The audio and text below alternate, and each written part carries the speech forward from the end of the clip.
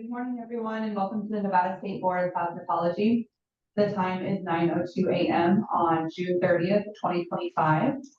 We are going to start with roll call from our Southern Office board members. Can I have our board members, please? Board Member Gentry, present. Board member present. Board member Harris present. Board member O'Brien present. Board Member Douglas present. Board Member Wolds present. Thank you. Let's go to our Northern Office for a roll call from our board members, please. Board Member Jeffers present. I see your girl over here, Jeff. Thank you. Let's go to our Northern Office board staff for a roll call, please. Ron Porter, Inspector. Casey Daniel, Inspector present. Thank you. Let's do roll call from our Southern Office board staff. Sure. Steve McDonald, Executive Director, present. Jane Huggins, Chief Compliance Officer present. Lauren Gossage, Regulatory Compliance Specialist present. Kathy Feely, Deputy Attorney General. Thank you, everyone, and welcome again. The mission of the Nevada State Board of Cosmetology is to protect the public health, safety, and welfare of those that obtain cosmetology-related services through the delivery of quality testing, licensing, inspection, and education services that focus on consumer protection. At this time, we're going to go forward with comments from the general public for discussion only. The board will entertain comments from the general public for any item that is related to the Nevada State Board of Cosmetology. Members of the public can call into the meetings to make public comments by dialing 1-720-707-2699 and entering 841-5031-4295 for the meeting ID. Comments are limited to 3 minutes or less, and no discussion or action can be made during public comments. Do we have any public comments at this time?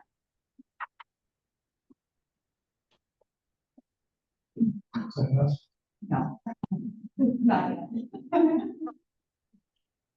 All right, thank you so much. So then we'll move to agenda item number 3, which is the approval of minutes from previous meetings. The board is to approve minutes from the May 19th, 2025 hearing related to NRS 644A.855. Can I have a motion, please? This is Board Member Harris. I would like to approve the minutes for May 19, 2025. Thank you. Can I have a second? Board Member Douglas, I second that motion. Thank you. All in favor? Aye. Any opposed? Okay, motion carries. All right, now we're going to move forward with agenda item 4, which is application for review. This is for Sunflower Massage U-101024439 for discussion and possible action. Petitioner is asking for the board to review their application and documents to allow them to open an establishment at 2605 South Decatur Boulevard, Suite 213, Las Vegas, Nevada 89102. All right, so let's jump down to that.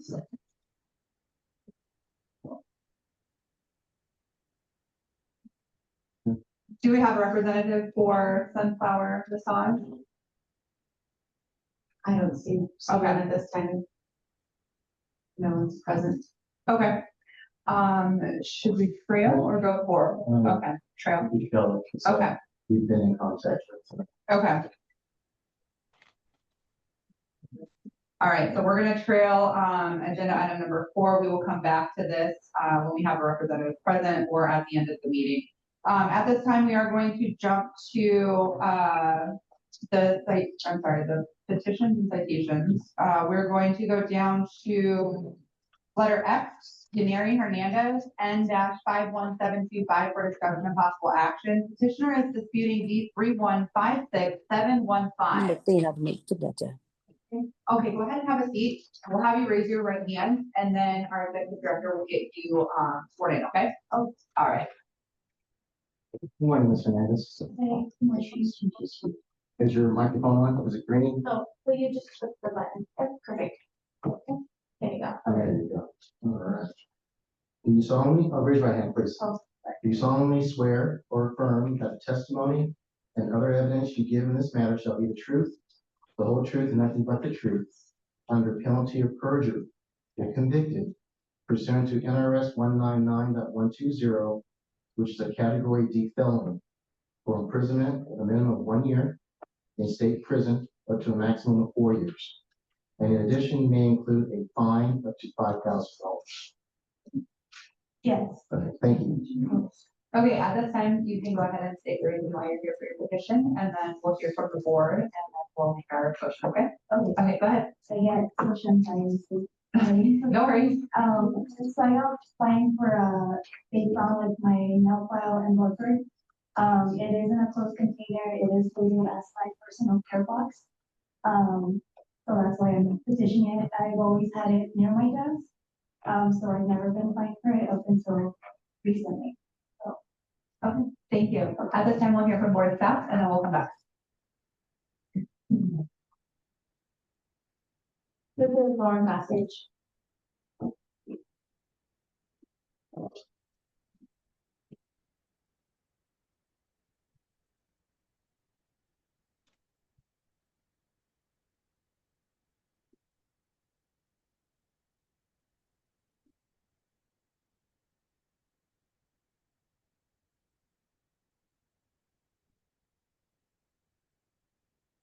Mary Hernandez, she is petitioning V 315-6715. Is for $100 for failing to dispose of single-use instruments after use on a client. The nail files and record showed signs of prior use, and they must be disposed of after one client. This is her petition. Citation that was issued. And these were the items that were found during the inspection.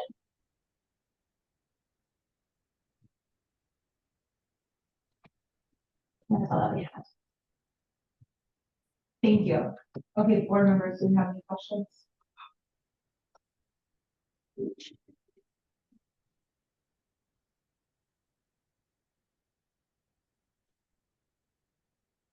Board Member Harris, I would just like to say, as a professional manager over 30 years, so we have this issue all the time.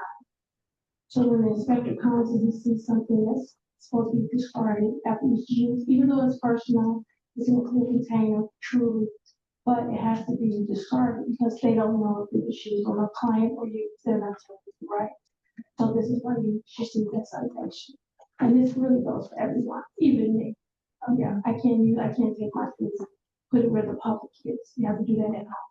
Even if it's labeled, Even if it's labeled, everything else is done right, but which for personal use, you have to do that at home, not where the public is, and where they can see it. So that's the thing that we go by. Okay, Thank you. yeah, I'm sorry, I've always had that box, so just. Understandable. Yeah, Yeah, I've always had a one light file, like what I was told, even when I used to work at a salon, that even if you have your file, if you're gonna use them yourself, at least to put it away, to put it in a container and label it and then page it. And the times that someone has came in, no one has ever, it's always been in the same spot, so I'm kind of. Right, well, they just probably just let it pass from day to day, and then they just didn't overlaw. But today, as it stands, yeah, we can't do that anymore.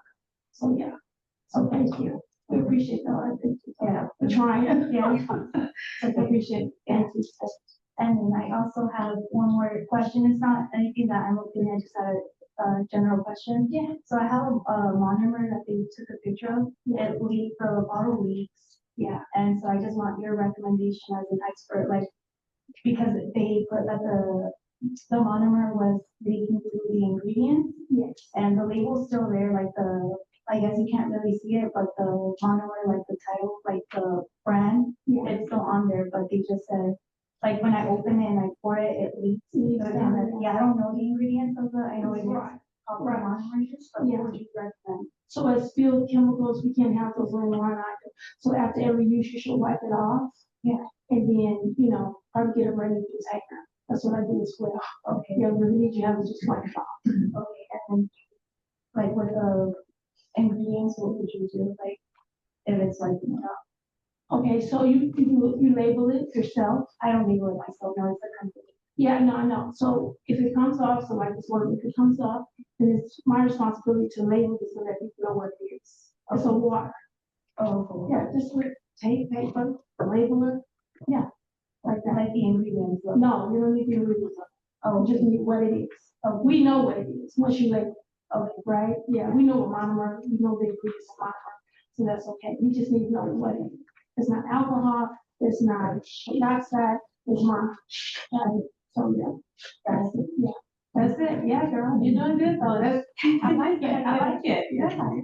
Okay, thank you. Thank you. At this time, do we have any other questions or comments? Okay, are we ready for a motion? Yep. Okay, let's go ahead and have a motion, please. So this is Board Member Harris. I would like to oppose a petition for N-51725. Board Member Douglas, I'd like to second that motion. All in favor? Aye. Aye. Any opposed? Madam Chair, the way the motion is made, so I want to vote petition. Oh, yes. So you have to agree. Deny. Yeah, yes. Absolutely. Good catch. Let's go ahead and review the motion. Can I have a motion for this petitioner, please? This is Board Member Harris. Unfortunately, I would like to deny the petition. Thank you. Can I have a second? I, Board Member Wold, second that motion. All in favor? Aye. Any opposed? Okay, motion carries. Next time, so, and hopefully from next time, yeah. Thank you, appreciate you. Thank you for your time.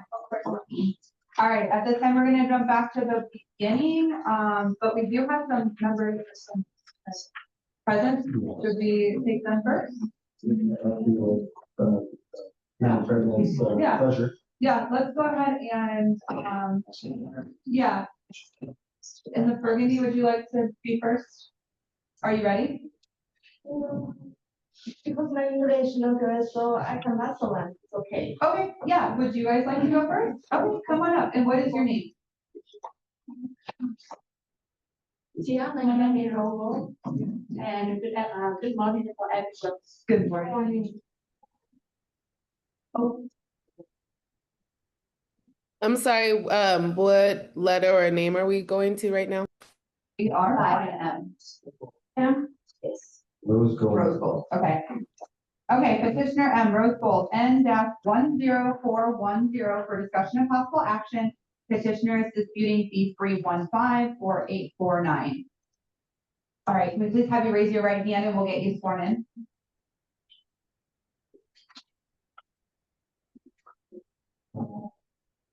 Okay. Yes. Okay. Thank you. Sorry about that, Ms. Gold. Do you solemnly swear Yes. or affirm that the testimony and other evidence you give in this matter shall be the truth, the whole truth, and nothing but the truth, under penalty of perjury, pursuant to NRS 199.120, which is a category D felony, for imprisonment of up to 1 year, a minimum of 1 year, up to a maximum of 4 years. And in addition, may include a fine of $5,000. That's a yes. So, do you affirm yes? Tell the truth? Yes. All right, thank you. Yes. Thank you. At this time, go ahead and tell us why you're here for your petition, and then we'll hear from board staff after, okay? Yes. Go ahead. Can I have a little bit after when I stand up or not? Or I have to sit down? No, you can stand, yeah. Okay, Thank you. okay, on the, August 30th, 2024. I have a client, usually one client, I have to do a two survey. And when I'm just finished my client for the acrylic, and I try to remove my client from here to go over here because I get over here. So, and I let my client sit down first, and then I come back because I make sure the water and everything for my client is comfortable, and I come back. I try to come back to clean all my equipment to do the stack and service. But then by that time, the lady who come in and she come behind in my desk, and then I'm surprised because some people come behind my desk, and then I went over. I said, "Ma'am, excuse me, can I help you?" And I don't understand who. She doesn't tell me like she from Sled or anything. She come behind my desk, and then she pour all the jar and everything, and then she take a picture, and then I don't want to argue with her unless she do her job. And then after that, she give me the thing, but I feel is that I got to explain. I say, look, my understand I'm in a business for a long time, and my understand, I'm not finished with my service yet. So I had to finish one and then I put her in the chair to touch it to that. I come back there to clean my stuff. And then she just come in and she doesn't introduce me who is she, and then she take picture of everything and she give me the notes, and then she say like I have to something. She show like that, she say, oh, don't worry about that, but she doesn't let me explain, you know. So that's why I'm here today. But by the time to be honest, like, I'm very upset. The next day I'm right over here right away. And I meet the girl in the front desk. She say, oh, I'm leaving verify in the answer. I can talk in the phone, but I say, look, but I have all the picture and all the in my phone. I want to show it to prove it because what I say is true. And that, Thank you. Let's hear from board staff and then we'll come back. Okay? Yes.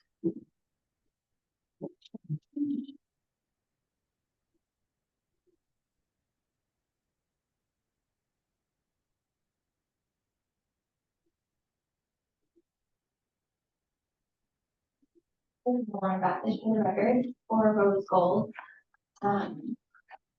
As she stated, she is disputing B3154849. She was cited $100 for failing to disclose the filed buffers after being used on a client. This is her petition. And she also sent in some supporting documents. These are her supporting documents that she sent in.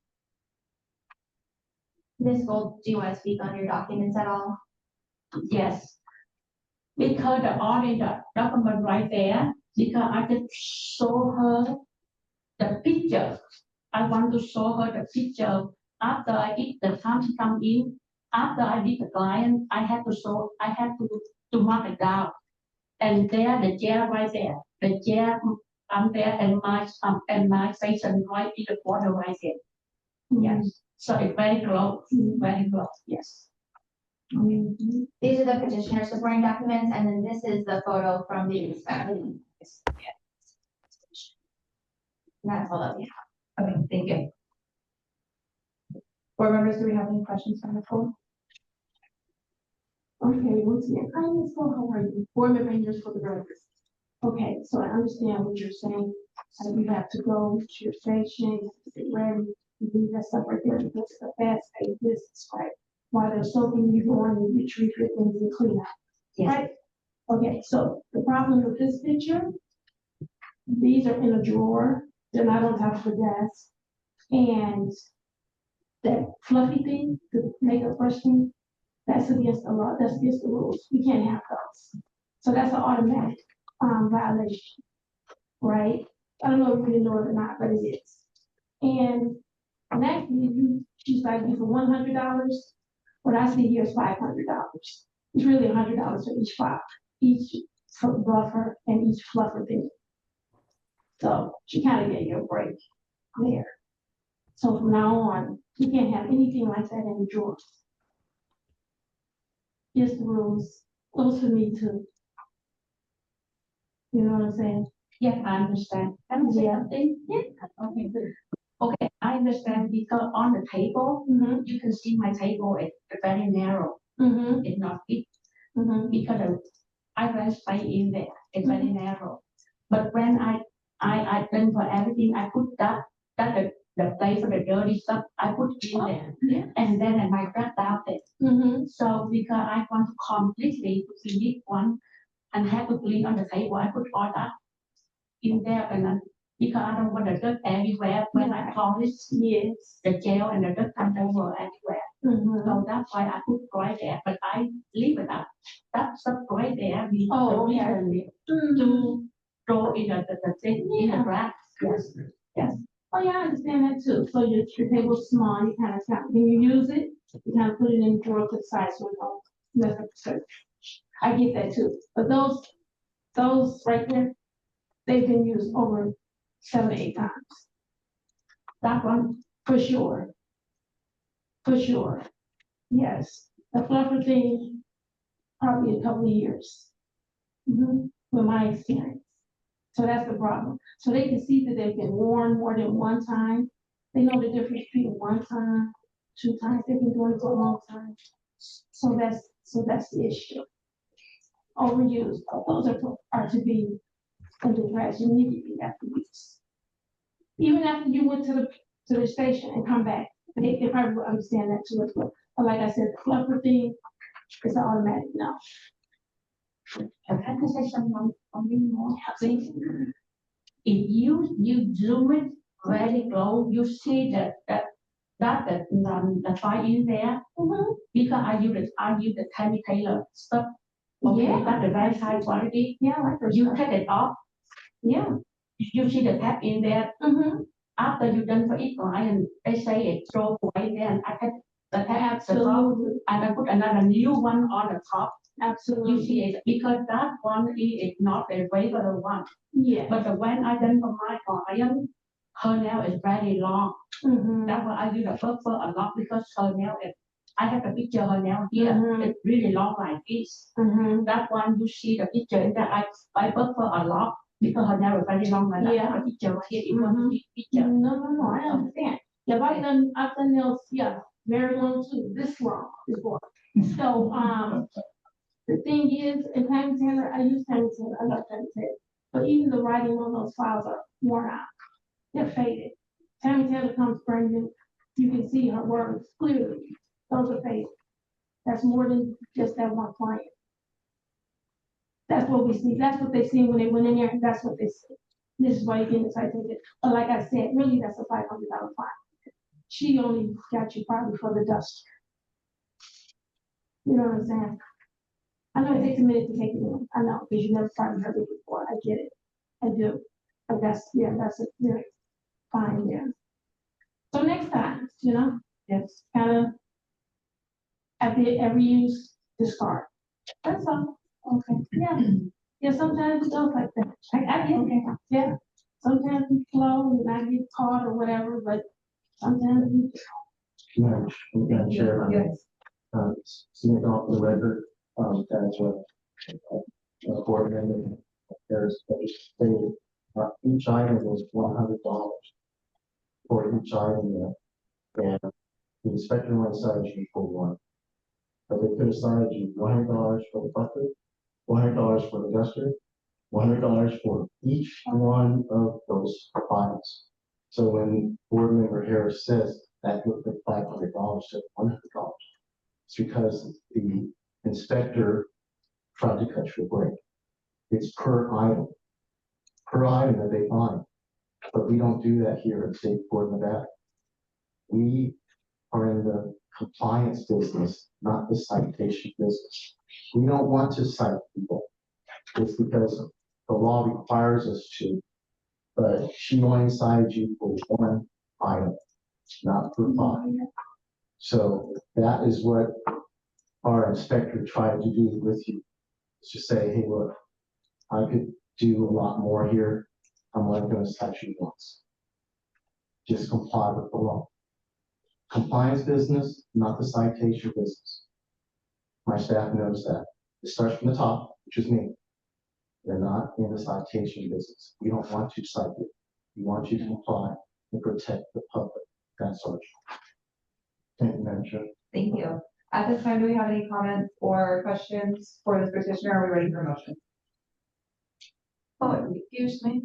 Can I ask a question? I am with my aunt. Yeah, I just go with her today. So, can I ask, my name is Natalie. So I would like to ask, like, how about in her picture, right? The plus, usually look like the front, right? Can she have She usually sworn in. Hold on one second. And answer his question.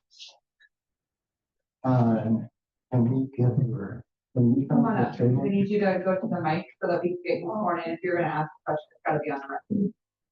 Oh, okay. Yeah. So just go ahead and do the same thing. Just raise your right hand and then state your first and last name, please, into the mic. last name, spell like no green. Can I spell it? And I call my like actually. Yeah. do you solemnly swear or affirm the testimony and other evidence you give in this matter shall be the truth, the whole truth, and nothing but the truth, and the penalty of perjury? If convicted pursuant to NRS 199.20 is a category D felony, with a minimum imprisonment of 1 year up to 4 years in state prison. And in addition, may include a $5,000 fine. It's a yes or no. Yes. All right, thank you. Thank you. So you can go ahead and ask your question now. Yeah. I just saw like her picture, right? I just would like, I heard like you say, but in her drawer, right, she has like a buffer and five, eight items. So her plus, can she use that for like the next time or you say like automatically, like the first one, is a big one. Now, the big brush, you need to get rid of that altogether. Each one of those items only to use one time. And that's it. And just throw it in the trash. Yeah, you can't have them in the drawer on your desk after you finish flying. No, that's correct. Or you mean like the big brush, right? Even like the big one. Yes, you have to use a nylon plastic brush. It's something to use twice. You have those?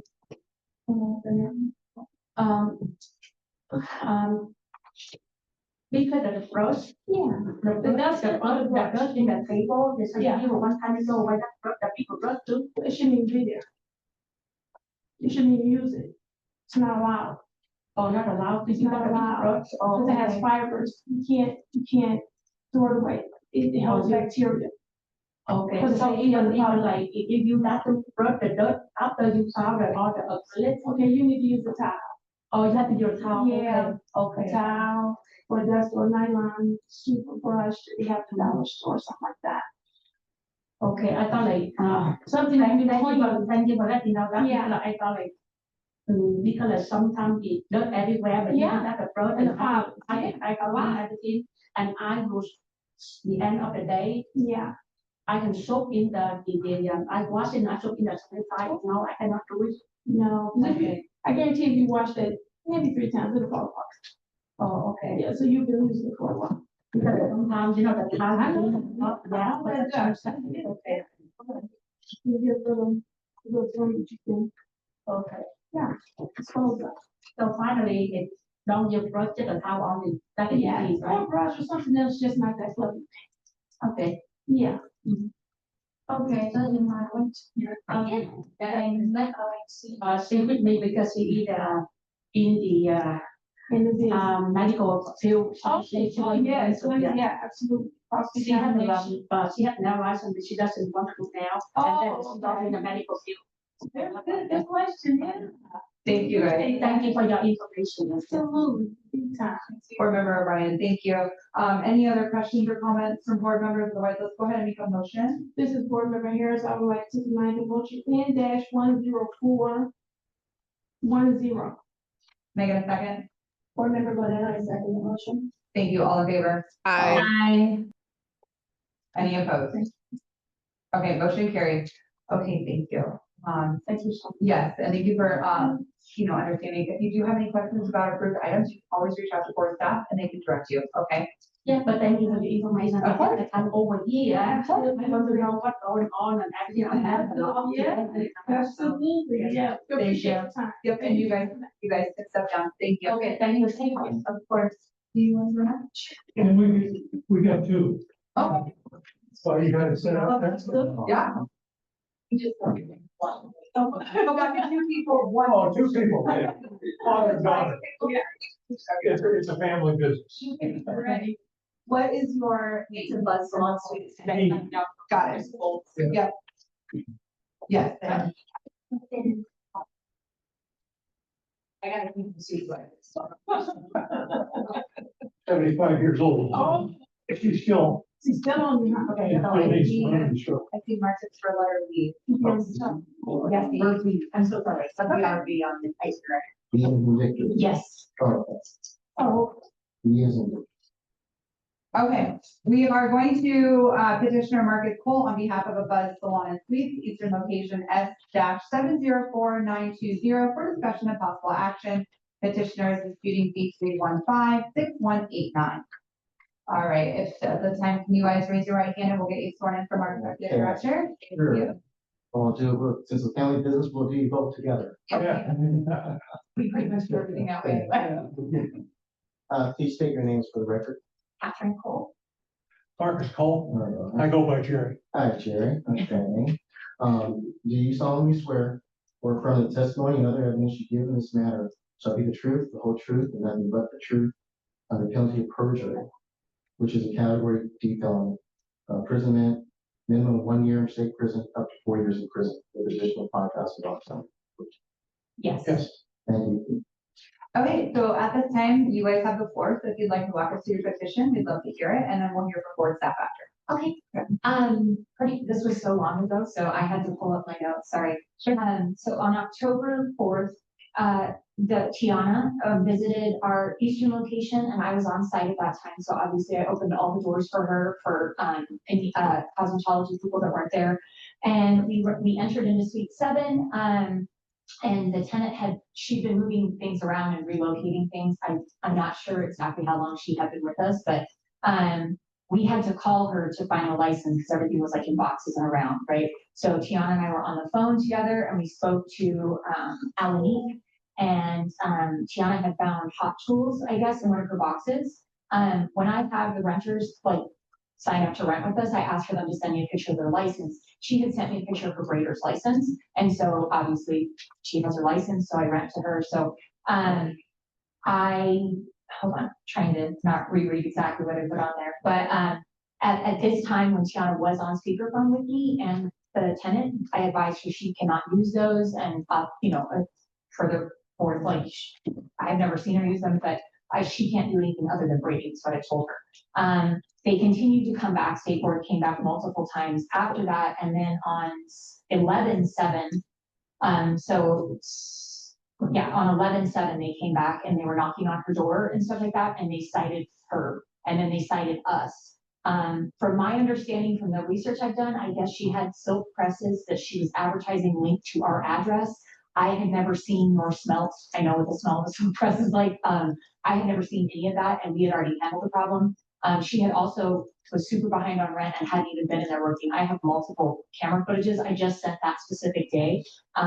So I was just kind of unclear on why we were, if she was caught doing something, I get that. And then also in the future, how are we supposed to do we put cameras in their rooms to watch them as far as because now I just tell the girls you can't do, I think it's Erica I talked to the other day and we went over everything and I was like, okay, because I was gonna not do braiders at all anymore because I'm like, there's too many gray lines. We're an all-suite rental salon. Okay.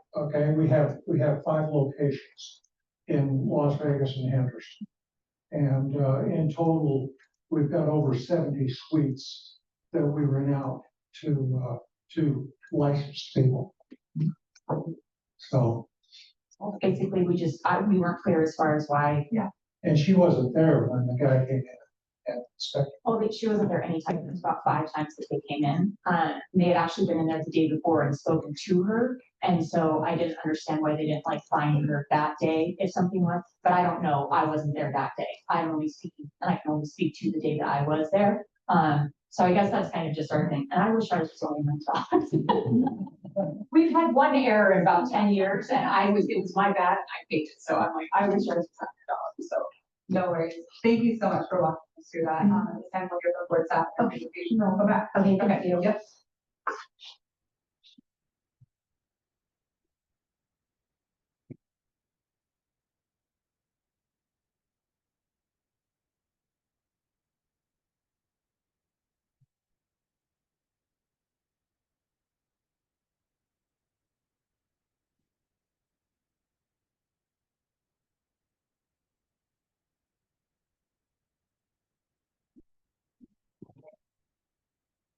Laura Passage.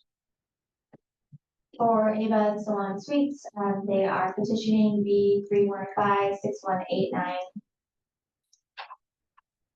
They did send in some clips. I can play the footage. So sorry.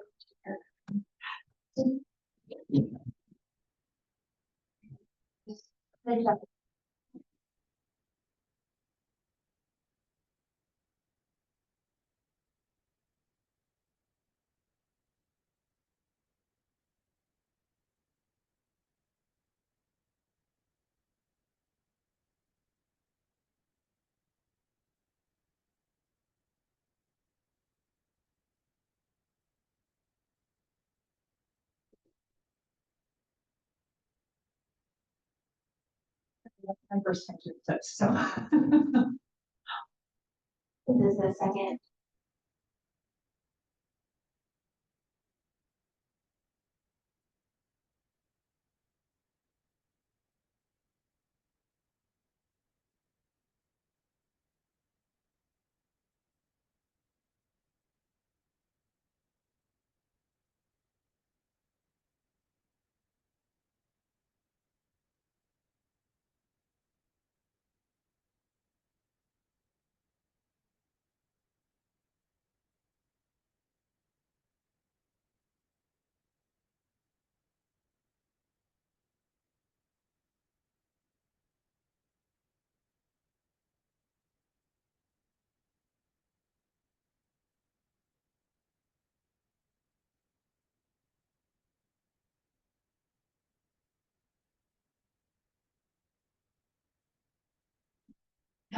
The petitioner is disputing allowing an unlicensed individual to perform services. This is their second offense, so it's a $1,500 second offense.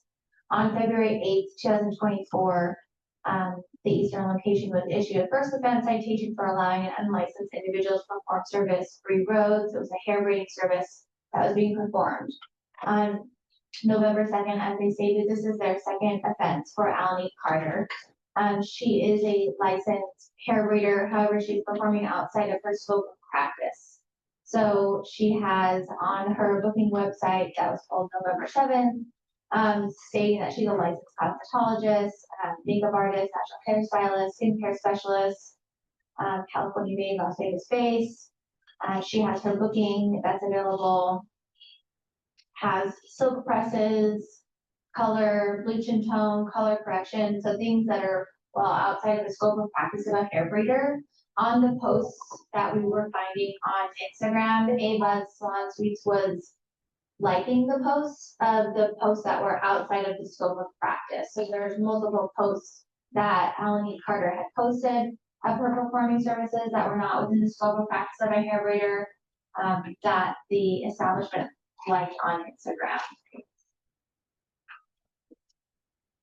This would be the black that we have. Thank you.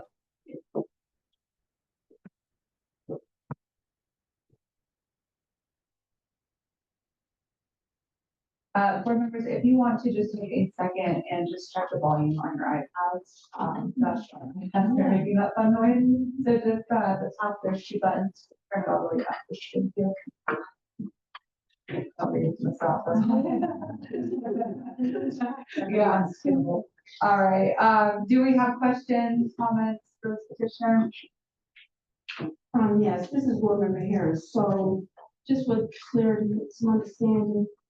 So this is two people, two different, technicians. We've never, sorry, my Oh, yeah, I'm speaking, I'm sorry. This is directly board staff. Okay, thanks. This is Jane Higgins for the record. There were two different occasions, one in February where it was a different licensee than the one that occurred in November. So two different licensees involved and then. And we come in and paid that one, we knew.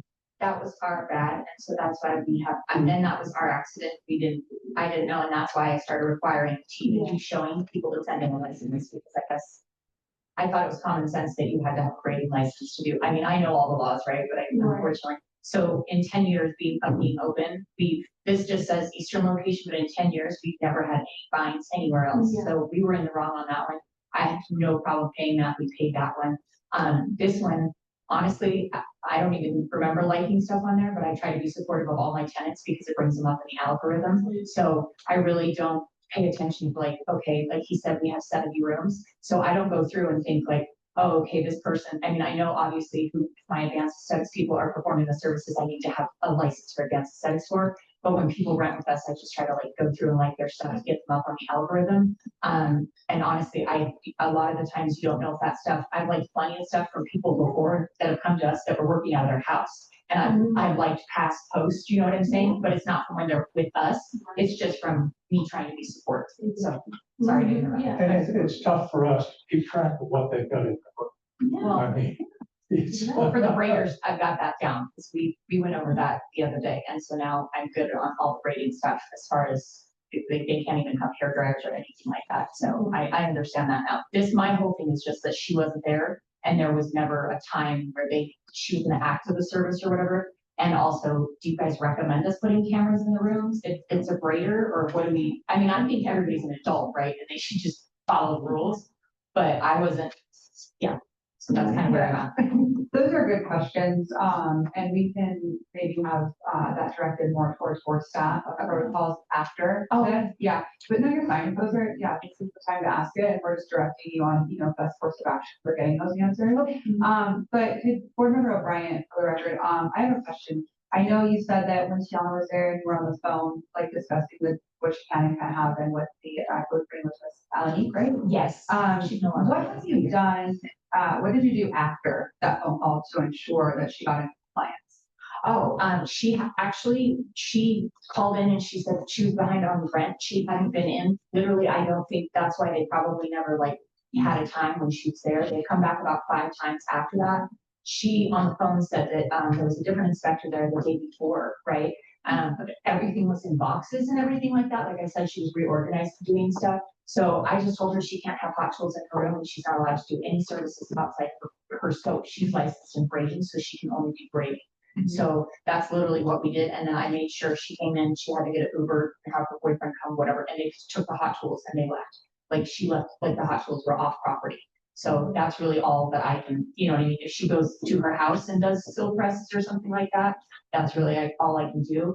But to be honest, I did tell her that's implemented. You obviously can't do any of this. I don't know why you're doing it. She has a problem seeming to understand because she's licensed in cosmetology in California. She thinks that transfers over to Nevada. And I was like, okay, well now you're in a different realm. So you can't, so I told her that, but she honestly, to be completely honest with you, was probably not back in the salon except for to go come and get her things after that.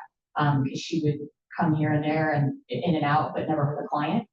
She would come at nighttime. I don't know if I have camera footage. I was watching her obviously. So I don't know if she really even worked any days after that. She left with a very large, all right, that's okay.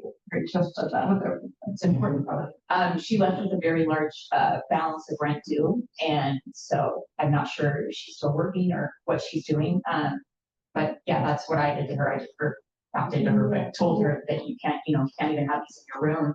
And obviously I asked her why she didn't take care of it the day prior when someone came in. And then when they returned again, obviously they couldn't get her room. So I get a little bit that they were probably maybe the tools were still in there or something like that. But I definitely told her she can't do anything. And now, like I said, I didn't even want to do braiders. Now I know all the rules and everything. And I'm like, but what do we do? Do we quit? Yeah, it's like babysitting adults. Right. So it's kind of hard. Well, remember O'Brien, for board staff, do we have a recommended protocol for salon owners in this circumstance? This is Jane Higgins for the record. In regards specifically to the question about cameras, no, we don't interfere with those types of operations within establishments. We simply say what's in the chapter and in the schedule of fines, which this is a violation of. So we do try to work with the establishments and the licensees, but it is a violation. Okay. Would her being on the phone with the tenant while the inspector is there suffice the requirement of trying to get the tenant into compliance, or what is kind of the recommended steps after that? This is Jane Higgins for the record. To be honest, I'm not aware that that particular inspector dealt with this, this particular licensee. It, to my knowledge, was another inspector that did speak to the licensee, I believe, face to face or perhaps over the phone. Yeah. The bail inspector, Joe. correct? It was a Joe the day prior, spoke to her. But I was aware of that because I'm sorry. So I was more aware of that particular conversation, which is why there were so many inspections, because of the information that the licensee provided to the inspector. We had to follow up with them because we did provide an opportunity for her to get into compliance with us. As for the conversation with the other inspector about removing the equipment, that is a reasonable step towards getting into compliance, yes. And I agree that there's only so much that an establishment can do. It's a balancing act where they have to be responsible, but it is babysitting adults, so I understand. Totally. Madam Chair. Yes. Steve McDonald for the record. Now, I'm glad this, licensee that's before us, said that they need to adults. I don't know, put it up, sorry. Now you know what my role is. I can only imagine. I have 45,000 of these licenses. So that's what I'm doing for the whole state of that. So I'm glad they stated that, saying it's a lot of work. Even though you think that people can read, people can say that it's for their license and take ownership and accountability. So as Janie, this Huggins, our chief compliance officer, stated, it is, we try to work with the salon owner, and we know you can't do it all the time. And you're trying your best to keep your licensees and when they scope of their job, what they're licensed to do. I'm a lawyer by trade, so you did not want me doing your shit. So I think that'd be operating outside my license. So I don't think you want that. It is a tough job. And if the board's pleasure, if they want to cut it in half, so the board's discretion, we can zero it out to, but we would like to leave the citation on the record, but it could be. Pleasure. Thank you. Thank you. Board member Gordon, I have a question for both staff. Did this technician get a citation also? Yes, this is Jane Evans for the record, yes, and that licensee has petitioned there on this agenda as well. It's Oh, This is Board Member Douglas. I have a question. go for it. Is this lady have a petition today with the owners of the salon? Yes, she is petitioner U. Okay, thank you. yes. This question for board staff. So as they stated, this is a salon suites, right? Individual rooms, All suites, all suites. all suites. Okay, and it's not technically an open salon. So at what point is just the technician responsible and not the owner? Because they're supposed to have their own liquor license, their own licenses to practice and everything like that.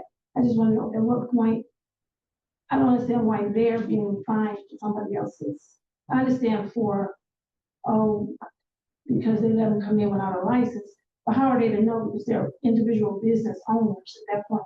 When you're coming down to these salon suites, Sola, Phoenix, Buzz, or whatever, this is a new thing. I think the whole United States is going through with these suites, right? So it's like, how do you know? Because I mean, with little experience that I know of, I just want you for the record to explain the difference. Why some go through this and some other ones not? Because you're supposed to have your own business license. In that suite, that's your own business, like it's a brick and mortar. Exactly. And I don't think, why are they being fined for somebody else's things? This is Jane Evans for the record. In this particular situation, they hold the establishment license. There aren't individual establishment licenses. While those individual licensees might have local business licenses or their own Secretary of State's to business IDs to collect money for their services, they hold the establishment license. So again, it is that balancing act because they are not necessarily there. They do, I believe, have multiple locations. So these are private suites. There is a challenge there. We do understand that. If I may, we would have gone through her boxes without her there Yeah, in order to identify that she had the yeah, wrong tools. absolutely. Because you're responsible at that point, right? That's what you're saying. Because you're responsible. That's why you would want to look at. Well, we would have to do that on every move-in, if it's gonna be That's like my that, point. so that, I don't, And you're not gonna do that. I don't even ask No one people where does. they come No one's from. gonna do that. Yeah. because that's just an individual rights, yeah. So, It wouldn't hurt her business. Yeah, and her business as well, right? Yeah. So, could you explain maybe, because they have an establishment license, is there something else they can do? Where they recommend something? I can tell you what we're doing. Mhm. We don't do long-term contracts, we don't do leases, but what we do is a page that says, here's what's expected of you as a renter for us. The rental agreement, but again, it's the same as she to the breeders, what she has her breeder's license, she should be aware of what she's able to do in her scope and outside of her scope. So what I was made aware of is that she had but anybody, even if they don't rent from us, can go. Like you, for example, said you did nails, right? So you could offer all these things and you could put one of my establishment addresses on your page as your location, even though you're working out of your house or whatever, right? Right, And I wouldn't do that. But No, I know.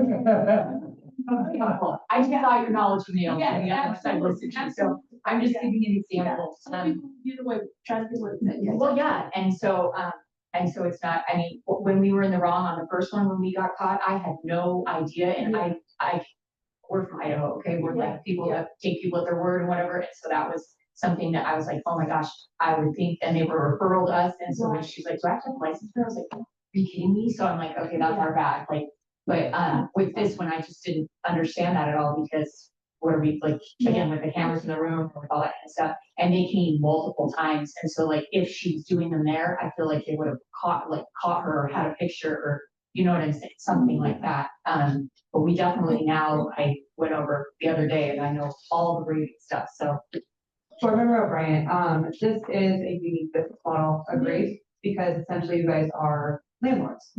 But because you hold an establishment license with our, our government agency, we are required to ensure compliance, and you are as well. So in my personal opinion, what we need to ponder here is that these business owners did their due diligence once those hot tools were found.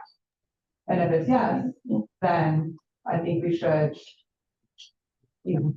This is Board Member Wold. Hi. Oh, sorry, Molly. Sorry. You're good, go for it. I thought you were dead. No, I just wanted to say, hi, Mr. and Mrs. Cole. I'm also a fellow Idahoan, and I know our laws are vastly different. In Idaho, it's a lot more lax, and Nevada has so many rules and regulations. So it's definitely a culture shock for me too when I came. However, Molly, just like what you're saying, overall, the landlord is to be aware of everyone's licenses and what they are to and not to perform, as well as, should be checking out the room, seeing how things are going, and making sure that they are in compliance, because with all these salon suites, if you have 6 doors, 18 doors, and what it would be the motive to make sure that our licensees are in compliance if anyone can just go get a salon suite rental for a day and there's no one checking what they are and not allowed to perform, or things of that nature. And so even when you rent a room from anyone or even work for someone, you have to show your licenses. And if you have to have insurance as well, that is up to the owner to hold. And at least in my experience, they're to send that information to the board for you to even work there. At least in my past, at least that was in Idaho. Maybe I'm getting them confused, but it is the landlord's responsibility, in my opinion, and it unfortunately does fall on them, because there would be no incentive for our licensees or anybody to comply with the laws and rules that the board has put in place. So for me, I unfortunately feel that, we at least uphold some type of citation for like that this did happen, because there are a lot of salon suites, and I can only imagine what goes on. And I don't know how many salon suite owners in the past have had this issue or in the future, but I don't I think that we should hold landlords accountable, because it's really easy to like not go into rooms where there's people performing services, and then we may have no idea what's like actually occurring. So, but that's just my input. Board Member O'Brien, I do agree partially. I just don't feel like there's that much allowance to go into these rooms. These are private tenants. That is their business. They are having codes and lock and key. And while they could, schedule inspections and things like that, that burden kind of does fall on the state as well, our inspectors, that's their job. So it's a fine line. I understand what you're saying. I think more so what we need to figure out is if we feel these two business owners did their due diligence once those hot tools were found, to ensure that, she was notified and asked to remove them and things like that, because ultimately the poor decision was on the tenant. You know, she did check to make sure that she had her license.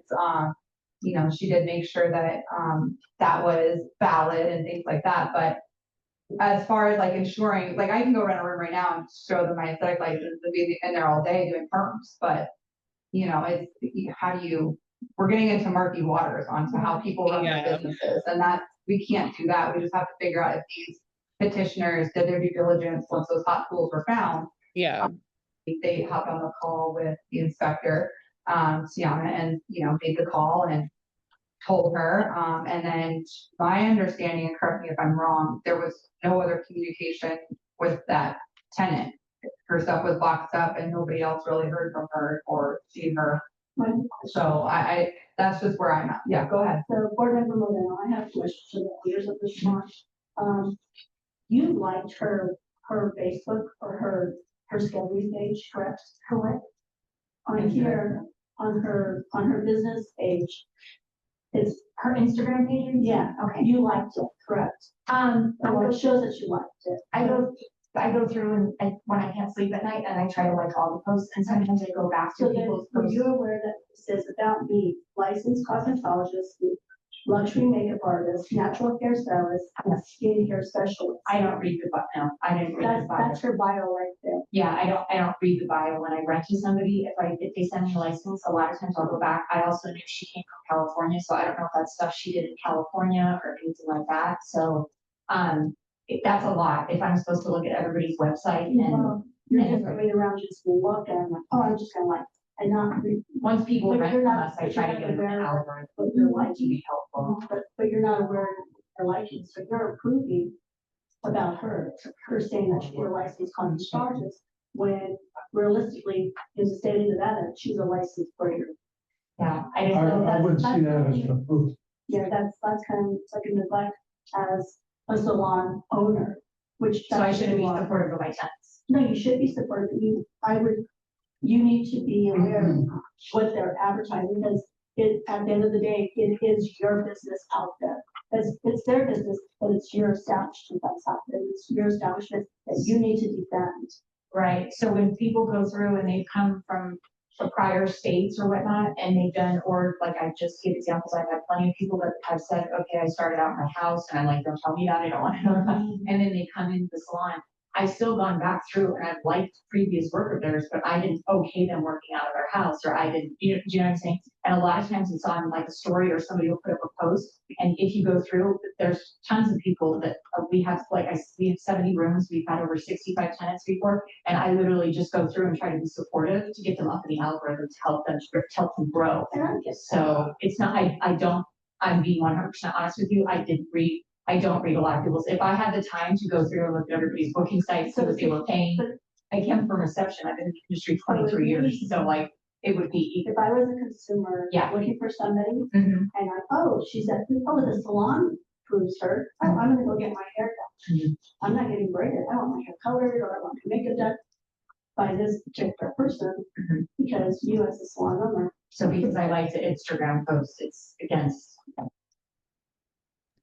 Sounds like, in total, there's some catching up to do with the salons we've got. I personally run a salon, and I have girls that do Instagram, and I am always on their page to make sure that they're in compliance, because it's gonna fall back on me. And even when they post pictures, I look at those pictures, like where putting pictures on Instagram has to be done in the salon. I don't want to see nothing else outside of it. So how do you tell, do you have tenants? Okay, so how do you tell your tenants you can't post anything? When is that my realm to control someone's social media? Because it's your business, It's your business. so it's your establishment. So I Just am now responsible for telling them what to post on Instagram. To be in compliance, because you want to make them compliant. You're having their back as one owner, you're also having their back. So you're creating a relationship with them. Okay, you know what, I saw your post. I would suggest that you take that down, because being in compliance with the Board of Cosmetology, you can actually get points for that. And so you're just having their back. And then, so if someone does not comply with that, they want to leave it up, then what do I do? Contact you guys, kick them out, and then do we? I don't even know how to answer that one. I mean, yeah, they're renting the space from you. But at the same time, it's your establishment, it's your goals. So don't be on social media. Okay. Board Member O'Brien, Your social media. I mean, I have 5 locations that I have I get it. a lot of, I get it. like, that's crazy to me that because I supported them and tried to get them out of an algorithm that I'm admitting that or that it's admitting or something that we thought she knew what she was. Board Member O'Brien, I can understand your frustration with that one for sure. Social media is a huge one, and here we have tons of petitions that come in here, and they get locked up because of their social media and what they're posting. And again, I think the question is for this one, how do we feel you've got into or helped to get your tenant into compliance, or if you did? The social media part, you know, I can understand pushing the algorithms and all of that, but it is seen as an advertisement, and it does advertise to the community, and that does fall on her because she posted that. That's her posting, but you looking at it and liking it, that was an opportunity for you to be like, hey, if you're over here doing aloe treatments or, you know, curls and, you know, all these things that I see on here, I'm not a hairstylist, so I can't tell you what it is, but if it's not braiding, I would be like, yo, this isn't really what you're supposed to be doing. It also says on the top of her bio, Board Member Moreno, what you're looking at was her website, but nonetheless, it is her website. But on her Instagram, it does say she's a makeup artist, a hairstylist, a beauty reviewer, things like that, but it doesn't really say too much other than that. So I can see the confusion, the leeway and things like that, but I mean, liking them, I understand what you're doing to try to help them and stuff, but you're really not helping them because she's advertising things she's not licensed to do, if that makes sense. Well, and that's at 3 o'clock in the morning, I can't sleep, so I'm going through who runs my list, and it's like not even paying attention to it, so. Yeah, we'll stay off Instagram, I guess. I don't really know at this point, or Just utilize it as a tool for making sure that your tenants are in compliance. That would be something that you could do our also. tenants are the least supportive of us on Instagram, so they don't even follow our page, but I mean, they do, but like, you know what I'm saying, like, they don't like our stuff, so it's like, it's not, it's a. Sure, It's a bite in the butt regardless. sure. Then scroll roll on something else. I know, I wish, I just try to keep the business growing at this point, especially Yeah. at this time, but yeah. Of course. Yeah, go ahead. This is Board Member Gentry. So what I'm also hearing here, the business is evolving and changing, and we're adapting as quickly as we can. But the key word here is what Mr. Donovan said, is compliance. And I do believe the owners do have some responsibility. Now, whether they're responsible for the 1,000, we can get cut. There is some responsibility. There were some errors made, things that were done that I think could have been handled differently. But in this case, moving forward, we too need to also look at this as a group and say, there is some responsibility with the owners. Can And I, I understand that it's hard, so I have also on the spot to make sure everybody's in compliance. Right. But at the end of the day, we took the responsibility to own the spot and we get established. So we also have to have responsibility to keep these people in compliance. And I think here there was some responsibility.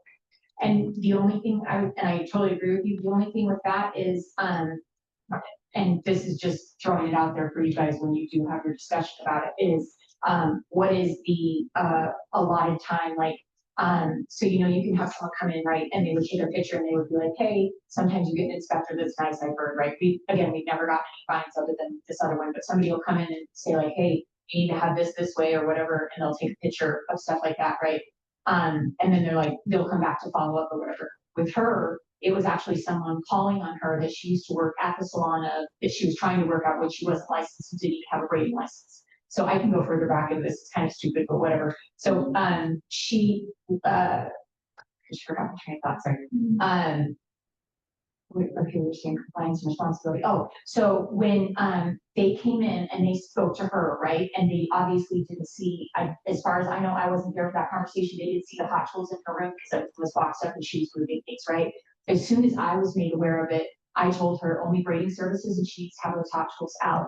Now, you guys, or whoever, the inspectors came back multiple times, like right days in a row, right? So what is the time? That's what I was getting to. What's the time that's apparent for me who has multiple people? I manage everything, so I run everything. So what's the timeline that I should have? And they're not always gonna tell me like, hey, state board was in here. So like, Do you see what I'm saying? Where's the Yes. timeline of if I need to be made aware, or even if state board contacts me and says, hey, we had somebody, like, we found somebody that has hot tools in their room and we made them aware of this. She's not gonna tell me that if she's doing, you know what I'm saying, services like that or whatever. But then people continue to come back daily, every day for her, and she's not there any of those days. But like, where's the lapse of time to fix what if we're made aware of the problem? Does that make sense? It makes sense. Okay. But my question would be, now that you've been alerted of this, it's Yeah. now a red flag on on your list. So I would almost look daily, because She every wasn't day. there. Yeah. Well, but then you're gonna have to get a hold of her yourself, say, okay, this has been a red flag, I need to get a hold of my tenant and find out exactly and schedule a meeting and get her in there the next day and say, every day this is going on, we can get a fine. Right. They could come in any day and re-inspect, we are in the possibility of a place of getting a fine. Right. So I would see that as a red flag, say, I gotta move on this person. I know it's a hassle, I get it, it's a lot of people you're dealing with, but you do have the establishment. Right.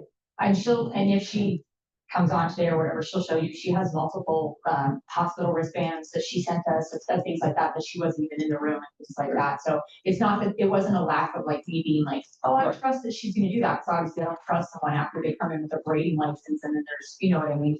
I'm being put through this. I don't even like being in here because we've been open for 10 years and we haven't had anything. And the one time we did do wrong, we didn't even appeal it. We just said, I'm so sorry, guys, here, you know?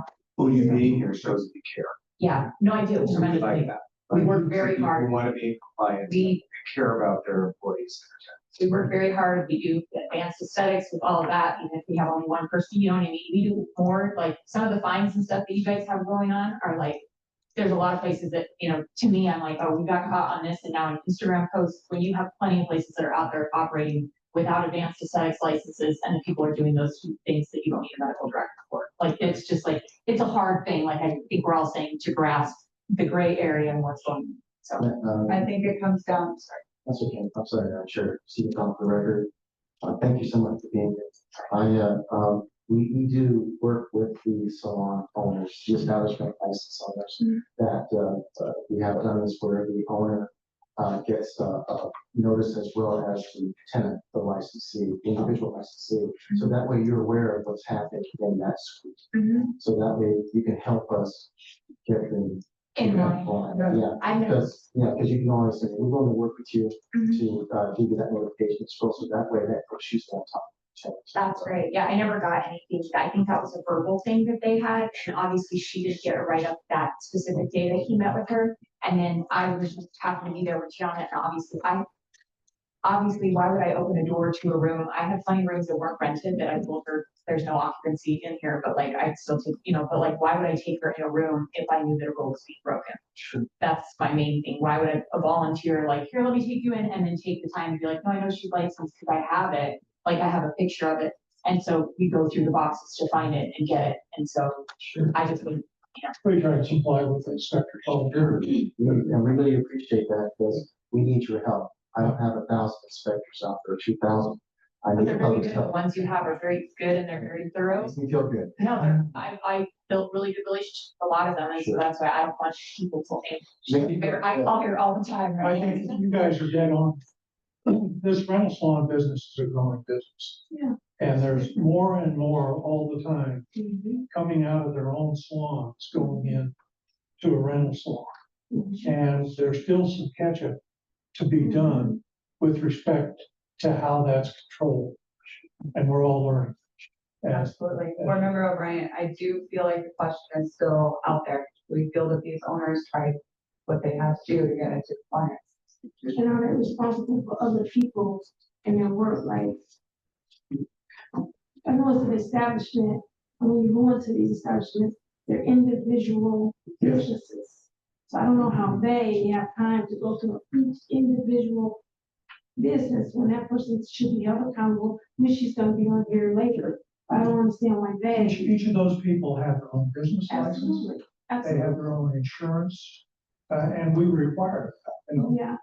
So maybe reach out to school staff and see, maybe you can change the dynamic from the establishment to maybe something else. Or this is it. Okay, thank you. Board Member O'Brien, when they were issued, when they come out and they find something, the first letter is to get into compliance, right? This is Jamie Evans for the record. Typically, yes. And then the next visits are to ensure compliance, and when compliance is not done, then that fine happens, right? Okay, so then board members, we need to look at the time that those hot tools were found to the time that that citation was issued. Did these owners try their best to get in compliance or not? Board Member Wold, I have a question about some of the exhibits on the style sheet. Because how, I don't necessarily know exactly when. So yeah, so in February, it was issued for the unlicensed individual, and then in November, they still she still has her booking site up, and it has very descriptive details saying deep cleansing shampoo, apple cider vinegar rinse, bleach and tone, color correction, all over color. So my thing is like, I totally understand that we all are our own business owners. However, this is clearly someone performing a lot more. Remember Wolf, just really quickly, just to clarify, in February, that was a different tenant. Oh, so this is not the same person? That before, yeah, making your statement real quick, yeah, that was a different tenant. That was their first citation, which they came in and paid in full, and they were like, yep, my bad, I didn't know this. And then the second one is for Ms. Alanique, and that is her website on the style sheet that you're reviewing right there. That's what I'm looking at right now, is the Alanique one. It says it has. That wasn't found in February. I'm talking about the first citation was in February. And then what I'm saying is, and then still, on the second one, November 7th. Oh, okay, sorry, No, you're good. I miscommunicated. Thank you for that. So on November 7th, it's still showing. So I guess my thing is regardless, this is still a hairstylist, and how she said she was going through liking all the Instagram images. And then, you know, she's like curling hair in one of the pictures. Like all of that to me is just saying maybe she just wasn't putting like two and two together. I don't know. However, like as a business owner, if you have like say 10 people in your salon suite and you're not checking what they're doing, you're not vetting them, and then say we go find them and then they're like, well, we didn't know, is, you know, I'm just kind of like want to be aware of the precedents that we're setting, because this is clearly someone to me who is, you know, practicing hair. And kind of funny, I was watching Despicable Me last night, and in it the girl is pretending to be a hairstylist, and she fries the lady's hair off, right? Because she's in a disguise, whatever. But she really didn't know what she was doing. And it just makes me think of people like this. And so it just comes back to like protecting the public. Like as business owners, it's not, it is unfortunate that things like this can fall back on us. However, we do have to be aware of someone we're vetting. If I hire someone who says that or I allow someone to rent from me, and they say that they do nails and they have a nail license, but I walk in or I see pictures of them have a wax pot online in their suite and I like the photo, it's hard for me to believe that they may or may not be aware, you know what I mean? Or if they're just like not paying attention to it. And so that is my only concern. If this wasn't, there wasn't the style sheet and the images liking and things of that nature, I could say, hey, maybe I could see how we missed that. However, there's social media posts, there's a style sheet with description, there's a bio. She said she didn't read the bio. So it's like, well, you know, now how do we know everyone in your establishment is really licensed if we're not even reading the, you know, the bio, you know? And so, and I'm not saying that's how they should run or not run their business or however they should, but yeah, that's just my only concern. You know, I understand that business owners are busy and things can slip through their cracks, but yeah, that's. And for the record, if I can just add in some information to maybe help with the deliberations. So this particular licensee was, I believe, interacted with only once through an inspection. On the date that the citation was issued, the citations were issued primarily based on the investigation side, their Instagram, the booking photos, and the violation history for the individual and for the establishment. We did take into consideration that this was a prior violation for the establishment, and as well as a warning that had been issued multiple times to the licensee. However, no inspector entered that room on that day to verify whether or not the equipment was in there. The posts were just active at that time, which we can't say for certain that they occurred on that day or after, specifically when the warning was issued after they directed them to remove the hot tools. It is still a violation. All establishments, whether they are suites, private suites or open concept, they all are required to have the same minimum requirements and should be responsible for upholding all the same laws. We do try to issue warnings and work everyone into compliance.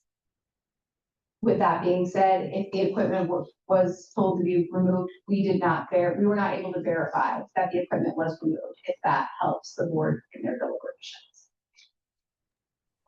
This is Board Member Jeffers. I think this is a really, this is gonna be an upcoming issue with one establishment license for a suite of 16 individual businesses. I think either we have to uphold the owner responsible since they're using, this is their business, or each suite has to have their own establishment license. However we rule on this is going to be set the precedence for what we do going forward. Absolutely, I agree with you. Board Member Gould, is this person still at the salon suite or no? They said. Okay, I thought so. I just wanted to make sure because I'm looking at her Instagram. And I was like, I think they said she's not there anymore, but she still has some videos of her styling hair and curling it. So I just wanted to clarify. I believe it was mentioned that she also has a business in California. What'd you say? Oh, in California too. Yeah, it's just because on her Instagram, there's no location or anything. So I just wanted to clarify. Gotcha. But her booking site is listed for Las Vegas, so, okay. Do we have more questions, comments? If she calls in, you can ask her, she does her background. That would help cover the, way coverage. Madam Yeah. Chair, she can talk for the record, I'll make it quick. I guess, I think from the deliberation between the board members, it's the liking of the Instagrams. Of course, we can't get into that. I'm not there with you as you're liking on Instagram, even though I probably have people in the state talking to you about the Tri-State Board of Cosmetology statutes and regulations. You put yourself in our position. When we see the likes, there is a presumption that you know what they're doing because you're like, right? So I think that's pretty clear where some of the deliberation is coming from. So if you're liking it, then you must know what they're doing because you like it, right? I know you're helping to drum up business for them, which is normal. We understand that. We want them to flourish. We want all our licensees to flourish. We want you to flourish. We want you to be very profitable. For so many years, you've been doing it all the time. Hello? That's where it's coming from. I did want to mention if you know of unlicensed activity out there, people operating without scope or not operating correctly, please let us know. I just, I don't. It's not being a snitch. No, I don't try to get involved with others. We're family owned, we're not solo, we're not Phoenix, we don't have a franchise, we have none of that. So I try to stay out of that. I just know that we had our Horizon Drive location inspected for advanced aesthetics and they came and they failed us for our sink that's been our utility sink that's been there since we've been there open for 7.5 years. We've had that same sink. So, and then it's like, okay, so then we have to spend the money to go do, all that kind of stuff. So it's just, there's a lot of changes. And so it's everybody's dealing with everything. Obviously the Instagram stuff, I try to be supportive. And once someone starts renting, I go back and like their old posts, even from when they weren't with us. So that's a learned lesson and I will not do that. So again, the complaints, it is anonymous. So we do investigate those as well. Oh, Just let you know. It's on our website. You go to the background check. No, I understand what you're saying. I got you. If I hear anything, I'll let you know. The other big question, Madam Chair, is the lease. You said you changed your model on lease. It used to be in real estate. Oh, okay. So in some of the leases that I've seen normally, especially with businesses, like on strip malls and corporate buildings, is that they'll put in there that the licensee, when you go to the tenant, has to comply with all laws. The real estate, federal, right? So if they violate that, what does the landlord or the property owner have a right to do. Well, get rid of them, though, we never had anything by there. But that's usually in your lease, correct? But we- They must be part of all. Yeah, we have a rental agreement, we don't do leases. We Right. basically- Well, but yeah. rental agreement, it's Yeah. usually in there, comply with all laws. You don't want them doing meth lab, things like that. Oh my God, no. Okay, Yeah. prostitution, no. Oh my God, no. So that's what I mean. Yeah. That's usually in a rental agreement or, yeah, that's about the law. Local. We state. actually just had to start using rental agreements beginning of this year. We've been blessed with a lot of, So the thing is though, is that the property management company or the owner, which has a property management company, has a lot of control here.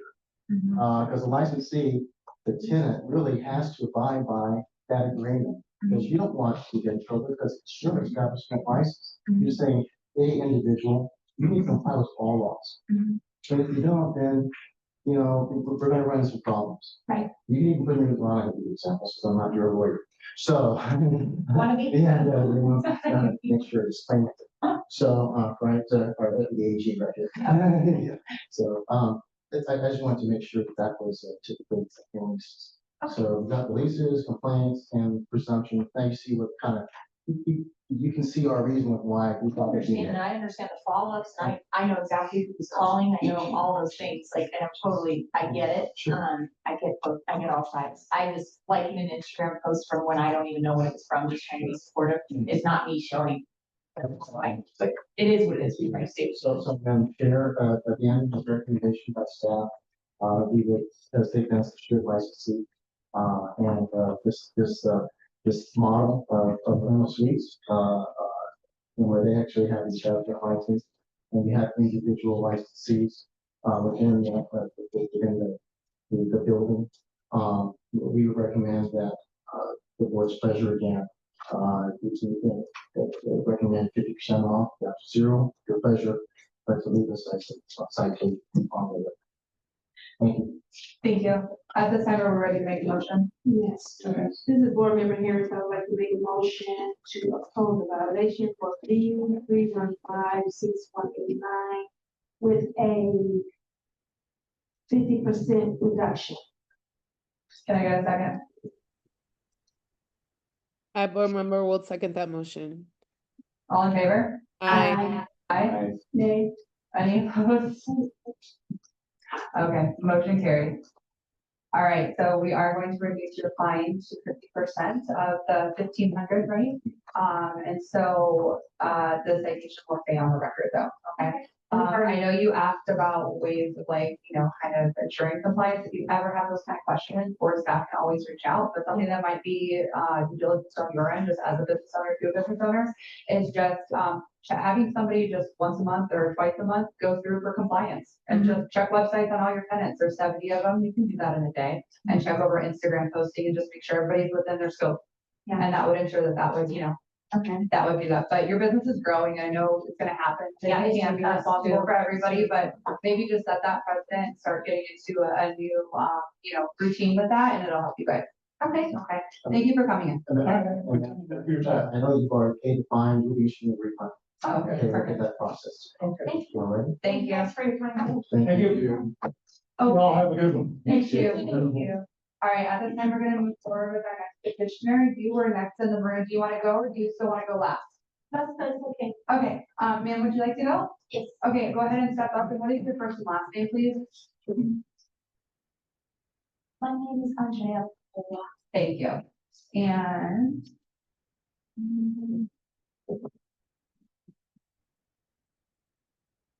Here on behalf of the salon.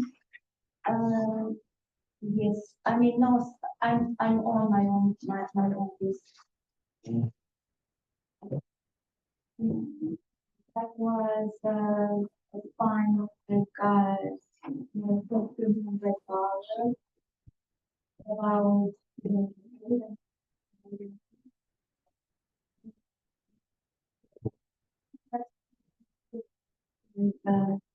are you? No, so I got the fine of about $1,300, maybe 2 months ago. She said she's not. You're not for the, if you, no, but we'll reach out to you, so let you know more stuff. That's the start. It runs over. You might have some water. Special customized.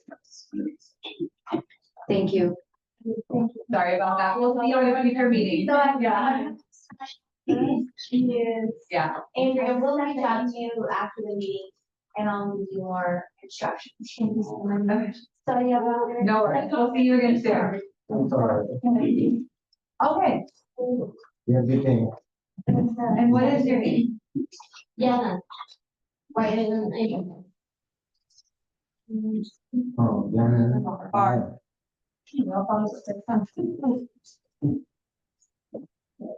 All right.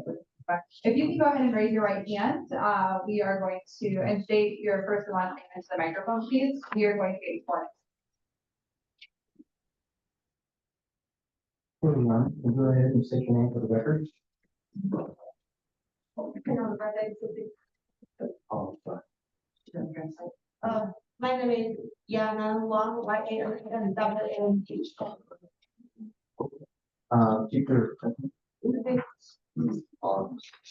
you solemnly swear or affirm that the testimony and other evidence you give in this matter shall be the truth, the whole truth, and nothing but the truth, under penalty of perjury? Yeah, that's the order.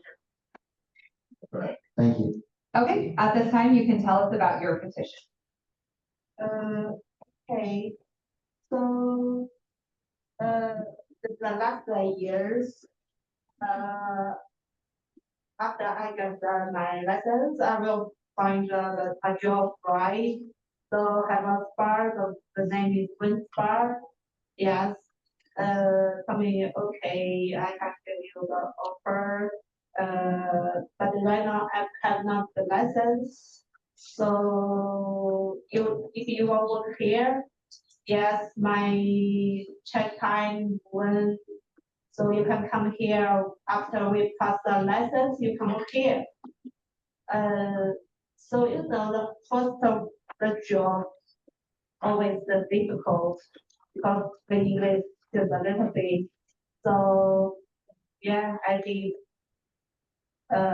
But the check, she have not the sink in the fishing room, so not perfect. So she will have the new sink in the room, so I don't know how long. They will have the sink, the sanitized check, right? So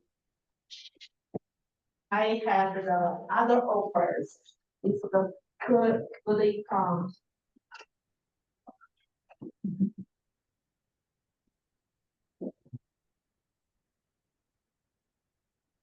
So I called this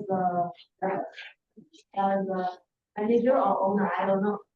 So I don't know how long that I could wait. So right now I had an offer, so I will leave because you know I have not any income in this time. So she told me, okay, that's okay. I will follow the other stations here. You can live in. So I live in there to the other side. You know, I never work there. So, you know, when I receive the email, I have a fee. So I don't know why, right? So I check from the online. I have not see I have any the fee. So I first time come the office. I received a fee. So help me check that, okay? But the work, help me check. No, you have not. You're clear. You don't have that. You can go back. It's okay. So I go back. But I second time received the email. you have the fee. I call my friend, okay, help me check online. Make sure I have not this fee because I'm not make sure the email is true, right? But they still told me you have not any fee. So I second time come the office here.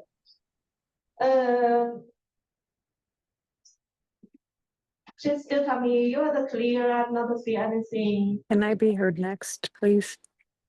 I ask her, you will help me make sure this the email, the address is true, right? They tell me, yes, that's true. Okay, so because this email told me, if you have any question, you can send the email. So, you know, the email or in the many times told me you will appear. Yeah, so I did. But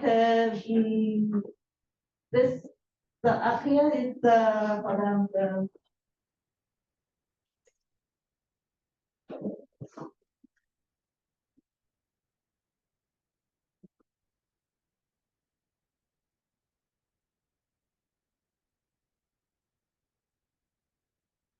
is the refund, right? Yes. But I don't know why I come here, still come here, over here. So why? Because I'm not work there always. My letters always with me. Yeah, so I don't know why my license other in the other spot. I don't know. Always with me. Yes. And my license is the true available, right? I can copy my license from the office. So yeah. Yeah. You copied your license? Did you say you copied your license? That's what you said? Because my fee is like I copied my license and what's that? This is James for the record, if I may. She was issued a citation not specific to the act of copying the license, but for using it in a fraudulent manner. Oh, that's what I understand. Yes. You know, because before I think, you know, just the $2, I pay it easy than I always appear it. Yeah, but you know, I come to office first time come to clear, but because this part, you know, I don't know how to use my lessons because my lessons always with me. Yes. So you know, have many times come to office, so everybody told me you're the clear from online. I still not see I have any fee. Yeah. But you know, because I appear from the online, right? Yeah. So I come to office. Okay, right now I didn't see you have a fee, but I see you have a here. Oh. Yeah. Yeah, okay. All right. Yeah, so that's why Thank you. I come here. Okay, Yeah. thank you. We're gonna get some details from the board staff now, and then we'll come back to you, okay? Okay. So I have that? No. Oh, No. okay. They're just gonna make their presentation. Okay.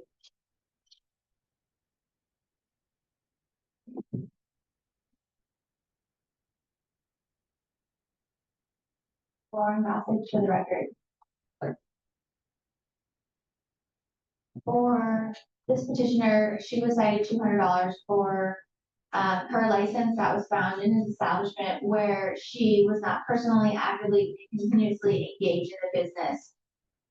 So she was cited for the purpose of fraud, deception, misrepresentation, and other legal purpose pursuant to NRS 644A 850. The petitioner has sent in some supporting documents. Ms. Wang, would you like to speak to the documents that you sent in? These are your documents on the screen. Yeah, because the online, let me show, because I have not any income from that spa, never worked there, right? So Oh, okay. Yes. You just show me the. yeah, I show my uncle.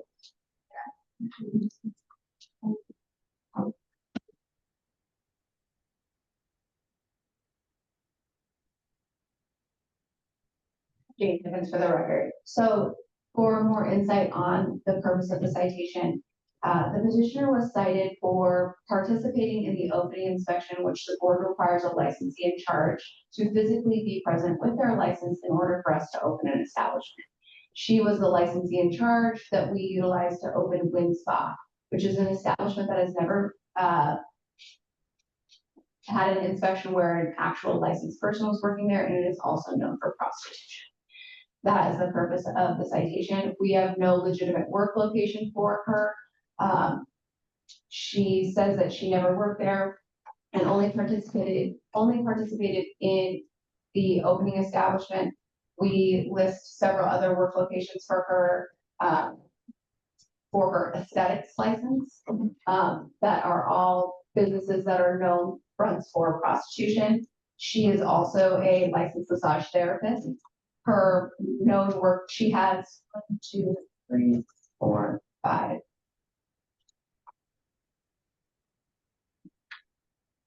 6, 7. She has 7 work locations for her massage therapist license. We have never found this licensee on an inspection face to face and observed her working. I have a question. Because this spa, have the first time not pass the license, right, the spa license. So when maybe she will have the second time the check, if the pass, she will get the license, right? But the second time, I'm not there, my license not there, so if, let you decide if my license, she used my license, pass the spa license. Me and my license not in the second time check. So how to pass the license?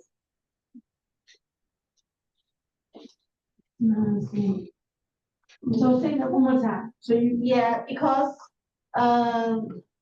she have the spa will be open, she will get the license, right? Your license. Yeah, no, the spa license. Oh, the spa license. Yes. So first time, the check, she have not seen in the facial room. So not pass the spa license, right? Right. So I'm the MD. So she will have the get the license. She will have the second time the check, right? But the second time the check, I'm not there. Me and my license always not there. You take it with. Yeah, yes. Yes. Okay. I'm sorry, do we have more presentation from board staff? Yes. This is Lauren.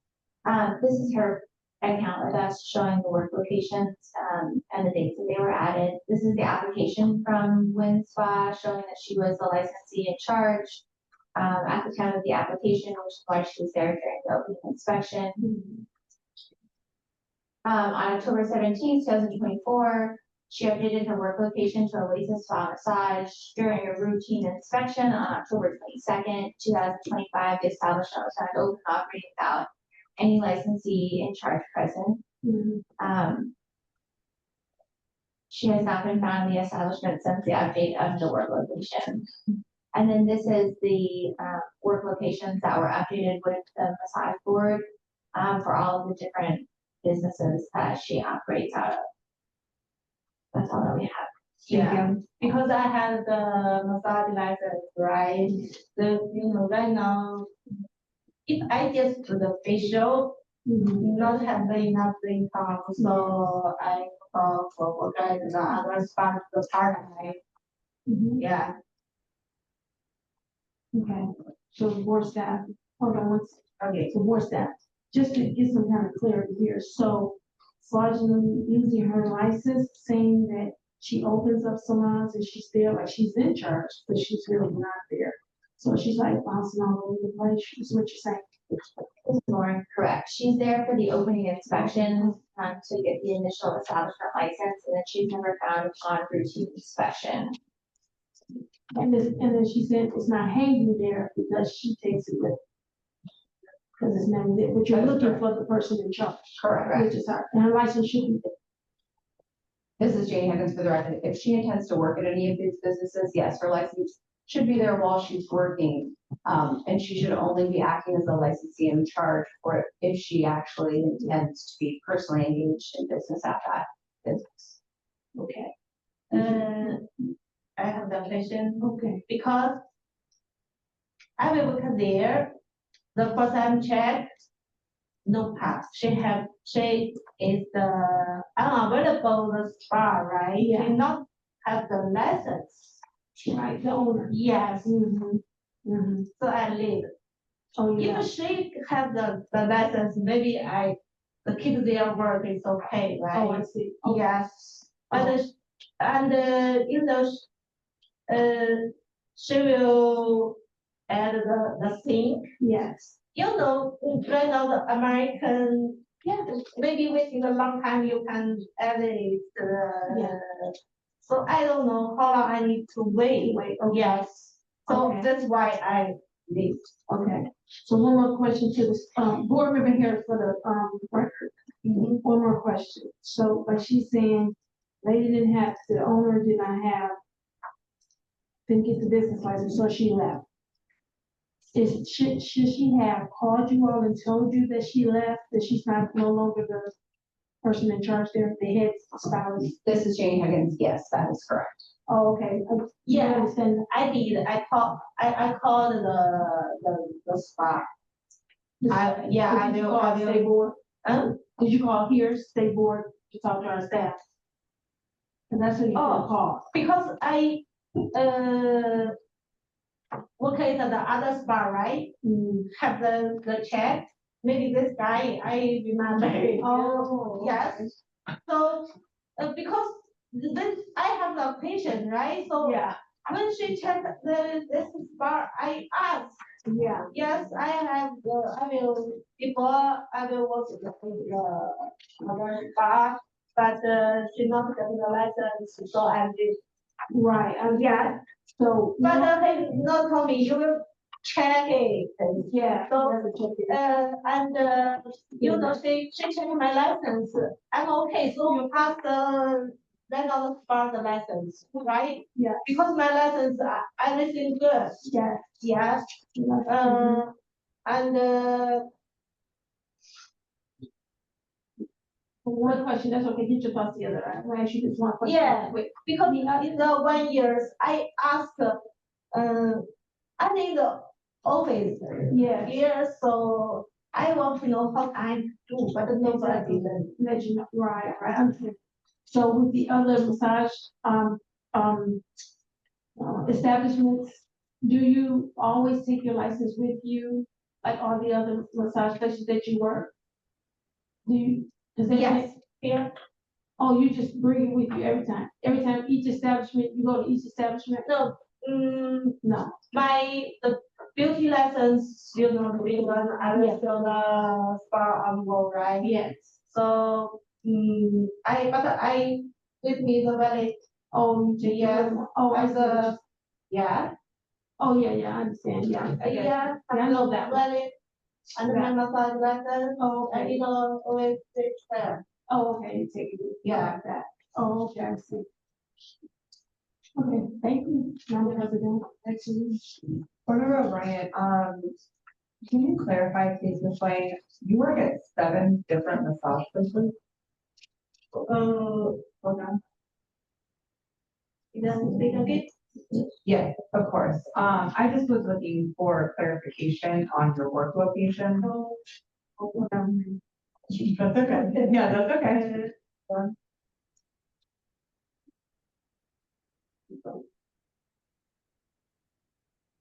Okay, then again. I was just looking for clarification on your work locations. Here it's listed that you have 7 of them. Is that accurate? For the massage, yeah, because the spa just okay to the night, right? And because right now I work the spa will be the sale because business so many employees. So if I'm not here, the close that because manager is still living, yeah. So have the more time the close. And when the live there, I will reading a paper because as I mentioned, I'm available. Yes, no have the salaries. Yes. But I work at the midnight every day because I need the income, right? Because Where are we going in? Maybe not many people the facial, yes, the variety is not so difficult. Yeah. Right. Okay. So I need to pay money. Right.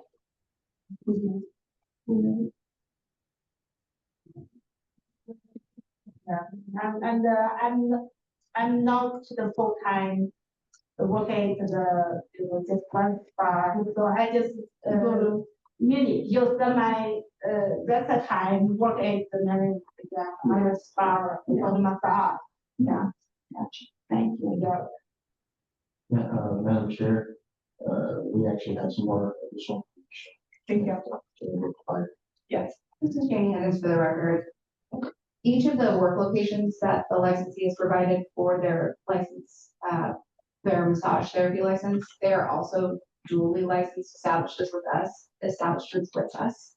So they are licensed for both jurisdictions. And again, we've never found her physically in an establishment on inspection or her physical license. Thank you. Yeah. Okay, any more comments or questions from our board members online, or are we ready to make a motion? All right, let's make a motion, please. Okay, this is board member here, so like the whole violation D3153-015. Can I have a second? It's Board Member Douglas. I second that motion. All in favor? Aye. Okay, motion carried. All right, Ms. Wang, we did vote to uphold the citation and the fine. There's this responsibility that comes with being licensee in charge of having a license on there. So we just felt that that is what the inspector found, and we are going to uphold it at this time. So you find the she is my license show on the wall, right? But my license always with me. That's the problem. So they want to physically see you somewhere, sometime, usually you're the licensee in charge. So that's why we upheld that. So you have to call state, you have to call our staff to let them know that you're not working there any longer. Yeah, but I have the office. Nobody let me know. Oh, yes. I have the best bartend. I see this guy. Yes, I told her this happened. Told me, right? Yeah. Because this fee, is I see this guy is on April 30th. Yeah. Oh. Yes. The people, it's the fee. Oh. Yeah. So I asked, yes, and I told you, and then I'm not working that spa, yes. Okay. This is board member Detra, are you talking about an inspector? Oh. Yeah, she's. Confusing with Yeah. Joe, yeah. It's not a guy, but And it's it's, not just the one hand, so I'm not make sure, but it's like you, yeah. Yeah. Okay. Yeah, because Okay. okay, so that's why you can check that my person can check my work spa always says the spa massage. Yes, 30 April. Yes, we will get the lessons. You can be there, that right? The full coming, right? Yeah. You just have to leave your license there, that establishment. We just need to see you there. So Yeah. at this time, the board has already made their motions, but if you have more questions, you And I can have schedule a meeting with the staff so they can help you, because we don't have those answers.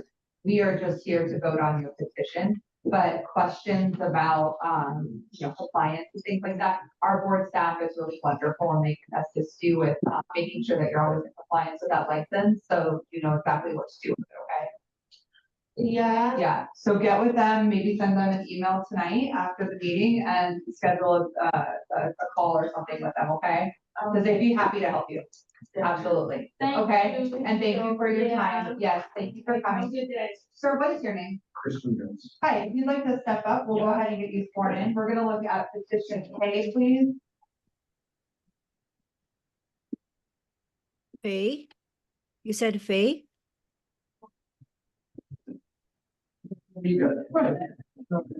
All right, go ahead and get that here, for me, and we're gonna have our executive director slide for you. Mr. Jones, do you solemnly swear or affirm the testimony and other evidence you give in this matter shall be the truth, the whole truth, and nothing but the truth, under penalty of perjury, which is a felony, category C, imprisonment up to 1 year, maximum 4 years, plus an additional fine of $5,000.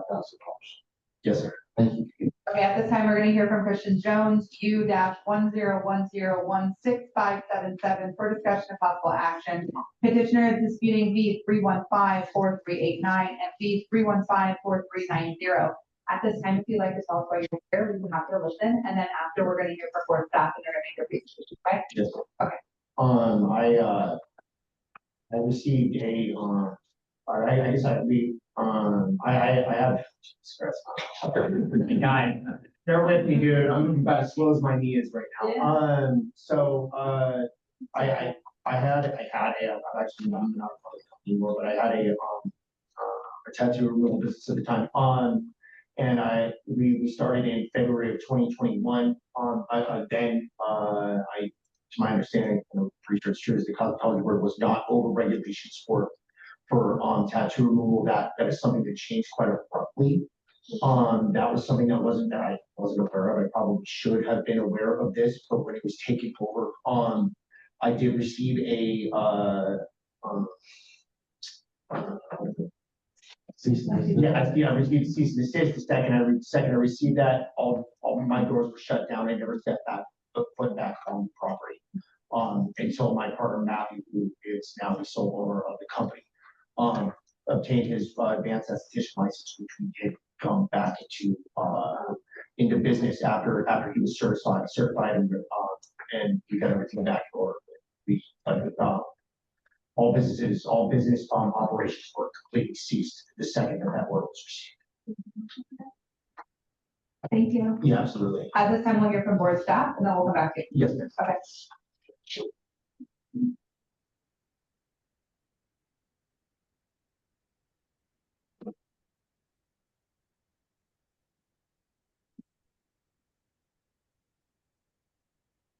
For passage for the record. For Christian Jones, he is petitioning operating a salon without a license, first offense, and practicing without a license, first offense. This is his petition, excuse me. The citation was issued on August 8th, 2024, totaling $2,000. When Advanced Aesthetics became an active license type, we did reach out to Inkbusters LD on November 2nd, 2022, letting them know about Advanced Aesthetics and how you can get into compliance, whether you could be exempt or you had to obtain a license. On November 15th, 2022, we sent another follow-up law change reminder regarding laser tattoo removal to the business. These are some slides that were pulled on November 16th of 2022, when we originally had found Inkbusters that had all of the information relating back to laser tattoo removal, where the services were being performed, the founder, Mr. Christian Jones, hours of operation. Those are from November 16th. These were pulled March 28th, 2024. So the advertisements were still up and going. Their business was located off the 2575 Montessori Street, number 110. This was still up on Google when you search Inkbusters. This is their Instagram that we had found on March 28th, 2024. And then various posts that were, this was pulled from our original slides back in November 16th of 2022 that just showed the laser tattoo removal that was being done in the business. On July 22nd, 2024, we do have the LLC showing that it leads back to Christian Jones, who's the owner of the business. And then we also have some reviews that we pulled from August 8th of 2024 that would allude that Christian would be doing the services. And this also leads back to the 2575 Montessori Street.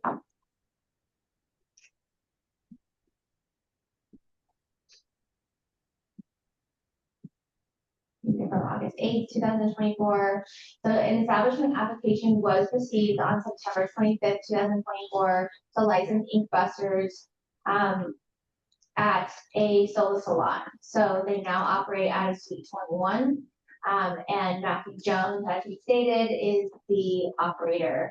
And we have gone down there, we've done an inspection, and they are in compliance. I believe he's in Suite 20. Oh, he's moved over. Apologies. Yeah, I know. I was just pretty fast by. And this is all that we have. This is from our most recent inspection of October 16, 2024. There was nothing notated in the inspection for percent compliant. Okay, thank you. Board Member O'Brien, Mr. Reynolds, what licenses do you hold essentially? No. I don't hold any. I've stepped away from the company myself. I'm going to be moving to Texas in the next couple of months to pursue a different lifestyle. Okay, thank you.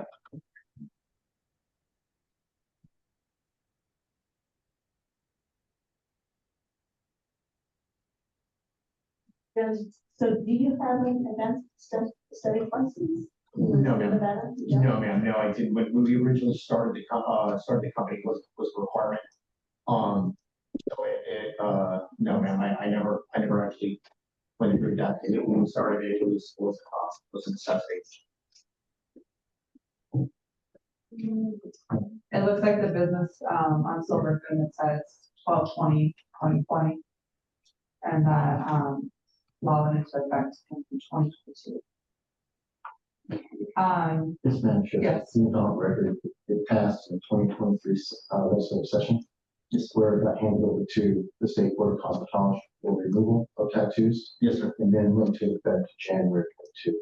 So the legislature gave us 6 months to start notifying people, getting them ready, saying, hey, look, the law has changed, the church passed, go something law. And they gave us 6 months to start doing it. That's why. Did you receive the compliance letters? I received the cease and desist. Yes, that's when all operations were immediately discontinued.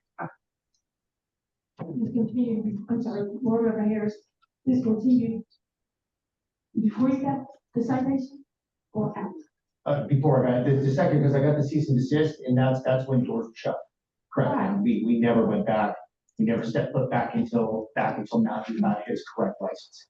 And then I received the citations, it was almost immediately after, it was like a day or two after that I got the citations, even though we had never stepped foot back in that building.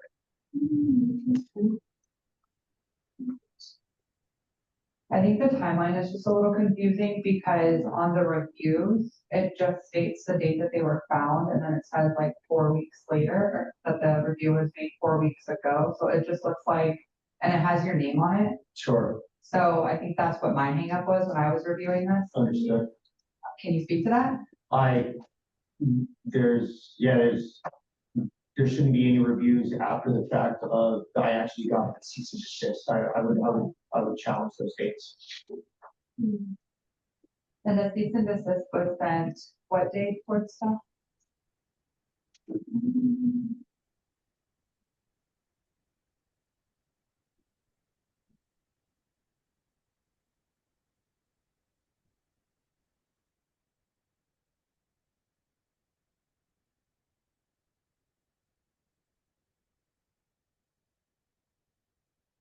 This is going back for the record, that I have a cease and desist dated July 22nd, 2024.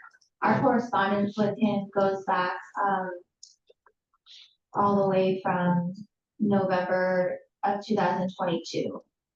Okay, thank you for clarifying. I assumed that that was when the cease and desist went out as well, was in November of 2022. So that went out in 2024. Correct. Okay, all right, thank you.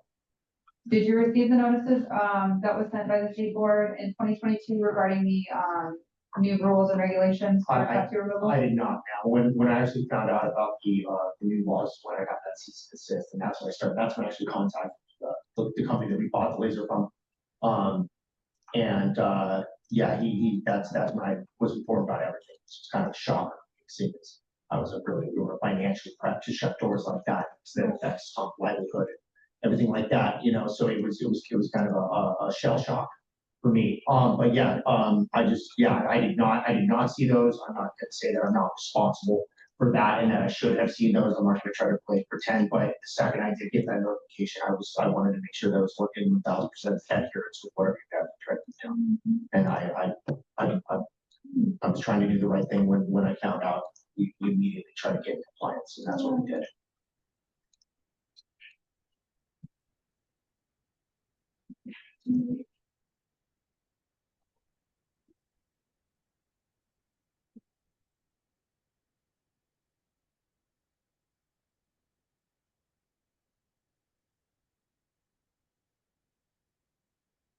Do you have any questions or comments? Do you want to hear from board staff or rectification? Do you hear from board staff or rectification, please? Sure. Stephen Goldberg. Due to the company getting in compliance with the laws, and we actually appreciate that. Yes, sir. Again, the board's discretion lowered in 0% citation on the location. So it just sits there, but we're asking the board members to lower the fine. That would be amazing. Thank you for your generosity. Thank you for coming.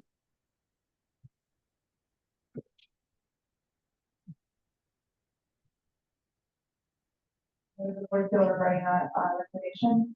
Well, we have this new task.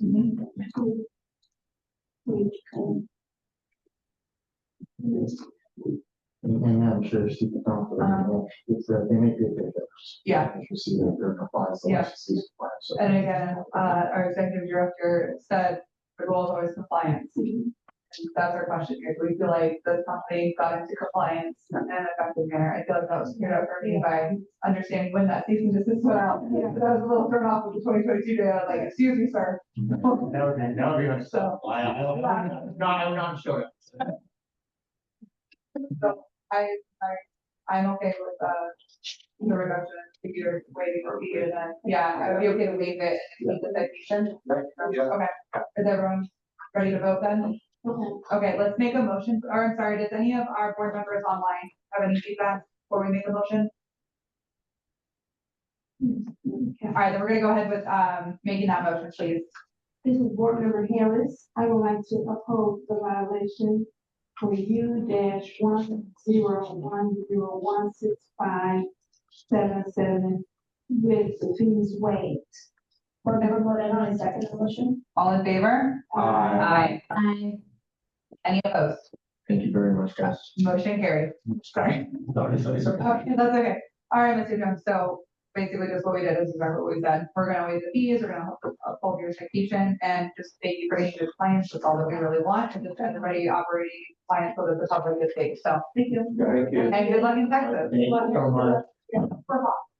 The humidity, man. Right. I have a blessed day, guys. Thank you so much for your time. All right, board members, we are going to jump back up to the top since all of our in-person petitioners have already been handled. Do we need a button? Yeah, no, I'm sure we do have a recommendation. Okay. Actually, just for the record, the board chair has discretion to call these out of order. Mhm. And in order based upon the board chair's discretion. I want to make sure that everyone online shows that is the board chair that comes with me. The other thing is that we do have a licensee that is out of the country. And it's at 2:00 in the morning. Oh, okay, yeah. We would do that with anyone that was out of the country Yeah. and is attending our board meeting. So with the board chair's approval, we'd like to go to which item? 4A. 4A, which we were gonna start back there anyway. Yeah. So. That worked out well. Yeah, he actually is online. It's actually really there. Okay, yeah, let's do that. Let's go ahead and take, I'm sorry, Micah, is it Bolton? No. No. 4A. 4A. On behalf of Sunflower. Oh, we're on 5. Oh, I'm so sorry. So we're gonna jump back to Sunflower Massage. Okay. All right, let's go to Sunflower Massage U101024439 for discussion and possible action. Apologies on that. All right, the petitioner is asking the board to review their application and documents to allow them to open an establishment at 2605 South Decatur Boulevard, Suite 213, Las Vegas, Nevada, 89102. Do we have a representative for Sunflower Massage? Yes, good morning. This is Dirk Langer. Hi, can we go ahead and get you signed in, so if you can raise your right hand? All right, Mr. Langer, you can call yes. for the record. Please raise your right hand. Yes. Can I do it without video because my connection is a little slow? Sure. Your right hand's up. Yes, it's up. Do you solemnly swear or affirm that the testimony and other evidence you give in this matter shall be the truth, the whole truth, and nothing but the truth, and the penalty of perjury? You're convicted pursuant to NRS 199.120, which is a category D felony, or imprisonment of a minimum 1 year in state prison up to a maximum of 4 years. In addition, may include a fine of up to $5,000. Yes, I do. All right, thank you. Okay, Mr. Linger, if you would like to walk us through your petition, please, or I'm sorry, your application for review, we would love to hear it. Yes, so I submitted an application for an establishment license. I believe it was back in March, and submitted the requested documents. And then an inspection happened. I apologize, I don't have the exact dates in my head right now. I think the first inspection was April 20th. And that inspection, we failed because of, there were some small issues that were corrected. And then the second inspection passed back in May, and the report was issued. But at the report, it said that the staff cannot approve the license on its own, and it would require board hearing to do that. And I corresponded also by email with Janie, I think Janie Higgins, and she also said that I would have just to wait for the board meeting, and she put me on the next available agenda, which was today. Thank you. At this time, we'll hear from board staff. They'll make their presentation, and then we'll come back with our questions for you, okay? Okay, thanks.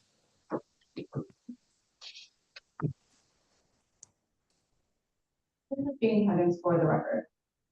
This petitioner is requesting approval for an establishment license at a location where we've habitually had issues in the past with prostitution, no licensee in charge being found, living quarters being observed, little to no cosmetology or aesthetic equipment found, and excessive surveillance. Essentially, it's all the hallmarks we see in illicit massage businesses or brothels. While this petitioner is a brand new to the business owner, on our opening inspection and in the time frame that we, till the point of this meeting, we have observed that the business appears staged. There's product set up for use that is absolutely empty. There are previous living quarters that were tucked away for us to not see in cabinets. The licensee in charge, we do believe actually works there and has worked there previously. We also found items related to feminine hygiene that we wouldn't typically find in an establishment and other concerns. We also believe that the business has been operating without an establishment license. We, at this time, as staff, do not feel that we can license this business knowing that they are potentially in violation of several of our regulations, which include, but are not limited to, prostitution, engaging in practice of cosmetology for a fraudulent purpose, and things of that nature. This business was previously Asian Massage, which the license was revoked by the board on March 29th of this year. Thank you. And she's image to that fine was approximately $1,000 that the board members handed down. That fine has been paid. By an individual, I think that that's the law in business at all. Came in with cash. You want to take cash? $21,000. So they went back cash to show. So the order that we handed down a couple months ago has been paid by the previous one. Okay, thank you.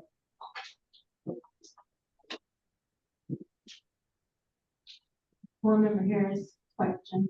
It was that this particular location is from closed. This is Janie Huggins for the record.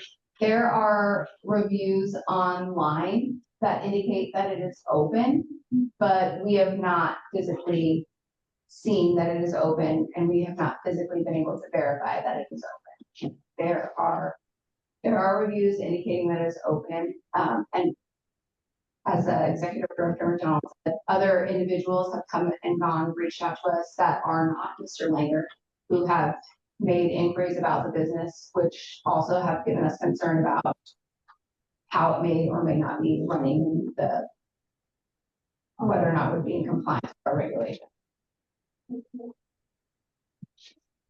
Board Member Bryant, Mr. Langer, what are you going to do with this business? What is your establishment going to provide as services? Well, I mean, just first to clarify, the business is not open because it doesn't have an establishment license. And I am not, like what was presented just now, I'm not aware of any of that. I mean, I'm aware that there were some issues for which reasons maybe the previous business closed. But when I did a public records check, there was nothing that could be found on that. So the first two slides, I had actually asked about that to the inspector when they came, but they also could not provide me actually with a web link or any public records where that could be looked up. But again, that is related to the previous business. And also I believe the pictures that were shown just now are from the previous business. Because the inspection, the issues with the first inspection were all corrected, and the feedback was given, and the inspection was passed. So I'm not quite sure why these pictures and other things are presented now, because I do not recollect that there were any issues like that. And that was also my question as to what is the issue here. Yeah, there's obviously some issues here, but that's not. But that would mean, if my understanding is correct about the rules, that an establishment would not pass an inspection if these violations exist. So the remedies were done that were requested, and these are pictures from the previous establishment. I do not recollect that this was shown anywhere in the report. And it is certainly not in the establishment itself, since I was there for both inspections. My understanding is there were some violations that the previous business had, and a fairly significant fine that was paid. And there should be no reason to not issue a license right now, because the other issue also is that in order to obtain a license, you actually have to have a valid lease. So that was discussed with the landlord back in February and March to transfer the lease, so that it could be under my name and the new name of the business. And that was all transferred, and then the documents were submitted to the board to move forward for the establishment license. This is Board Member Gentry. Mr. Langer, were you present at the April 29, 2025 open meeting inspection? Sorry, which inspection? This is Janie Higgins for the record. Mr. Langer was present at both of the opening inspections. I actually spoke with him at great length during each of the inspections. These photos are from each of those inspections. They are not old photos from the previous business. They were taken during the opening inspection. Yes, Mr. Langer did correct the issues that were pointed out to him. However, it isn't specifically a violation to have an empty product jar, but it is unusual for us to see a shelf full of product that's empty. So it's not a specific violation that we would have to request that he correct. It is, again, it's a hallmark of an illicit massage business or a brothel. So it's items that we have documented, knowing that we needed this petitioner to come before the board to ultimately request for his approval. Board Member O'Brien, I just want to go back to my original question. I don't think that got answered, and if it did, I might have missed it. I'm sorry, but what services are you going to offer at this location? So basically, we are going to offer just general cosmetology services, including facial, waxing, eyebrow services, as well as some massage and reflexology services. And that is also specified in the lease with the landlord. The landlord actually was very specific about what services can be offered and which ones cannot be offered due to competitive reasons in his with other tenants that he has in the building structure. Thank you. Mr. Langer, where do you reside? Are you a resident of Las Vegas? You asked me whether I'm a resident of Las Vegas? Do you live here? No, I don't live in Las Vegas. I live in California. Oh, thank you. Okay. How did you find this location?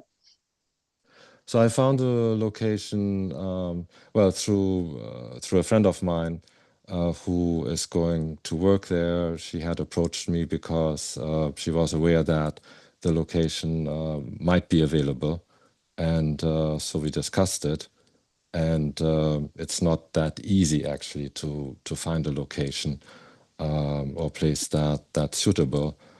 So then I decided to go ahead with that. Thank you. You said it was a friend of yours. Do you have her name? Yeah, sorry, acoustically it's a little bit hard to understand. You asked for the name? Yeah, what's your friend's name? Yeah, That it's helps me find the location. Jong Kyung Yang. Thank you. And, oh, I have another question. What was it? Oh, I remember. I'm sorry. In California, what do you do? Do you own other salons? So well, my main job is actually in engineering, but I also do own 2 massage establishments. Do you own 2 other massage establishments? Yes. Thank you. For this particular establishment, you are going to be offering aesthetic services like facial, waxing.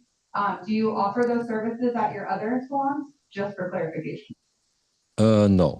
No cosmetology at the other Okay. locations.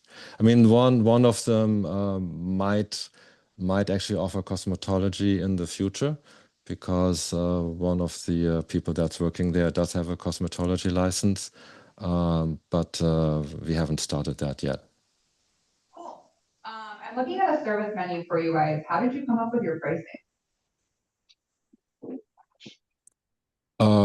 So the pricing, I just leave that to the people who work there. Okay. I mean, so okay. I mean, obviously, since I'm responsible for the business operations, I have to make sure that the business can run profitably. But typically, I would leave that up to the individual service providers. Totally. I just noticed that the services don't match the category, like brows aren't really facial. It should be listed as brows. And your facials are severely less than your waxing, which is very unusual as well. So it's just kind of a red flag that I noticed on that. But thank you for answering my questions. Does anyone else have any questions?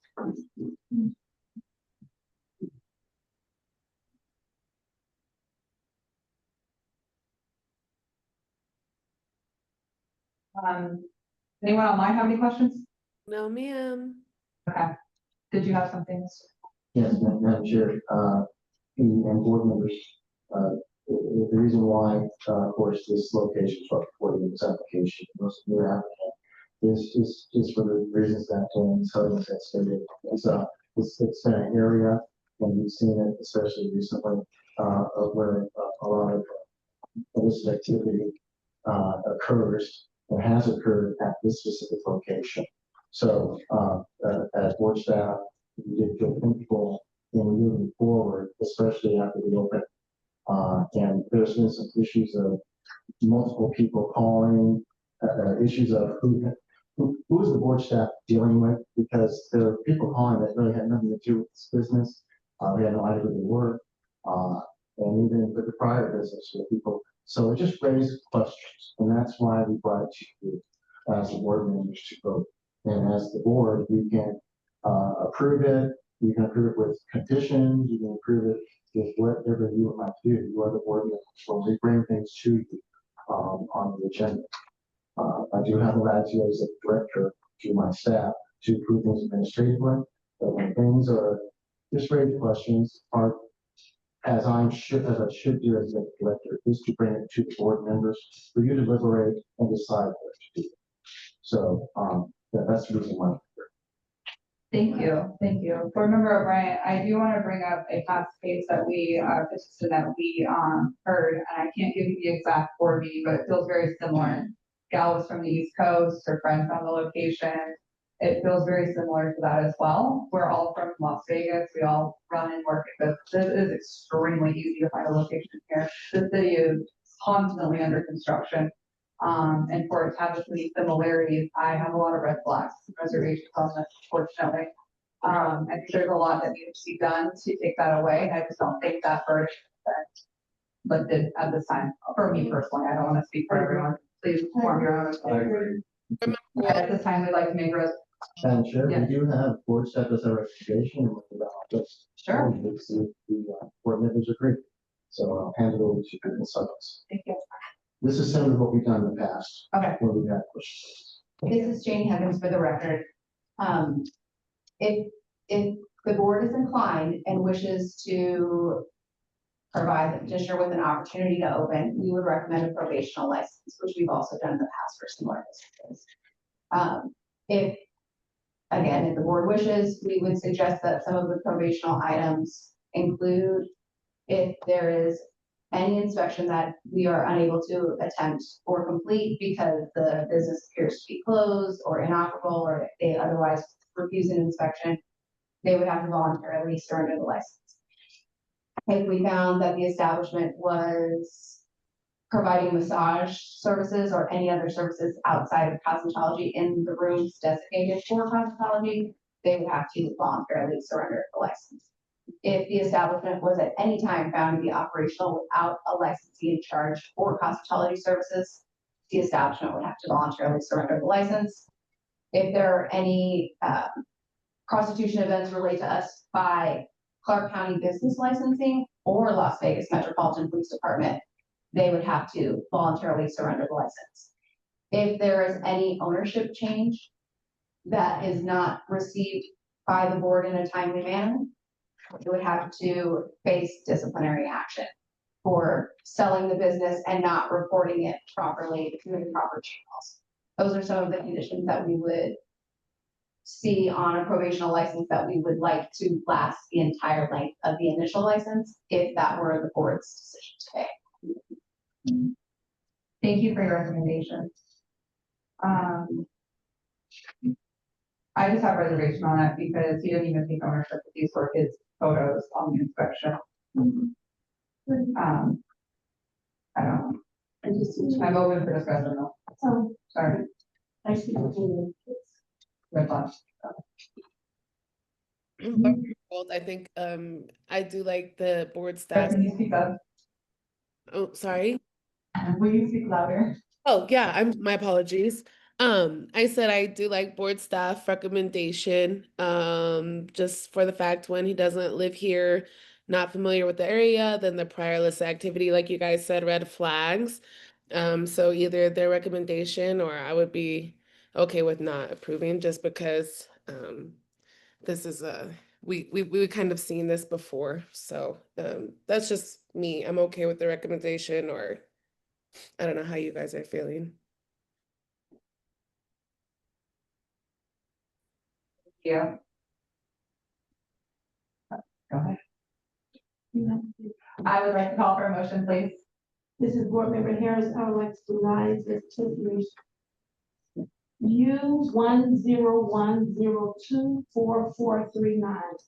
Board Member Moreno, I second the motion. All in favor? Aye. Aye. Any opposed? Motion carried.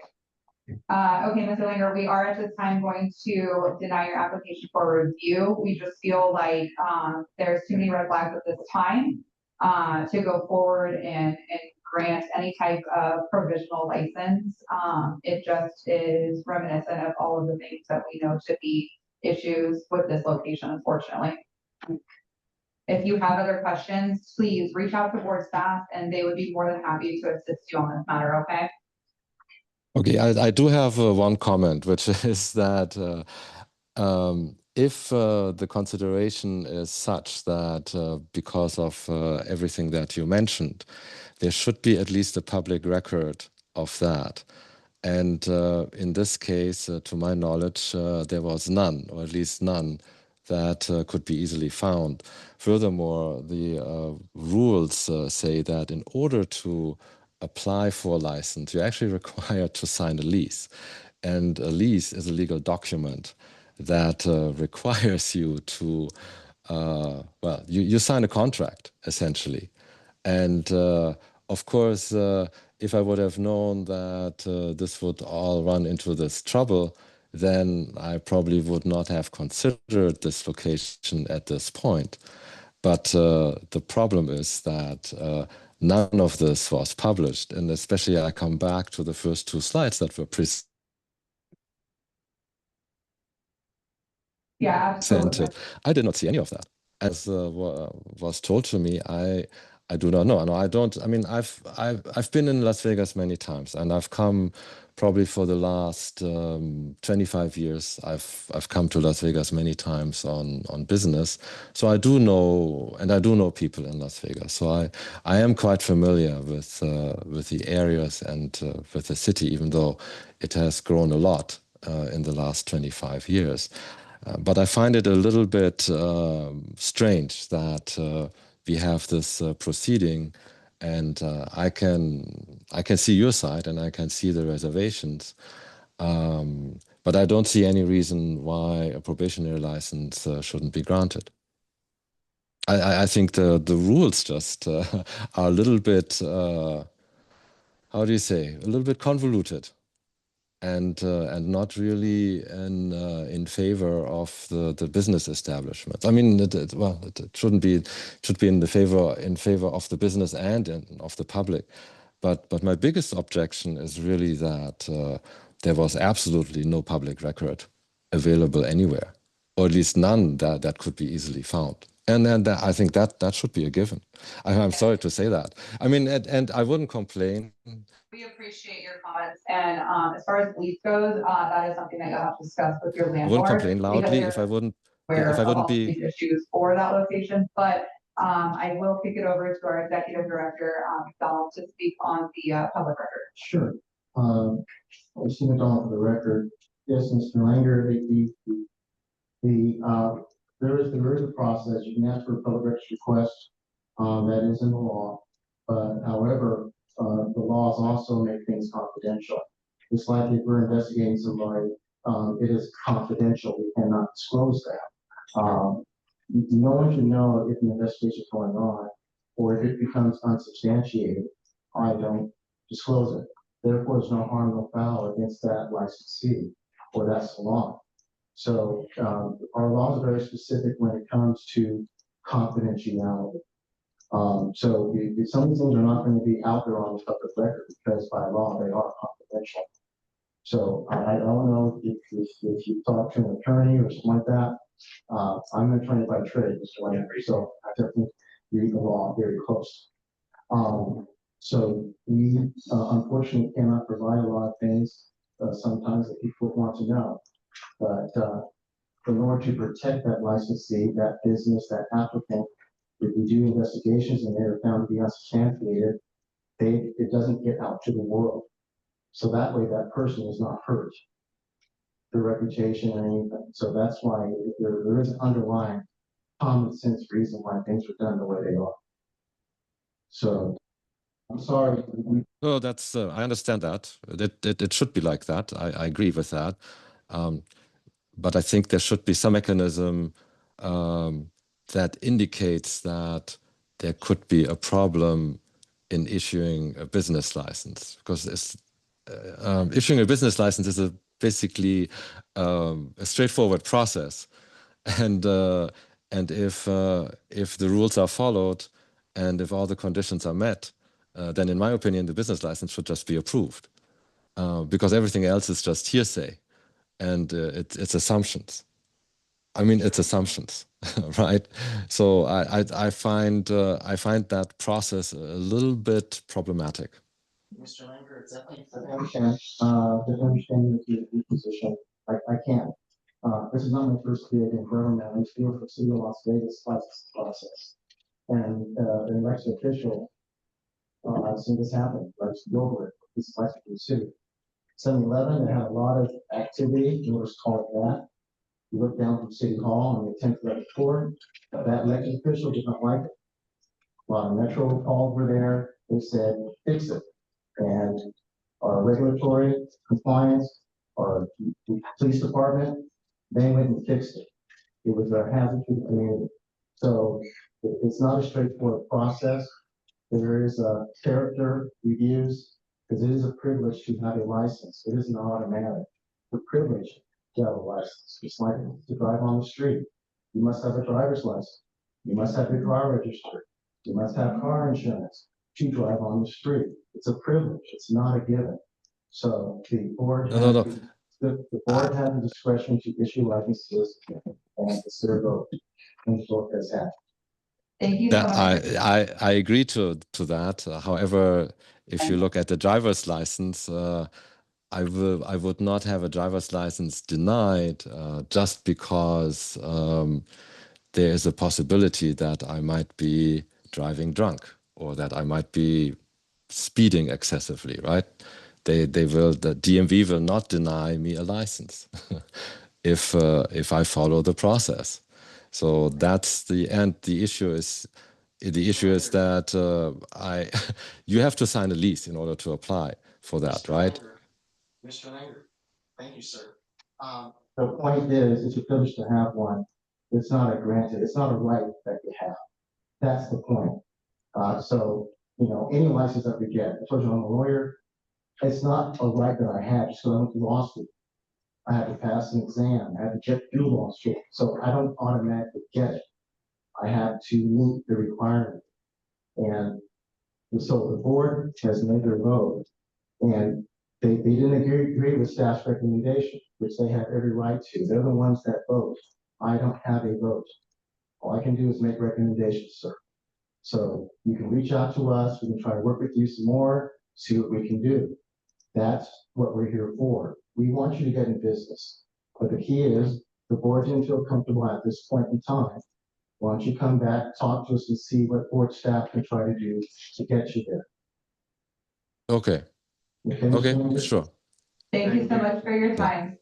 All right. All right, Thank at you. this time, we're gonna go forward with citation A, and Michael Bolton, AE 2849, for discussion and possible action. Petitioner is disputing B3154030, B3154031, B3154032, B3154033, B3154034, 3154035, B3155036, B3154037, B3154038, B3154039, B3154040, B3154041, B3154042, B3154043, B315 4044, B3154045, B3154046,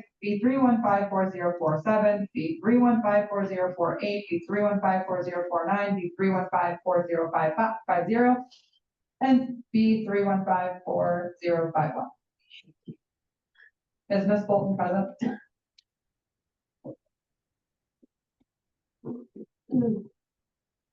everyone have time to review the, okay, are we ready to make a vote? Should we hear from board staff? Yes, yes, ma'am, sure. Seeing it on the record, I want to say that's a fantastic reading. This other citation, I would recommend that you go with the last two digits. Oh. Because they're all in order, but yes, ma'am, sure, we really wanted her to be here. Yeah. So she could try to explain the situation of what she cited for all of these. It is a hefty fine.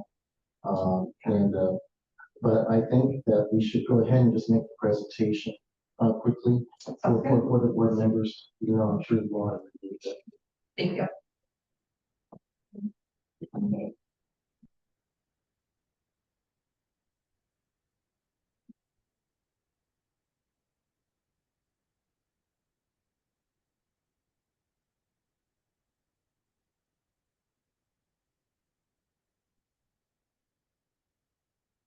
This is Laura, for the record.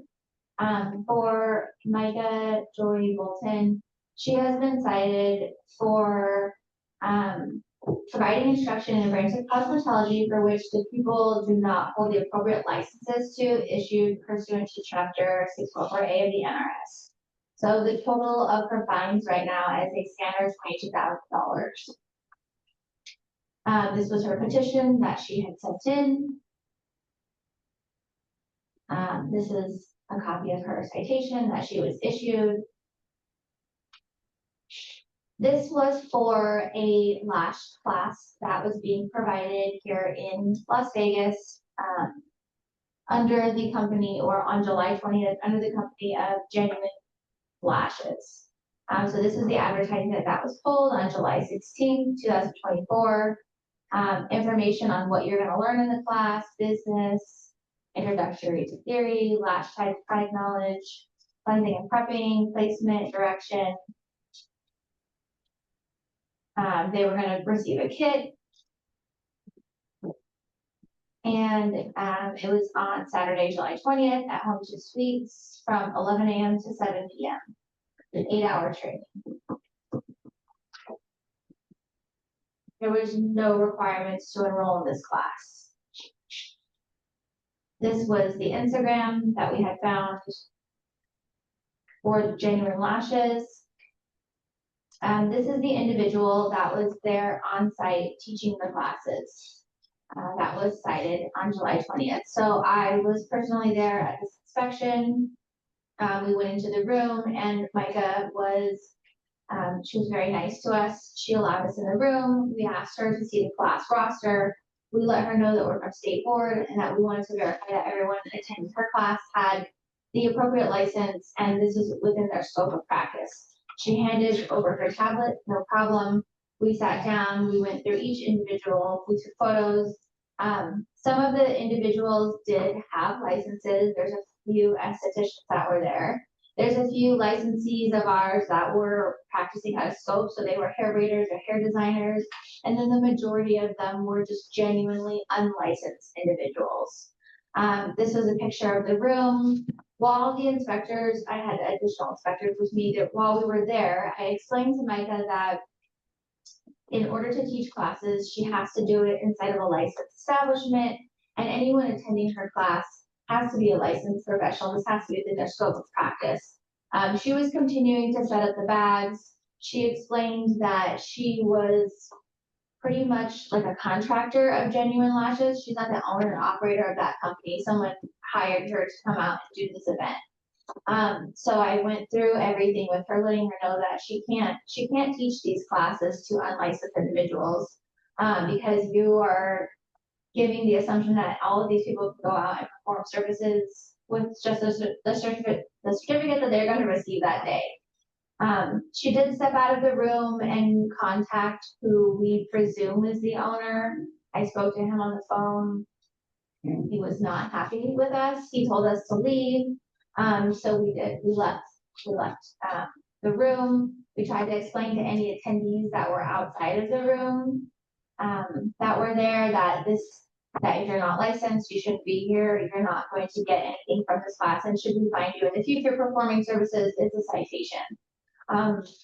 No one chose to leave the waiting area. No one chose to do anything. No one allowed us to have their actual individual IDs. So all we got was the names from the roster.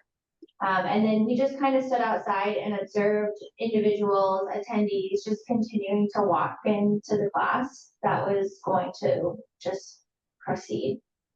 This was the small group of people that were waiting once we were done talking to Micah, that we were able to give a little speech to, that didn't appreciate our presence.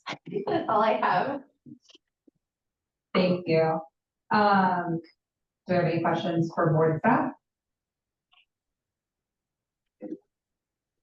Can we check just one more time to see if she's on?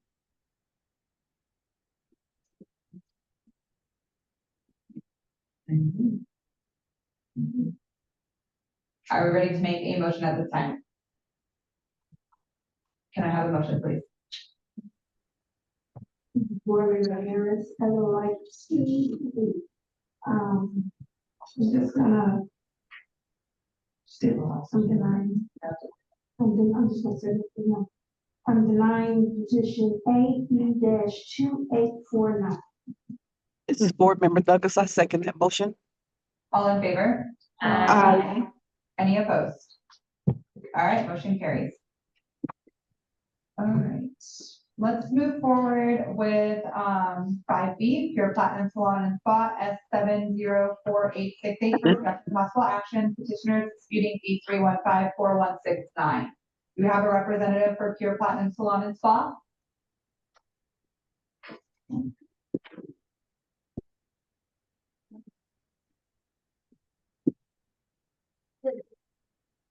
Lauren Goffin, for the record. She was logged on earlier in the meeting, and she was seemed to be heard earlier. She did send in a written email statement to us. I can read it into the record, or I can present the slides, whatever you'd like to write people. Let's do both, please. Okay.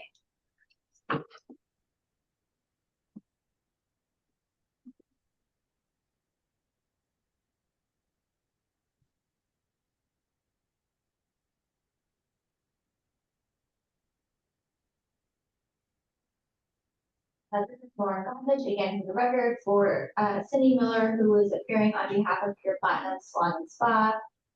She wrote today, Nevada Cosmo Board, I've been waiting to fill my citation on Zoom now for over an hour and a half. I've not been heard. I've tried to raise my hand and speak in the speaker and no response.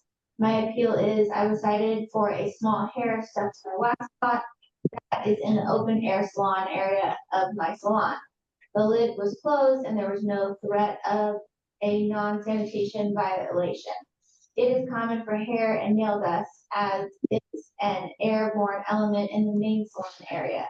A small hair from blow drying must have landed on the outside of the wax pot and stuck to the sticky surface, but not falling in the wax itself. I will look to grade my salon license to add an advanced aesthetics, but cannot do it because of the citation. I have done diligence on my part, waiting over 2 hours to be heard, and still no one in sight to ask for me to be called up next. Can you please remove the citation from my salon record so I can move forward? Cindy Miller, owner and licensed cosmetologist at Pure Platinum Salon and Spa in Carson City, Nevada, 501 South Carson Street, Suite 301, Carson City, Nevada, 89701. This is our presentation that we have for Pure Platinum.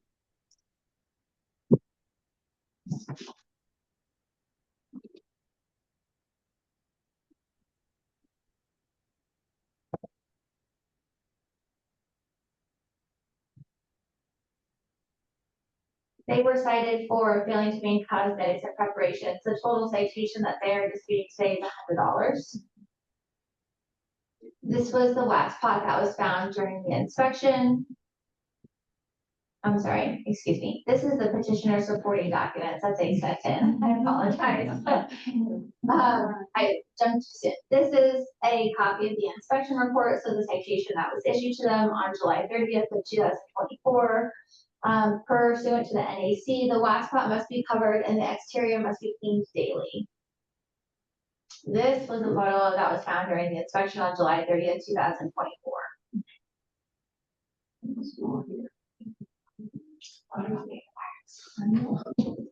And that's all we have. Thank you so much for your presentation. Do we have any comments or questions, board members?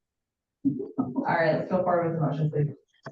This is Board Member Harris. I would like to remind the presentation for S704868.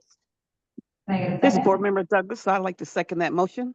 All in favor? Aye. Any opposed? Motion carries. All right, moving on to letter C, Marlo Harding, N9545, for discussion and possible action. Petitioner is disputing B31540067. Petitioner Harding, are you present?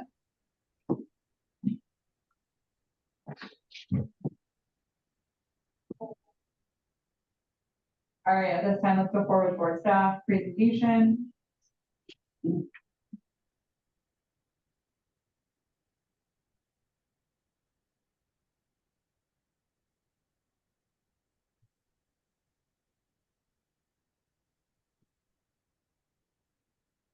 This is Lauren Gossage for the record for Marlo Harding. She's disputing a $100 violation for her equipment not being a clean and should repair. This was for specifically a nail drill and the excessive amount of nail dust that was found during the inspection on July 23rd, 2024.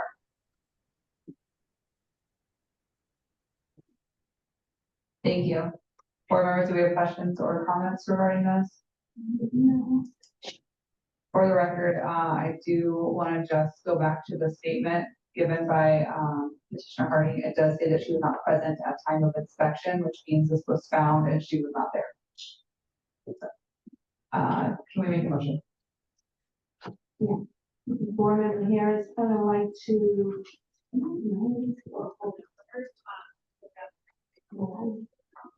Yeah, we can, do something before say deny the petition. Okay, so this is Board Member Harris. I'm denying the petition for N-9545. Can I have a second? Board Member Douglas, I'd like to second that motion. Thank you. All in favor? Aye. Any opposed? All right, motion carries. Let's move forward with petition D, Lorena Simmons, AE 1323 for discussion and possible action. Petitioner is disputing D 3153801. Petitioner Simmons, are you present?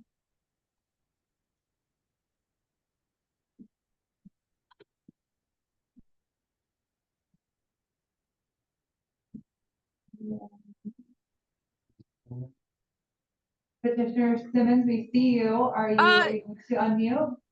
Yes, I'm sorry. For some reason, it kicked me out of my meeting, and so I'm with Soraya right now, the other person.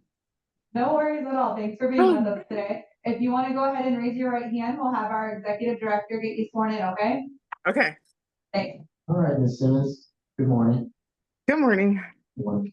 Do you solemnly swear or affirm that the testimony and other evidence that you give in this matter shall be the truth, the whole truth, and nothing but the truth, on the penalty of perjury, which is a felony, of imprisonment of 1 year, maximum 4 years, and a fine of $5,000? I do. Thank you. At this time, we'd like to hear about your petition, and then we'll hear from board staff for their presentation, okay? Okay. Go ahead. All right. So my previous employer used to be with XOXO Lashes. I know we received a fine due to having individuals being taught classes without being licensed, and also having someone working without a license. I didn't provide those I didn't attend to those classes. I didn't teach those classes. I just worked there as an employee. I know she did get a citation by you guys, because I know they did find her doing some of that stuff, but I know that was on her end. But I was put that I was in there involved. So when I called State Board, I just asked, like, what is it that I need to do, or what was going on? They were just like, it's just me, I guess, reposting her classes, and the way that she worded it wasn't correctly. So they were just telling me to just delete what I reposted from her. Thank you. At this time, we'll hear from board staff, and then we'll come back with our questions, okay? Okay. Oh, that you get kicked out.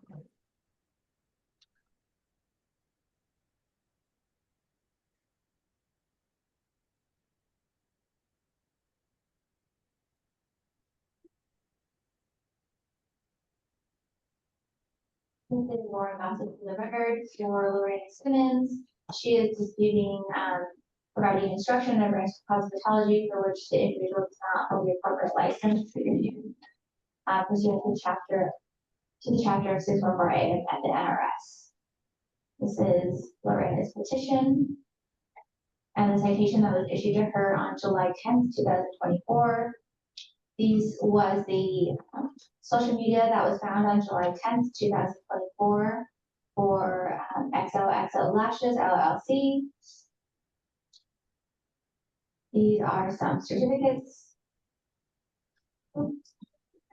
Some certificates that were issued during the class. This post was on January 20th. March 3rd, an additional certificate.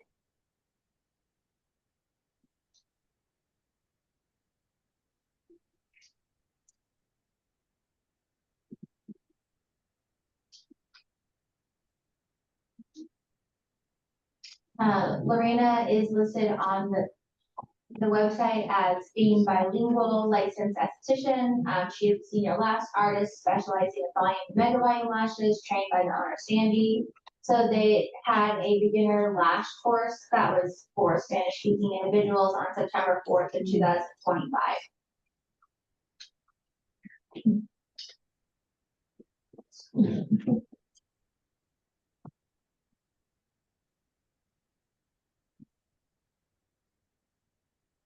This is just additional information of Lorena being on the website as a staff member, and then information on the course that was being taught in Spanish. And that concludes our presentation. Thank you. All right. Board Member O'Brien, question, is it the board's impression that, Commissioner Simmons was teaching that bilingual Spanish class? I'm sorry, not bilingual, but Spanish class, sorry. This is Jane Higgins for the record. That was our initial impression, which is what led to the citation. However, we don't know for certain that the other members of that business are or are not bilingual. It's just a matter in which that they advertise for her being bilingual. Got it. Thank you.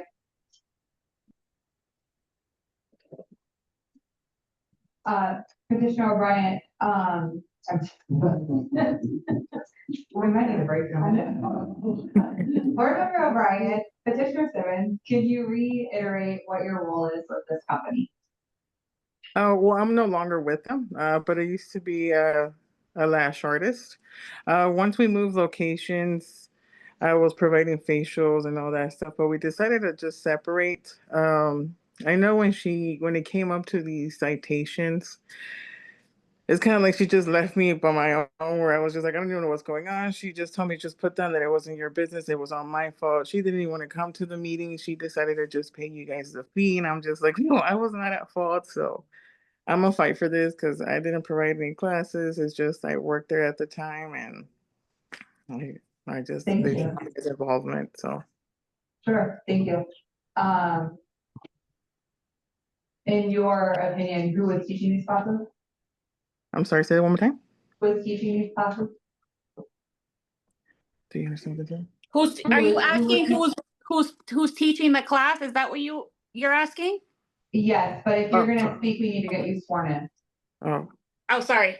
I'm That's sorry. okay. Oh, No it worries. was. Yeah, that was my question. I'm so sorry. It was just so hard to Classes. hear. It was the owner, Sandy. I can't remember her last name with a V. Thank you. Jane Higgins for the record. The other individuals that were associated with this business were already cited. They petitioned and did not appear in their. Thank you.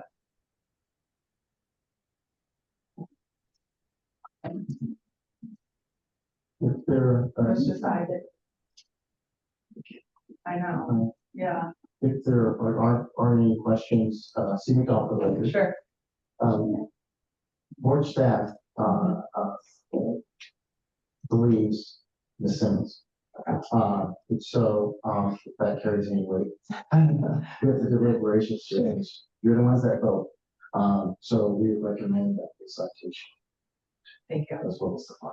Thank you. Yeah. Yeah. I agree. We didn't go for, yeah. So, any questions? I'd like to call for a motion at this time if there's no other comments or questions from the members online. All right, let's call for a motion, please. Again, this is Board Member Harris. I would like to Approve the petition. oh, yeah. So once again, sorry, Board Member Harris, I'd like to approve this petition AE-1323 and waive the fine. Can I get a second? This is Board Member Douglas. I'd like to second that motion. All right, we gotta restate the motion one second. I'm sorry, Yes. Member Harris. Yes. You would approve the petition and remove the citation as well as the fine. Again, Board Member Harris here. I would like to make a motion to approve the petition AE-1323 and remove the citation and remove the fine. Can I get a second? This is Board Member Douglas. I second that motion. All in favor? Aye. Any opposed? All right, motion carried. All right, Ms. Simmons, thank you so much for appearing and petitioning. We did approve your petition and voted in your favor, so the citation and the fee will be waived. Did she say that already? No, okay, so there's no need to, yeah, there's no need to do anything else. Yes, Thank you so much. Thank you guys. Have a fabulous day. Thank you. Take as care. well. Take care. All right, let's go to letter E, Mary Weber, C-15632 for discussion and possible action. Petitioner is disputing B3148915 and B3151929. Is Petitioner Weber present? Yep, I'm here. Hi, if you can wave your, not wave, if you can raise your right hand, we'll get you sworn in. Thank you. Good morning, Ms. Rhodes. Morning. Do you swear or affirm that the testimony and other evidence that you give in this matter shall be the truth, the whole truth, and nothing but the truth, under penalty of perjury, which is a category D felony, imprisonment up to a minimum of 1 year, and state prison up to 4 years, and in addition, may include a fine of $5,000? Yes, I do. All right, thank you, Ms. Rhodes. Thank you. At this time, you can go ahead and walk us through your petition, and then we'll hear from board staff, okay? Sure. I guess my only question I've waited 3 hours to ask is, I've been licensed for 35 years. I've never had a citation. I understand that they're trying to do their job, and I totally am on board with that. I did permanent makeup for 20 years. I know all the rules about cleanliness, and so my citation was for a wax pot that I don't even use anymore, but they went in my station when I wasn't there. I would have told them that. So I obviously just threw it away after you guys sent me the notice, which I would have been happy to do on site because I really don't use it. The other thing was for some clip tears in the drawer, which I guess I just did a haircut and put my scissors down and went and grabbed some lunch.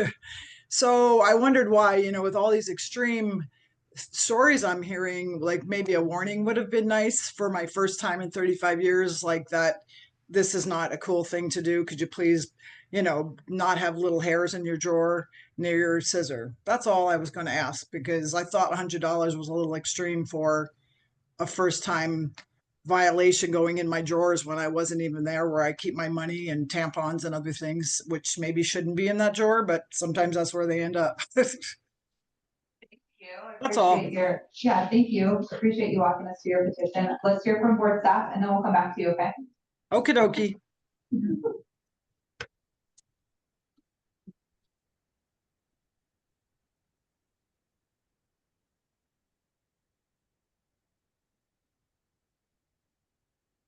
This is Lauren Gothish. For petitioner Mary Weber, she is disputing 2 sanitation violations that were issued to her. One was for a hair instrument, implement, or other tool that showed signs of debris or not properly being disinfected. And the other one was for the combs being stored in the disinfectant that has turned brown with debris floating. This is her petition. She was cited on December 7th of 2023. I believe the wax pot she's speaking to, she was given a warning on that inspection December 7th, so she wasn't cited monetarily for that. These are the photos from the December 7th, 2023 inspection. Was for the hair found in the brush and the drawers. And then on a separate inspection, which was April 9th of 2024, she was cited for the combs in the disinfectant. I do not remember that at all. She was given another compliance review for preparations not being stored in a closed container. The wax pot was missing a cover and products container needed a cover. So she was also given a warning on April 9th, 2024 for the wax pot, but this specifically what she was cited for on April 9th was for the combs sitting in what we assume is disinfectant or liquid. Wow, that is not even a picture I've ever seen. That's all we have. Thank you. Board members, do we have questions or comments? Board member Ditch. Yeah. Yeah. Okay, sure. Is that for the record? What's on, right? The mic was on? Does it need to- Yeah. Okay. Yeah. Thank you. Okay. Yeah. Thank you. Okay. Enjoy the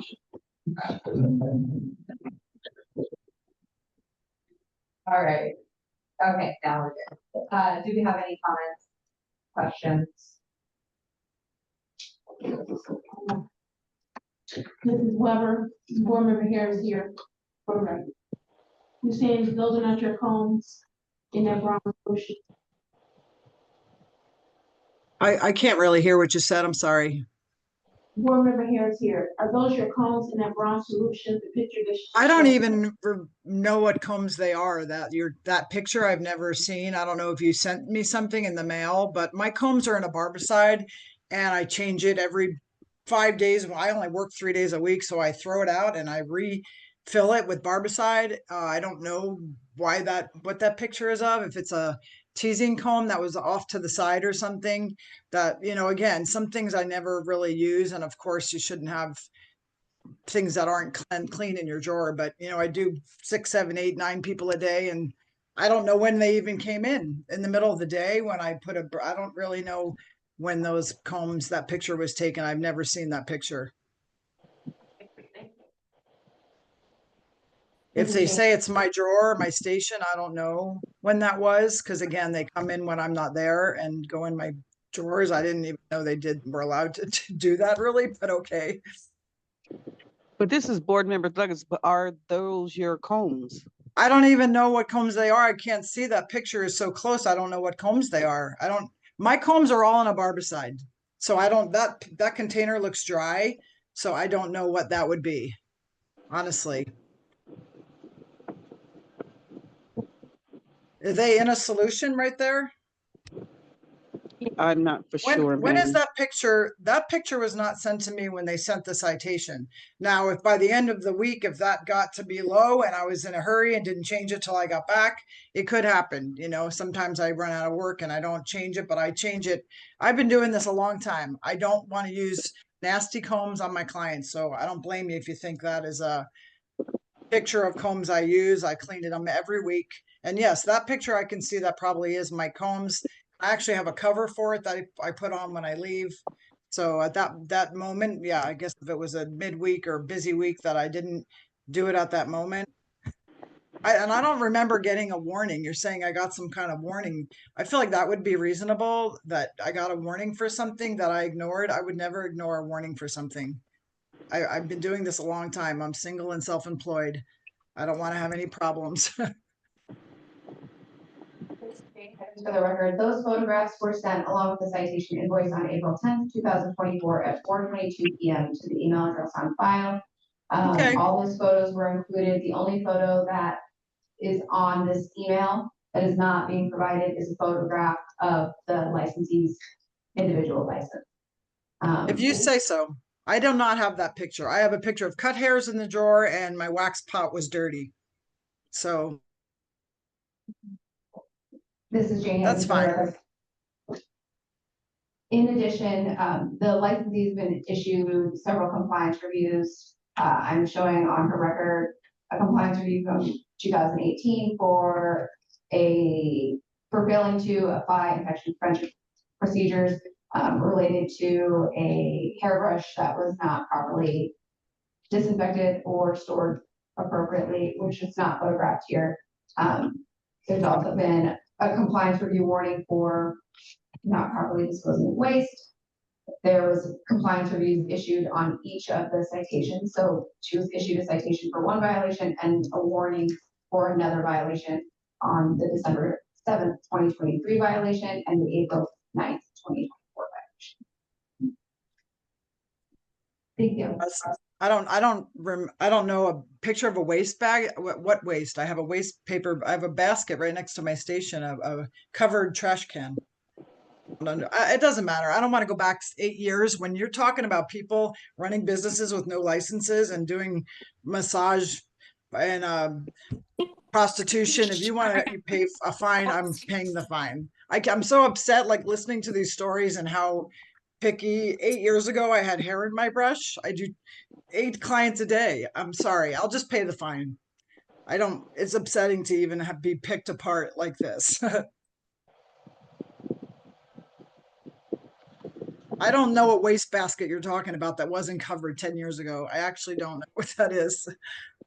Board Member Wold, I just want to say thank you so much for your time and getting on here. And, we never want someone to feel like we're just picking them apart or that you're doing something malice and you're hearing these other stories. However, that we do have variances and laws that we have, statutes that we have to abide by.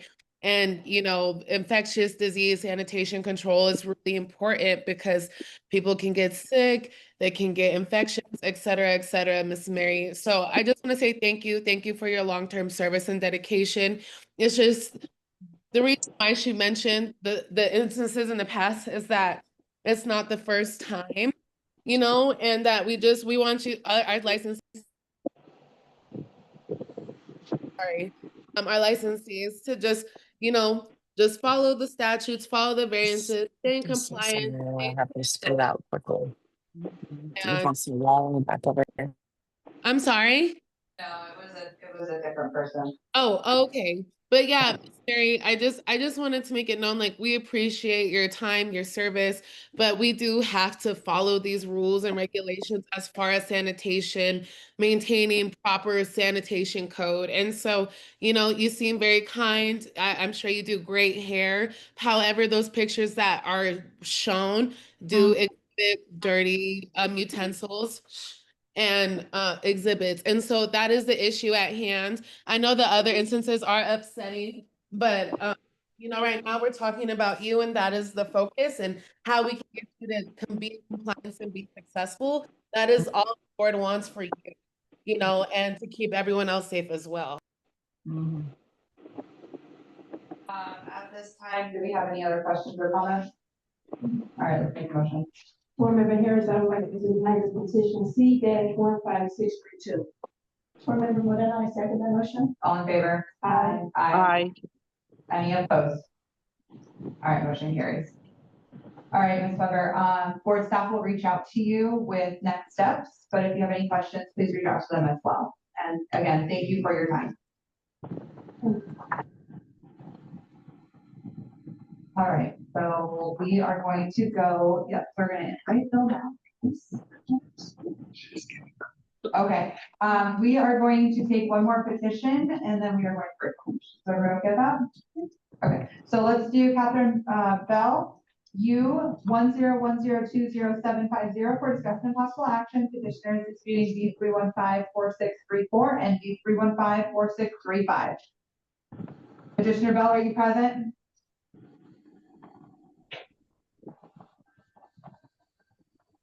Petitioner Bell? All right, can we hear from board staff for their presentation? Yes, Madam President. On the record, we don't believe that Ms. Bell received our application. She has some kind of filter screen, so she did not receive this. So, we can table it. Move her to another meeting. Okay. Yeah, let's table petitioner Bell to the future. Okay, and then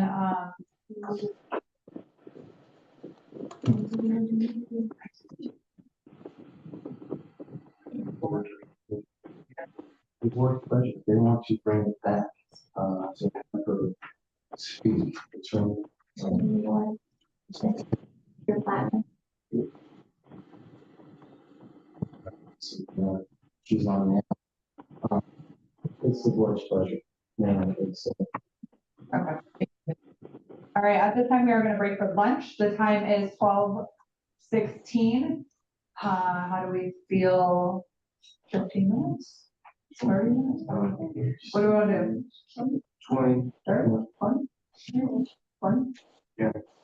All right, let's Let's take a break for 20 minutes. We will come back at 12:36. July.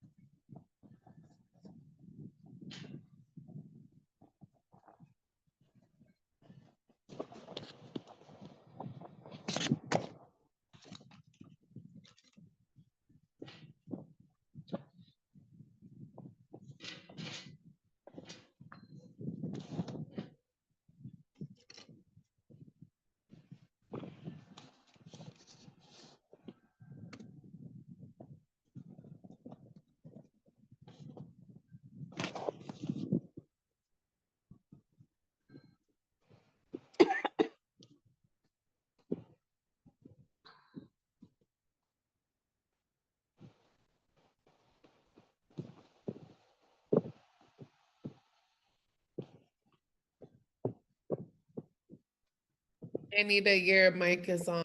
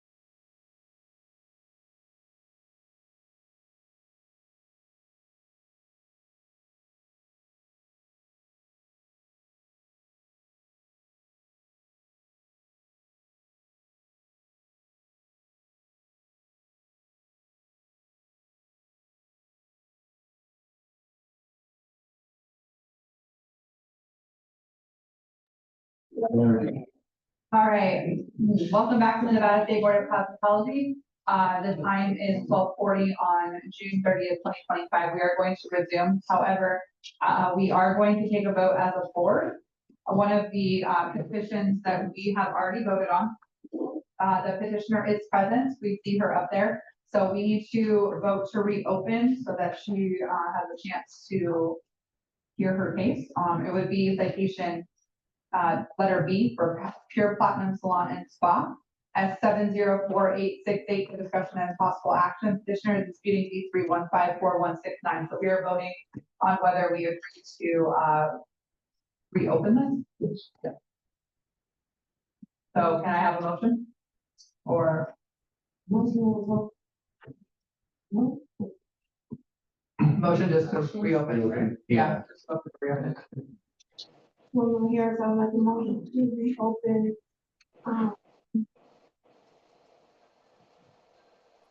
Reopen agenda item 5B. yes, agenda item 5B for pure fiber on the spot F704868. Can I have a second? Board member, second that motion? All in favor? Aye. Aye. Any opposed? All right, motion carries.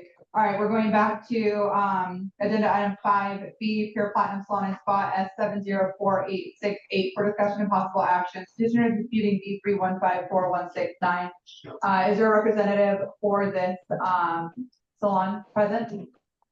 Yes, I am Cindy Miller Delaverne. I'm stylist, licensed cosmetologist, along with the salon owner and licensed salon. Hi, Cindy. We're gonna get you sworn in. Can you please raise your hand? I am on Zoom, so do you want me to turn the photograph on so you can see me? Yes, please. Okay, let's see. Give me a minute here, I apologize. Camera on. Okay.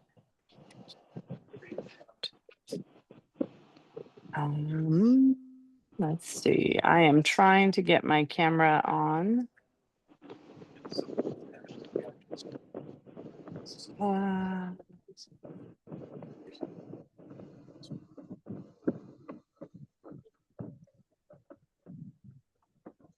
I am not able to. Raise your hand. Do you? Okay, I'm gonna raise my hand. Can you see me? No. You can't see me? All right, if you just, comment that your hand's up, we'll get you sworn in, okay? Yes, my hand Okay, is go for up. it. All right, Ms. Miller, do you solemnly swear or affirm that the testimony and other evidence you give in this matter shall be the truth, the whole truth, and nothing but the truth, under penalty of perjury, pursuant to NRS 199-120, which is a category D felony, for imprisonment of a minimum of 1 year in state prison, up to a maximum of 4 years, and in addition may include a fine of up to $5,000. Yes. Thank you. Okay, at this time, if you'd like to walk us through your petition, and then we'll hear from, well, we already heard from board staff, so we'll just talk to you. Go ahead and tell us why you're here today. When the board inspector came into the salon that day, I was there working, of course. I was unaware that I was being cited. He showed me that there was a small loose hair on a wax pot in the open air salon concept. The wax pot lid was closed. There was a piece of wax that had dripped from the side of the wax that the hair was stuck to. That wax pot is in the open air salon concept where there is airborne elements with dust, of course, hair blowing when you blow dry hair, but the wax pot itself that would touch the client for sanitation purposes did have the lid over the top. So I was cited because of that small piece of hair on the side of the wax pot. I didn't think that was a citation because the initial wax for waxing eyebrows, upper lip, chin was enclosed and covered. It was only on the outside. Thank you. We were able to see, board staff's presentation already. Madam Chair, seems on record, if you want this. Yeah, can we put the pictures up? Because we heard the rest of the presentation, which was great. So let's just go to the photos so that we're all on the same page, and then we can, if we have questions for Ms. Miller, we can ask them. Otherwise, we can just go forward with the motion, okay? All right, let's do it. This is Okay. Lauren Passage for the record. For Pure Platinum Salon and Spa, she is petitioning the $100 violation for failing to maintain cosmetic preparations. Specifically, excuse me, Rebecca, this is her petitioner supporting documents that she sent in of the wax spot. The citation was issued on July 30th, 2024. Pursuant to NAC 644A 750 for wax pots, the wax pot must be kept covered and the exterior cleaned daily. And then these were the photos taken during the inspection. Thank you. Board members, do we have any additional comments or questions for the petitioner? Anyone online? Yes. Yes, I'm here. Thank you. Okay. Are there any board members online that have any questions or comments for Ms. Miller? No, ma'am. Okay. All right. Madam Chair. Yeah. If I may, I would ask Ms. Miller to respond to the pictures at the inspection. Remember, her petition came thereafter, and the wax spots are definitely a lot cleaner. Yeah. But what happened at the inspection? That is the question. So if you could respond to those pictures by the inspector. Yes, please.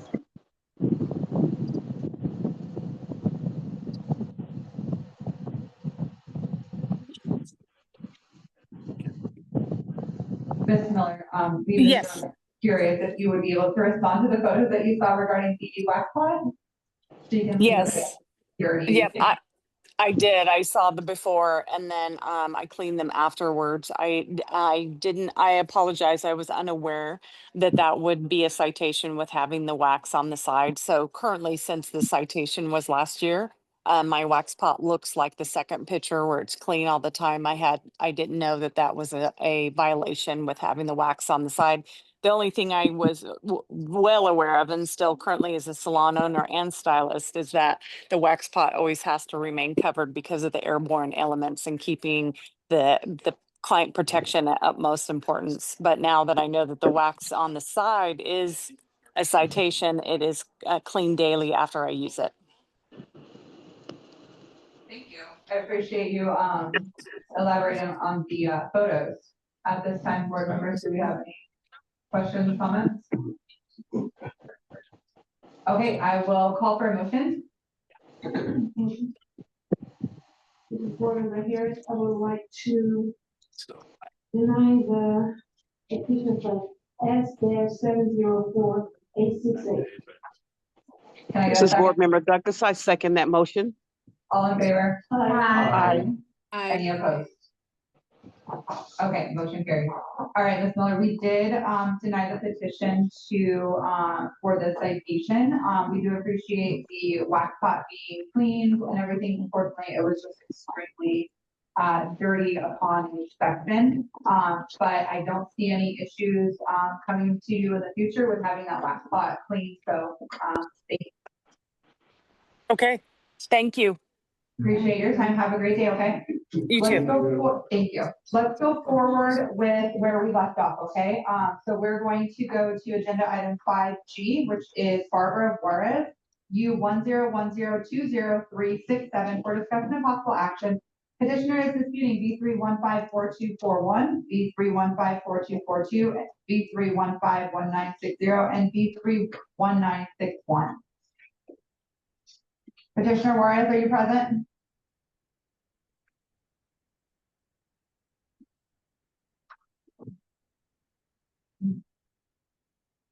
No.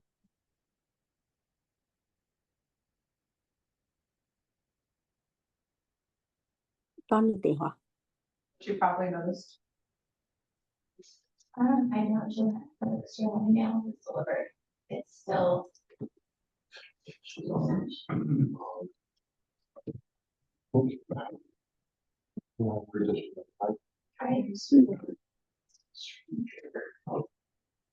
We need more information to deliver it. Yes. 现在开启了我拍了那个照给你啊，叫我的 Not yet. Yes, Madam President, can board members, we can go ahead and put this on another agenda. Because we're not sure that, we are sure that there's still time to deliver it for notification, so. We didn't get it. Oh, let's hear her at your meeting. Yep, okay, sounds good. Let's go to petitioner 5H, Sarita Villigran, C42320 for discussion of possible action. Petitioner is disputing B3154393 and B3544394. Wasn't she the one that Ms. Simmons used? She actually used her camera. Oh, okay. All Yeah. right. Hi. Hi. Okay. Recognize you. Okay, perfect. If you'll raise your right hand, we'll get you sworn in. Thank you.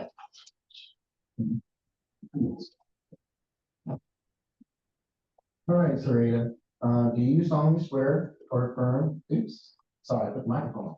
Do you solemnly swear or affirm that the testimony and other evidence you give in this matter shall be the truth, the whole truth, and nothing but the truth under penalty of perjury, which is a category B felony, minimum imprisonment of 1 year, state prison up to 4 years maximum, and addition may include a fine of $5,000?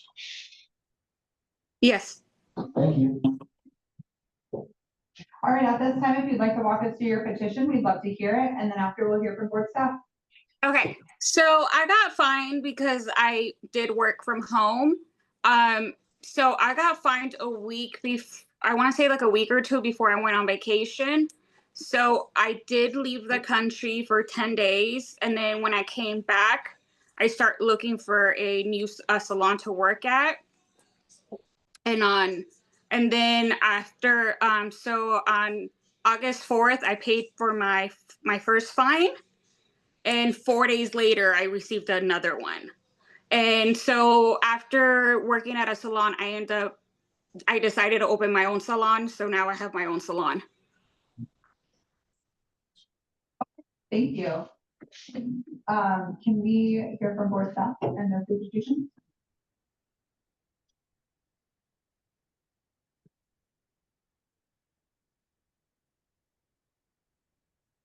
Actually, I'm so sorry. Before you start, can you tell us what you're asking us? What you're asking us to do within your petition? I'm sorry. I just want to be super clear. Okay, so I got fined twice. The first one I paid for, and then I stopped working from home. But as soon as I paid my first fine, I got another fine 4 days later. So I'm appealing the second one. Fine. Okay, thank you. Let's hear from board staff and then we'll come back with more questions, okay? Okay.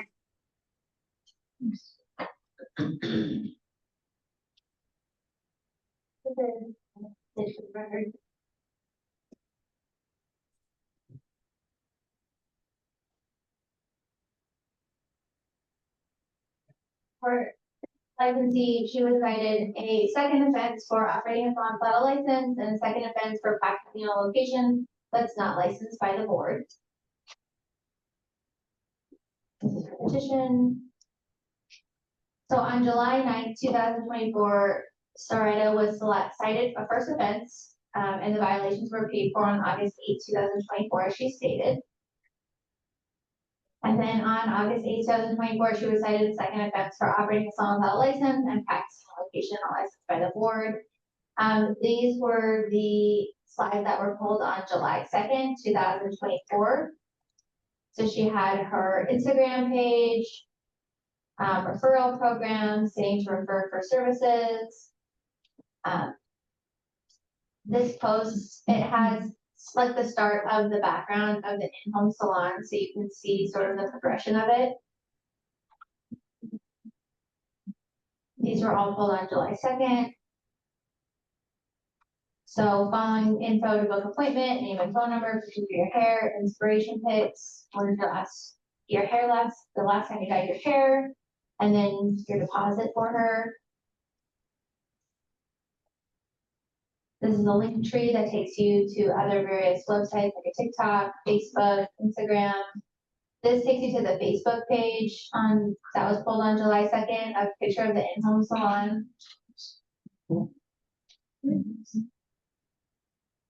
Has an email where you can reach them at, and then the Instagram link as well. We did reach out on July 2nd, 2024, asking for her to provide a work location. We did not receive a response. And then on July 9th, this is another, I believe this is Yelp, the advertisement of the hair studio itself. And then this is like the progression of the salon. So this is the before pictures, before July 9th, this was pulled, and then the after. So she upgraded the floors. And then you can see more of like the inside of the salon itself. So on the TikTok that was posted on July 2nd, 2024, you can see the background of the client before and after that still operates from the room in the previous slides. August 7th, 2024. August 7th.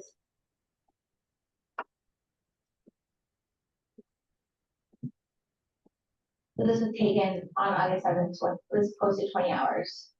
So Purple Strand Beauty Salon, she did submit an application on January 27th, 2025, and she passed her opening inspection on February 13th, 2025. And the salon is in good standing. And this is our last slide. Thank you. Okay.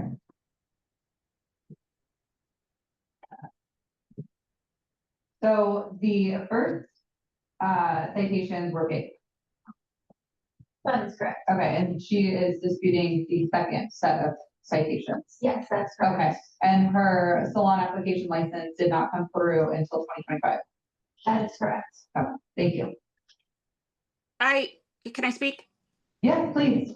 Okay, so I actually submitted it earlier when I actually started opening the salon, and I actually had them come in before I started construction, because I wanted to make sure I knew all the rules and everything before I opened up. So I did somebody, is that my car?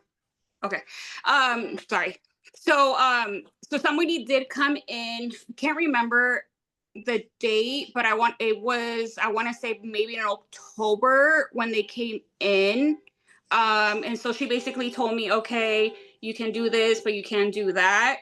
And then she told me once I was done doing everything at the salon to resubmit. So that's when I resubmitted in January when I was basically done. Thank you. So I have proof when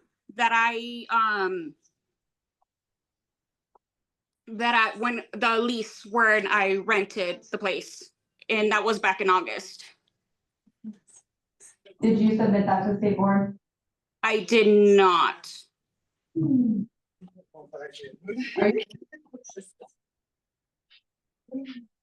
Are you able to email it?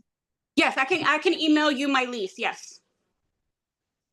Can we do that now? The problem is, let me see if I can find it right now.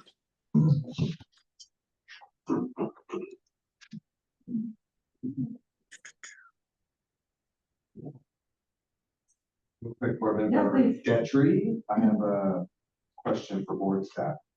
This initial license, 9/16/2024, is that for Purple Strand Beauty Salon for their establishment?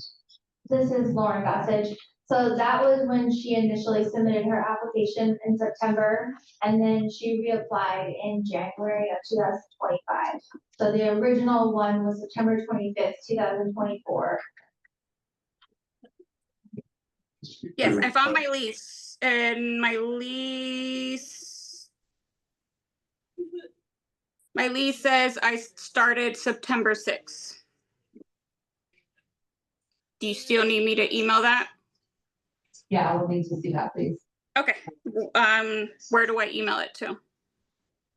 Inspection. Hold on a second. Inspection. NVCosmo.com. NVCosmo? Yes. .com? Yes. Okay, and I want to make sure I'm spelling this correct. INPECTON for inspection? INSPECTION. Hold on. Okay, let's start over. What was that again? I can email you right now, and then you can just respond back. If that's easier. Yes, please. I just don't want to spell it wrong, and I'm not the greatest at spelling. Okay, I'll email you right now. Okay.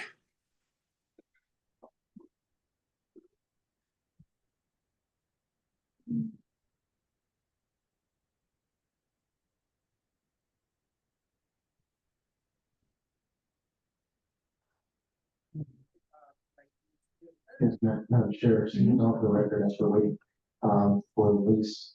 I'm gonna say it's pretty elaborate, in-home, in-home business. That's pretty nice. That's a lot of Very work. high end. Big investment. Wow. And of course, you can operate in the home.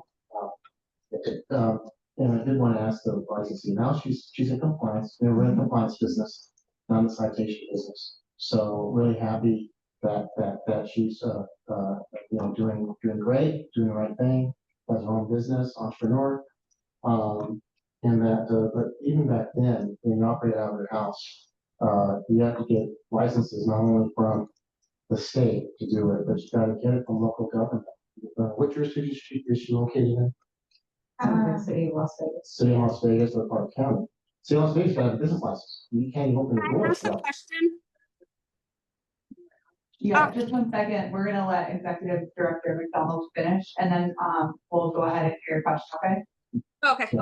So, even local government, I always tell our licensees, if you want to open up a business, right, and you all business owners, have been, that you don't just get a state license or the City of Las Vegas or Clark County business license, you must have both. I tried to give this example of Durango Station down the street from here. That gaming company, Station Casinos, could not open those doors, not unless you had a state gaming license, which is issued by the Gaming Commission, not the Gaming Control Board. Used to be the Gaming Commission. But the thing is that you must also have the City of Las Vegas sign off on it. Fire inspection, building inspection, planning, all these things that the local government requires. You can't open those doors not unless you have both jurisdictions licenses. So people used to think like that, like they go get a gaming license, oh yeah, I open the doors. No, you can't. Because the City of Las Vegas or Clark County business licensing or Henderson business license or Las Vegas, as you all know, you gotta get their license to open those doors. And if you don't have it, you don't have it. You shut the doors closed. And then what they're supposed to do with the licensing is like if they somehow let it slip through and give you a license without you having our state license, you're not supposed to open the doors either. So either one, you must have both. So I'm really glad that Sarita has done, is in business, has her own business, and happy for that. And she passed, and I hope that she's flourishing and she launched. I want to emphasize that, just getting one license doesn't necessarily mean you open the doors. Right. Is she a cosmetologist or does she have, is her license in the same area use? This is Lauren, yes, it is. Okay. So When was she licensed? It was originally licensed. Oh, thank you. So along those lines, I was headed for this, I apologize, I'm sure, is that she's gotten a compliance, she's done the right thing. Yeah, she took it on the chin on the first citation and said, look, okay, I'll pay it, I'm sorry.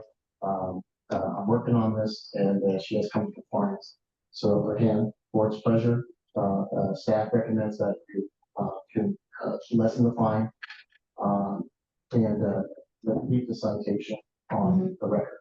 The fine, we have no objection if the board chooses to zero it out for 50%.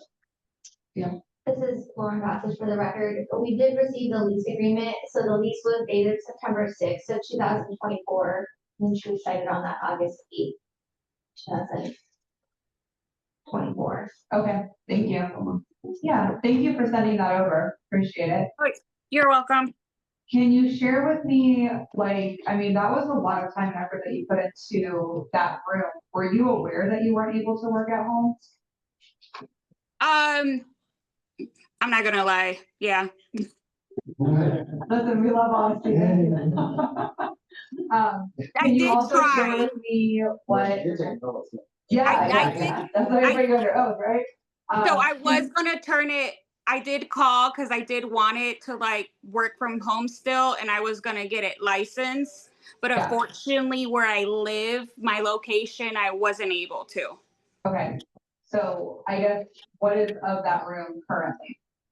Oh, it's in construction. It's actually gonna be a game room for our house now. Yeah. So I can show you obviously you can tell on all my stuff that was there before. You seen the pictures, and I can show you now at this is my salon now. So it's all my same all the same of my stuff now that was in that room. So basically I'm at the salon now. Thank you for sharing that. And thank you for your honesty, honestly, because it's refreshing. How are you feeling, board? I'm feeling that we can keep the situation. Continue with it. What is that? Yeah. Well,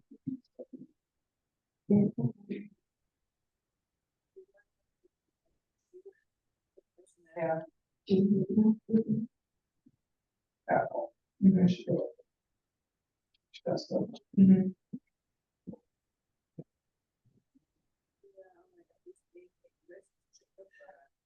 All right, let's do a reduction of the seat. Board members, online, do you have any comments, questions? We're just discussing the staff's recommendation and how we kind of like the idea of doing maybe a reduction. How are your thoughts on that? Do you guys have anything to say? I think the reduction is okay. How much? Or thank you. It's board member Douglas. I'm with you guys on that part. All right, let's go ahead and call for a motion. And board member Harris, I would like to oppose section 4, C-42320, and a reduction in the fine of 50%. It's board member Douglas. I second that motion. All in favor? Aye. Any opposed? Okay, motion carries. Okay, straight up. Again, thank you for your honesty. Thank you for getting into compliance. It's always the goal. We are going to uphold the citation, but we are going to reduce your fees that you owe. Has this been paid yet? Okay. No, I'm not. Thank you. It's I already Okay. paid the first one, so and obviously I can't afford it now. I literally spent $60,000 to open the salon. We definitely feel for you. If you'd like to reach out to the board, I know that they can give you advice for what's needed at this stage, and they can guide you for going next steps. Okay. Okay. Okay. So they'll reach out to you soon, like ASAP. Okay. Okay. Okay. Thank you so much for your time. Thank you. Thank you. All right, let's go to agenda item 5I. We're going to Joey Little and 105662 for discussion and possible action. Petitioner is disputing B3154416 and B3154417. Petitioner Little, are you present?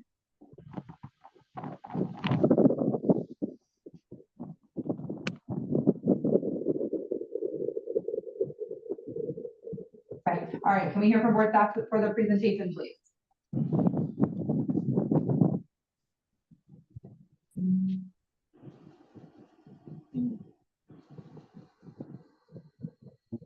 I'm sure she wants to tell us. Perfect, okay.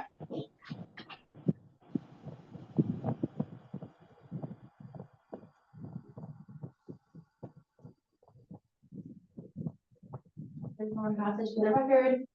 For Little, she is disputing operating a salon without a license, first offense, and practicing a location not licensed by the board, first offense. Petition. She was cited on August 8th of 2024. She was cited on. I need to get over there. Oh my. Can you please make sure to mute your mics, and if it is any board members online, hold the conversations while after the presentation.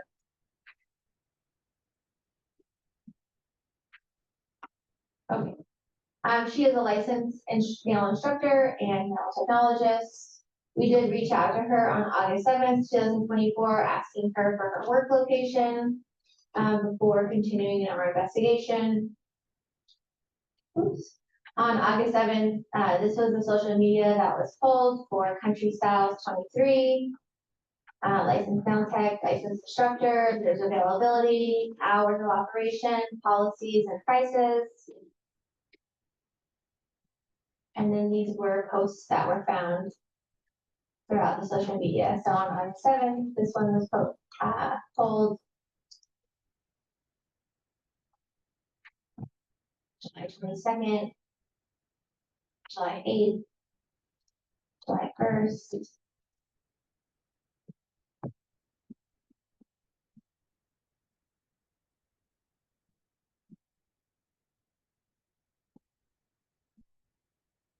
A lot more slides.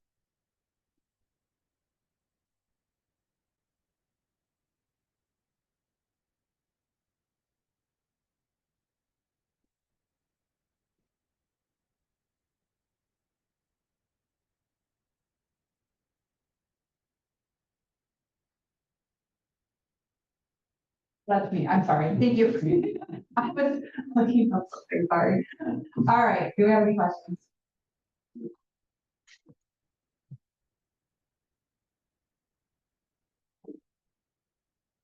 All right. Can we make a motion? For the here, I would like to deny the petition for N105662. Board Member Modena, I second that motion. All in favor? Aye.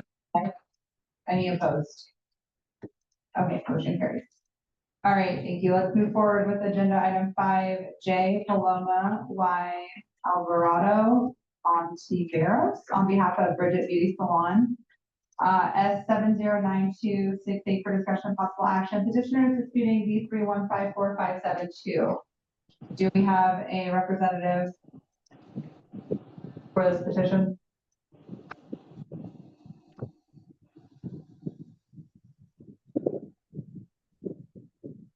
Chair, Yeah. even on the record, same issue, there's a, person out, there's some kind of filter on the email. So if you, you know, table this, it's on another agenda, future agenda. Okay. Let's move down to agenda item 5I. Or sorry, L. Yeah, I'm sorry.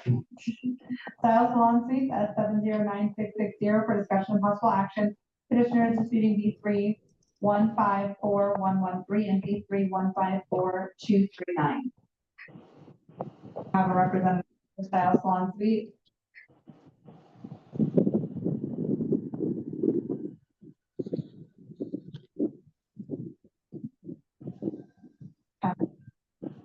They noticed? Okay. Can we hear from board staff for the presentation?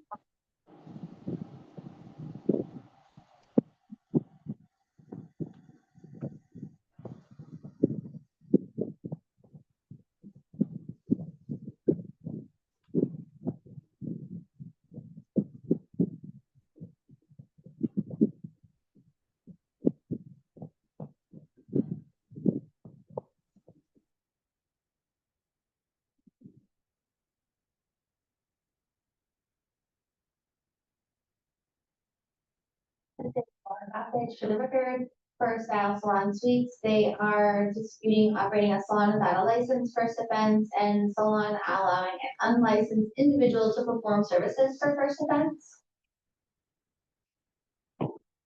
This is their petition. They were issued operating a salon without a license on July 24th, 2024. And on August 1st, 2024, they were cited for allowing an unlicensed individual to perform services. And they were given a warning for operating a salon without a license. So on July 24th, 2024, Style Salon Suites, located at 1820 East Lakeview Boulevard, Suite G, North Las Vegas, 89030, was found open and operating with no establishment license.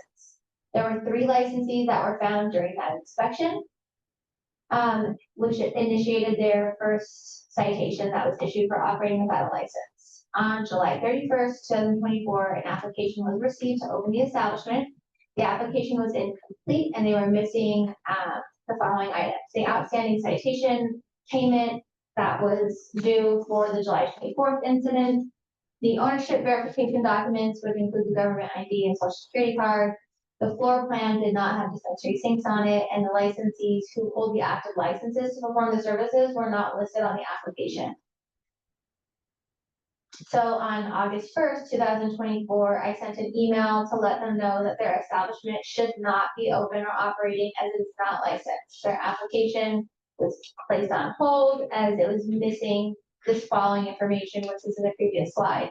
Outstanding citations, owner verification, floor plan, and licensees in charge.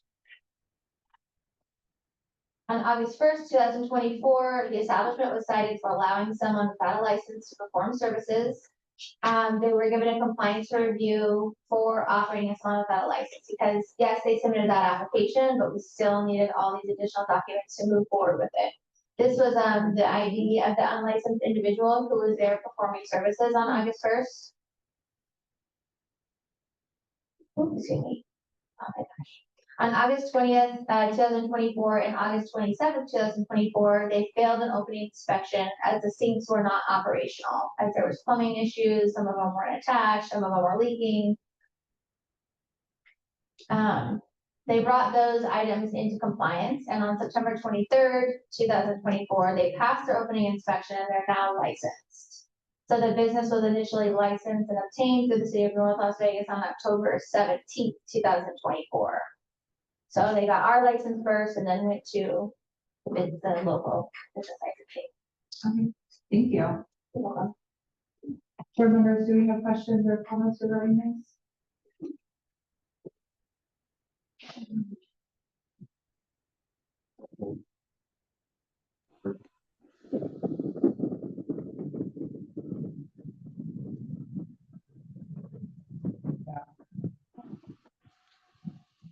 Yeah, the petitioner's letter does state that, you know, she's requesting the citation, I'm sorry, the fine $2,000 worth, prevented them from meeting licensing deadlines. However, they were still able to work, and so, yeah, it's. Call for a motion, please. I think the board member here, I would like to call for a motion for.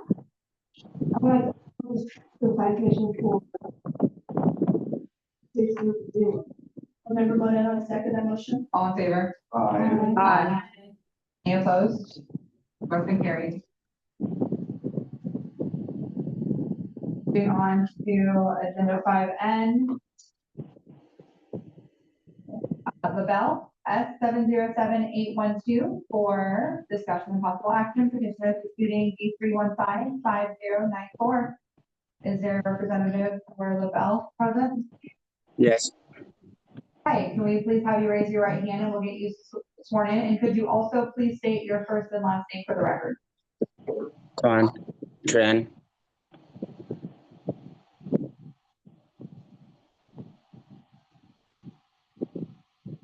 We'll go ahead and have you raise your right hand and get you sworn in. All right, Mr. Tran,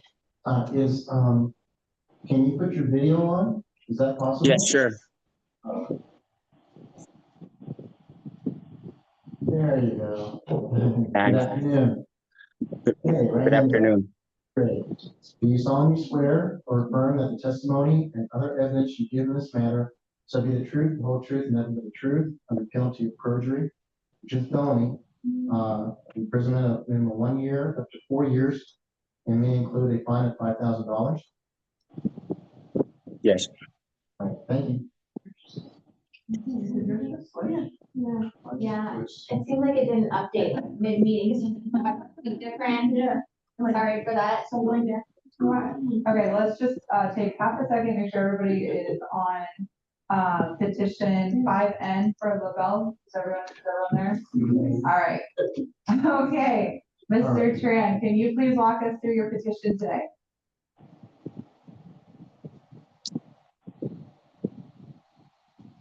yeah, Yeah, so you have the floor, so if you'd like to tell us why you're here. I don't know what I'm here. I just Oh, get you the don't know letter why? and then, All right, okay. All We can go forward with the staff presentation and then we'll come back with questions, okay? Okay. Okay.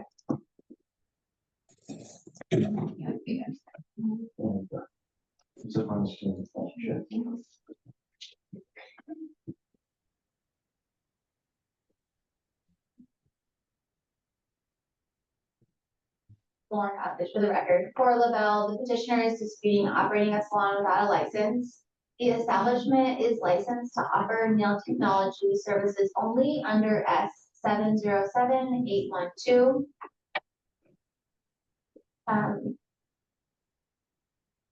This individual, this is the petition that he had submitted stating that he received a citation for the violation that the wax was on. So here's the reason it was on. One of the coworkers did a waxing on her own when she had it turned off to let it cool down and put it away while she was working. She would like to ask to have the citation void dropped. The citation was issued on September 13th, 2024. Because on March 21st, 2024, the owner was advised to provide waxing services, the salon must be licensed for skin services. The owner elected to remove the wax equipment in lieu of adding on the service to the establishment and provided documentation to the inspector of the removal of the wax equipment. So upon inspection, an inspector found the wax pot equipment, notice for waxing customers and waxing implements on premises. The owner must submit a new salon application before September 20th, 2024, or a second offense violation will be issued. Here is September 13th, 2024.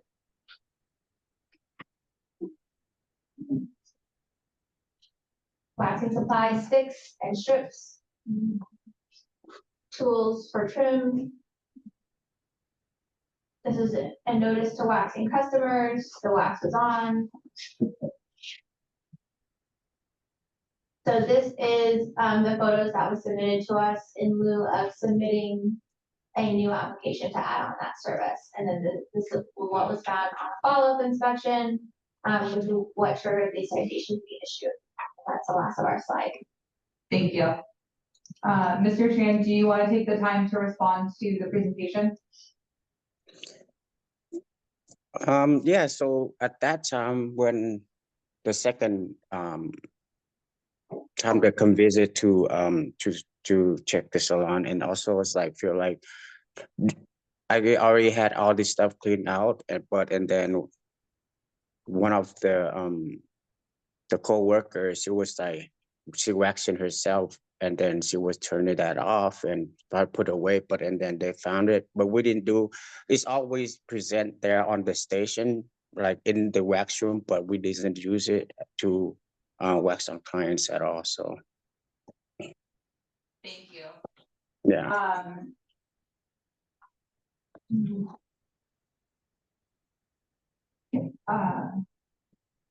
For staff, what is this salon license as?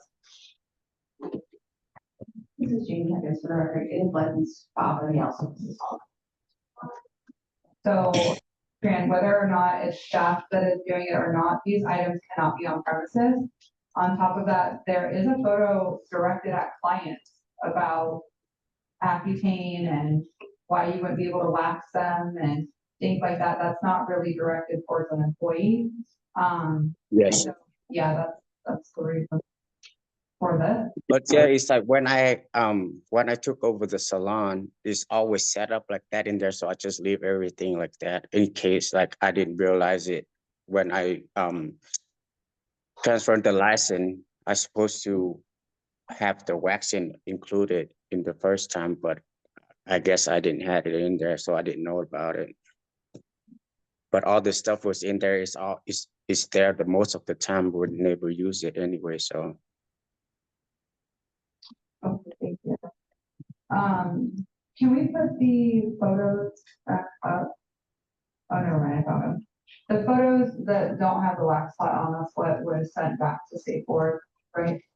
Yes, this is what was sent back to the inspector in lieu of having to submit an application. Sure.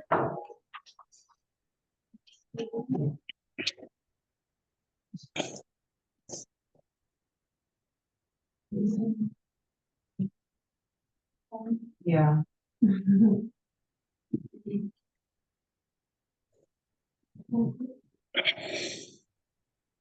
Board member, Moreno. Is the bed in the cabinet still in that room?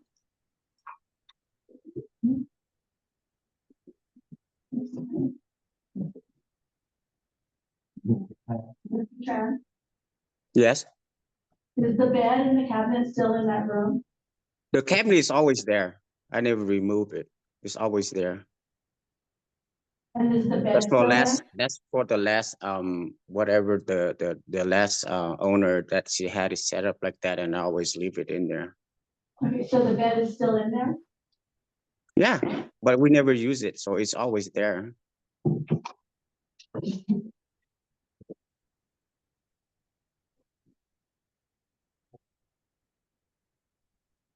Mr. Tran, who is Talia Andrews? Who? Leah Andrew? Leah. Talia. Maybe I'm saying it wrong. Talia.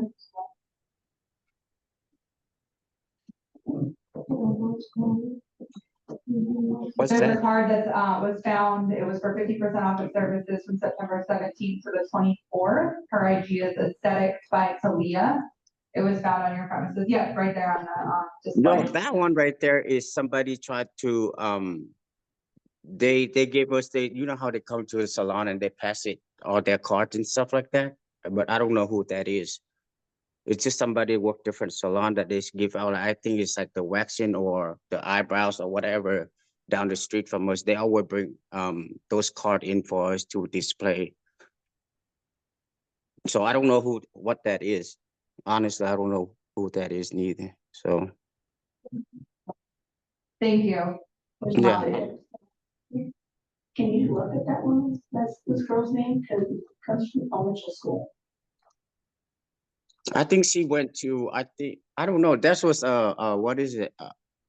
That one hair school next to us, Paul Mitchell. They always bring cards over there and they left it for us to give to our clients for like, To bring you know, them into the school. yeah. So I don't know who that is. Yeah. Also having the sign out on the table there in the room and the pre-cleanse as well as the barbicide jar. Yeah. That's like still not in compliance. That's there is the last owner, she has it there. So I always has it there. I never remove it. So, yeah. Yeah, you're gonna keep getting fined until it's removed. Okay, I get those removed, everything removes already, so. Because it's advertising to clients about a service that is alluded to. Even though the wax pot isn't there, it's still stating those services are, there's a warning to clients regarding those services, and the cleanse is also, a product that is used. Oh, it's over. Oh, everything's still. Oh, I misunderstood. I thought it was just you just removed it. Okay. Yeah, we're gonna need the bed to get out of there too. Emma Moreno, she is, vice president. She should be, what's it, Talia? She is licensed. Yeah.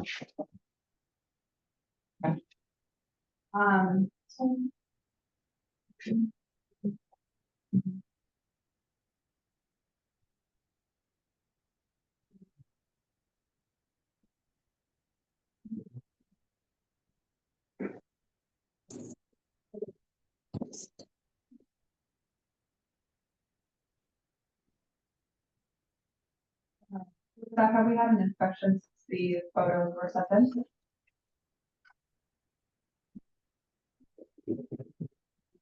Yes, I believe.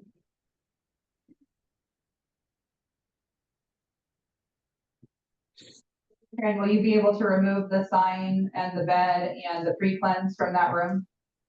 Yes. So it's still there? No, I removed it already. I removed a long time ago.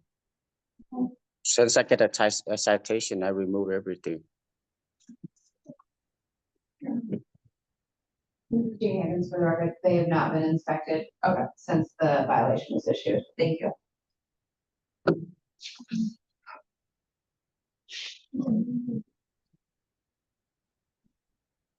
Okay, I'm so sorry. Just one more time for like extra clarification. Is the bed in the room? Yes, the bed is still in there. Okay, thank you. And the items that we mentioned, they're still in there as well. The bed is in there, but every other thing is out of there already. The I sign, just the kept the bed in pre-cleanse, there, yes. the sign and the pre-cleanse are out of there or in there? The what? The sign to the. Yeah, the sign is gone too. Everything is gone in there. So it's just the bed by itself and the cabinet. Thank you for clarifying. Okay. All right. Hey, do you still have the personal care box and the stakes still inside the drawers? Or is it empty? In the cabinet? Yes. These items are still in the drawer? No.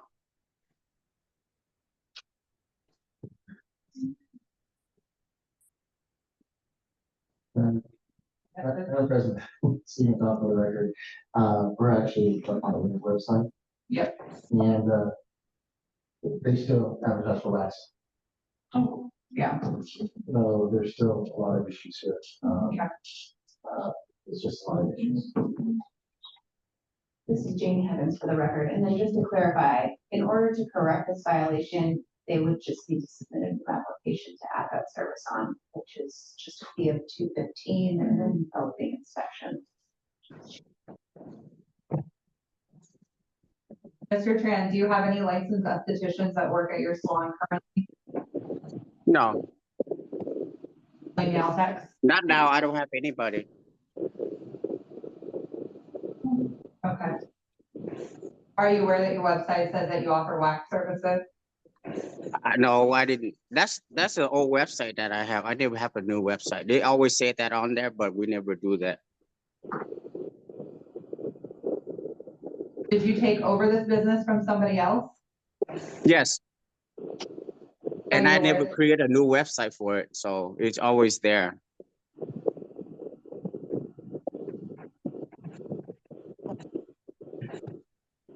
Looking off the records, and I see what the board staff has when we're in the middle of trying to figure out what at location have that show the advertisement.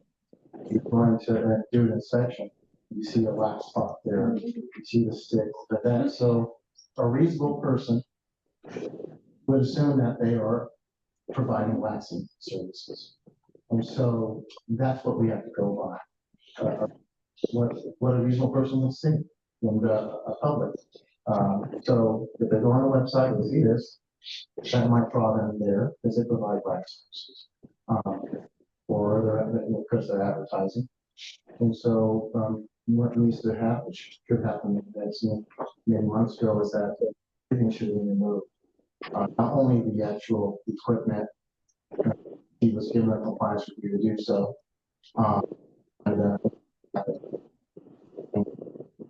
And then they're still advertising right now. So from board staff's perspective, one thing that we could presume is that the services are still being provided. It's really up to Mr. Tran to rebut that. Yeah. Here's the show. Thank you. Board members, do we have any comments, questions, anything else? Okay. No. Oh, yeah. Is that from a board member? Yeah, this is board member Walt. I would say no, I don't have questions. I feel pretty much how you guys do over there. Okay. Let's call for a motion. Board member Harris, I'd like to uphold this petition for S707-812. Can I get a second? Board member Douglas, I second that motion. Thank you. All in favor? Aye. Any opposed? Motion carries. Mr. Tran, we are going to uphold the citation and the fines. We would very strongly encourage you to get in touch with board staff to find a way to get into compliance. There is a very simple way for you to do this, and it would definitely prevent you from being, cited in the future. So reach out to them. They can give you next steps, and I think they'll send an email here after the meeting as well. So you'll have their contact info. Okay. Okay. Okay. Thank you so much. All right, we're gonna move forward with agenda item 5O, April Smith. Sorry. Smith trustees. Smith trustee. Thank you. C33608 for discussion and possible action. Petitioner is disputing D3155188.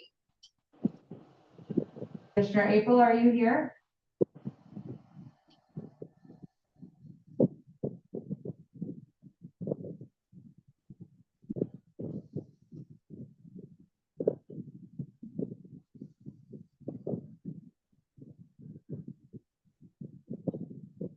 Detailed this as well. Okay. She wasn't noticed. They're still attempting to get the information.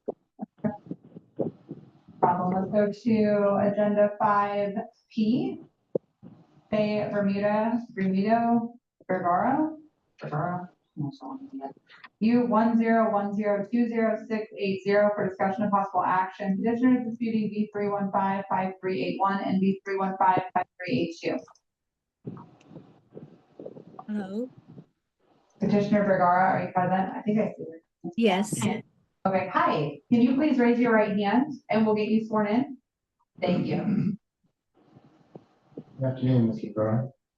Do you solemnly swear or affirm that the testimony and other evidence you give in this matter shall be the truth, whole truth, and nothing but the truth under penalty of perjury, which is a category D felony for imprisonment of up to minimum 1 year in state prison up to maximum 4 years, and in addition may include a fine of $5,000? Yes. Thank you. Thank you. At this time, we'd like to hear about your petition, and then we will ask board staff to present their presentation. Yes, ma'am. So I'm here to dispute the charges against me. So I received the letter September 19 and another letter September 26 about 1,000 fine. And during the alleged letter, I am already actively in search of inquiring to different school in statics here in Nevada because I don't want to bypass the regulations here in Nevada. I own a Medfly in the Philippines, and I also with my Instagram accounts, I do educational and marketing purposes for those videos. So and I request that I hope this will have a negative effect on my future licensing because I will be graduating in static school this July 9.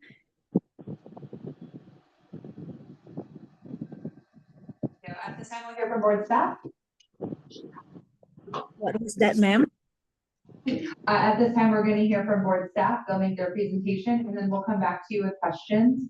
Okay? Thank you. Yep.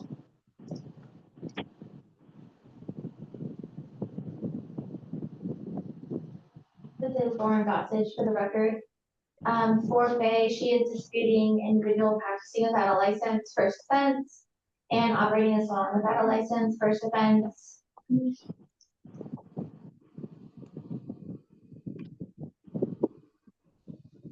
She is an active student. Her enrollment date was January 1st of 2025.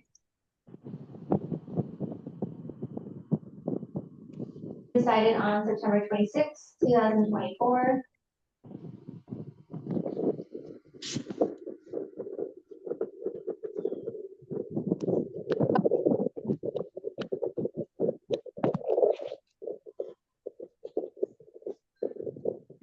Contact information on that website. So I have an email, phone number,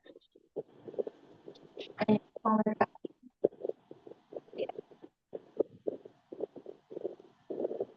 Our registration with the home address and the email address. Service menu. So they have facial, peels, facials, others. You can have treatment.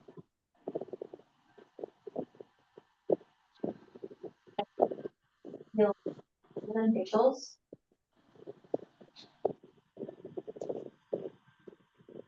This was the booking calendar that was available. It was Monday, October 7th, 2024. You could book service or classic facial.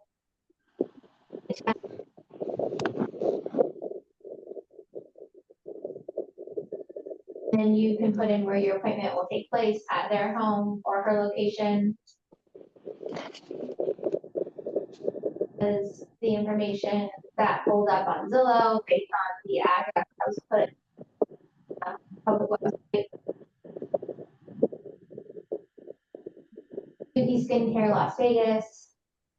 So this is an Instagram page of hers that has various posts of hers posting residents doing facial services.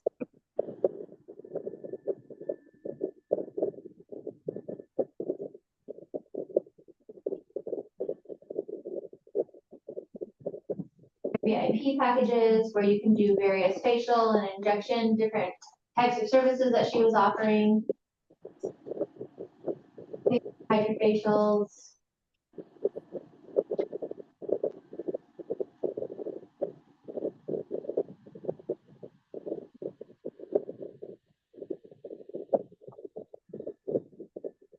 Another image of the income salon. Here's promotion.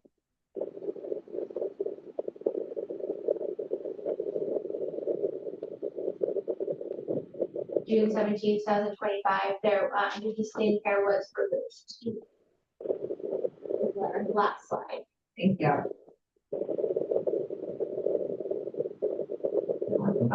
Madam Chair, yeah. we have the, Here's the data. please, just the,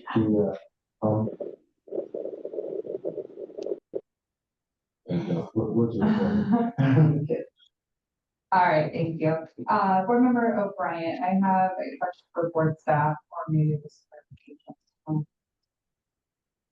At this time, is she still a student? Yes. Okay. Is she for AE? Okay. Is she currently licensed in California? Do we know? Does she apply for reciprocity or anything like that? Not to my knowledge. We just have a school enrollment from January. Okay.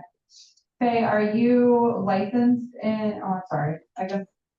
Oh, I read that at San Francisco, my bad. That's Stanford. Huh? Yeah. San Juan City of San Bernardino. I read that at San Francisco, my bad. I'm pretty sure. Okay.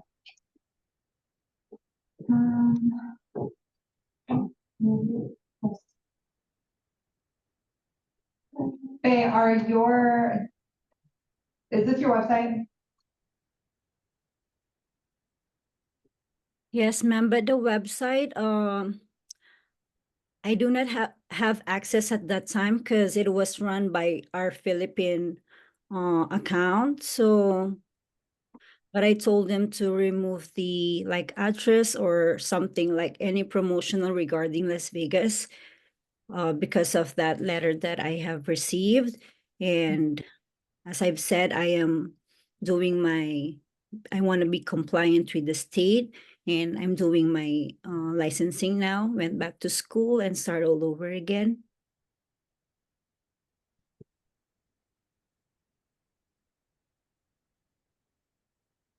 So to clarify, this website is for your Philippines location? Yes, ma'am.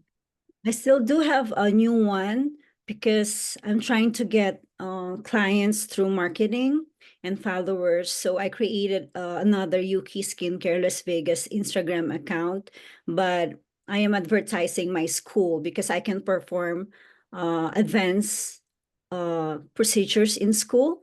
And you can also verify with them because I have consistent clients that I'm bringing into the school because I want to be compliant to the state. And I apologize for any misunderstanding and misleading videos that I have posted before prior to this meeting.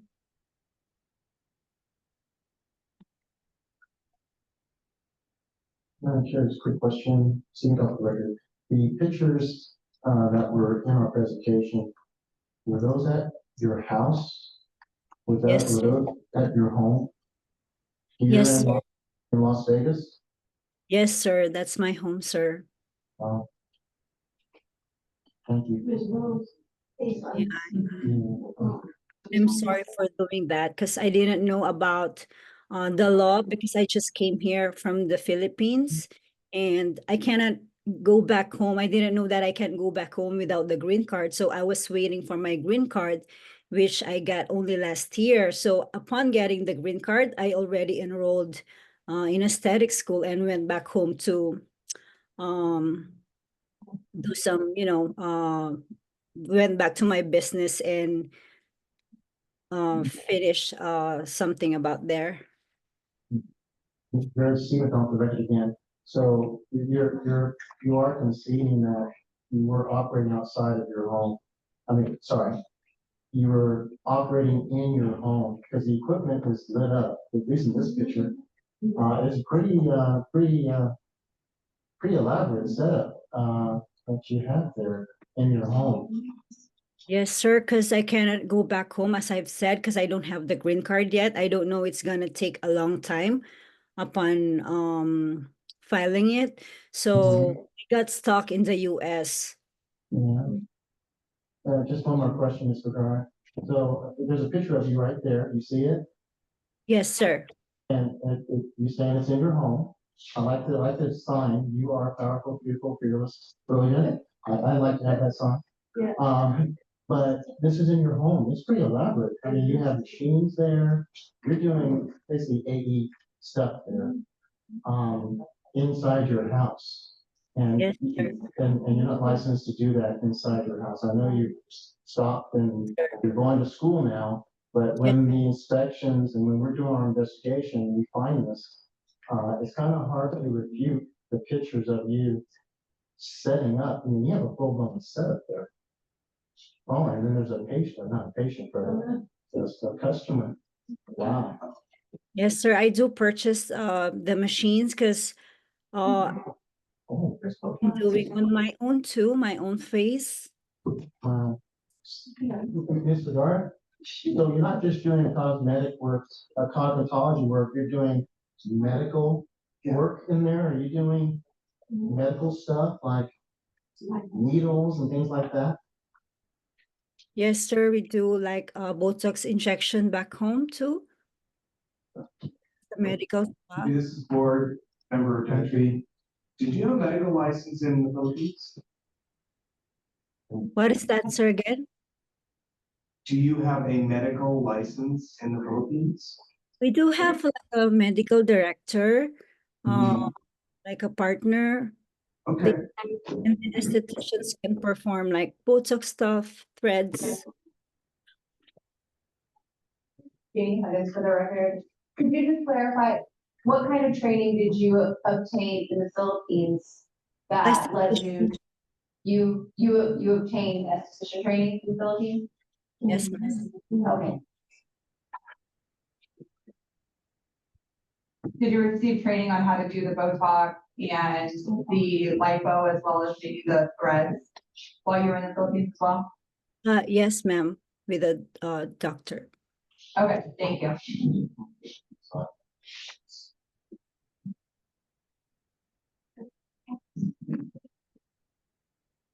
Yes, Madam Chair, Stephen Donald, because again, our board staff is seeing this.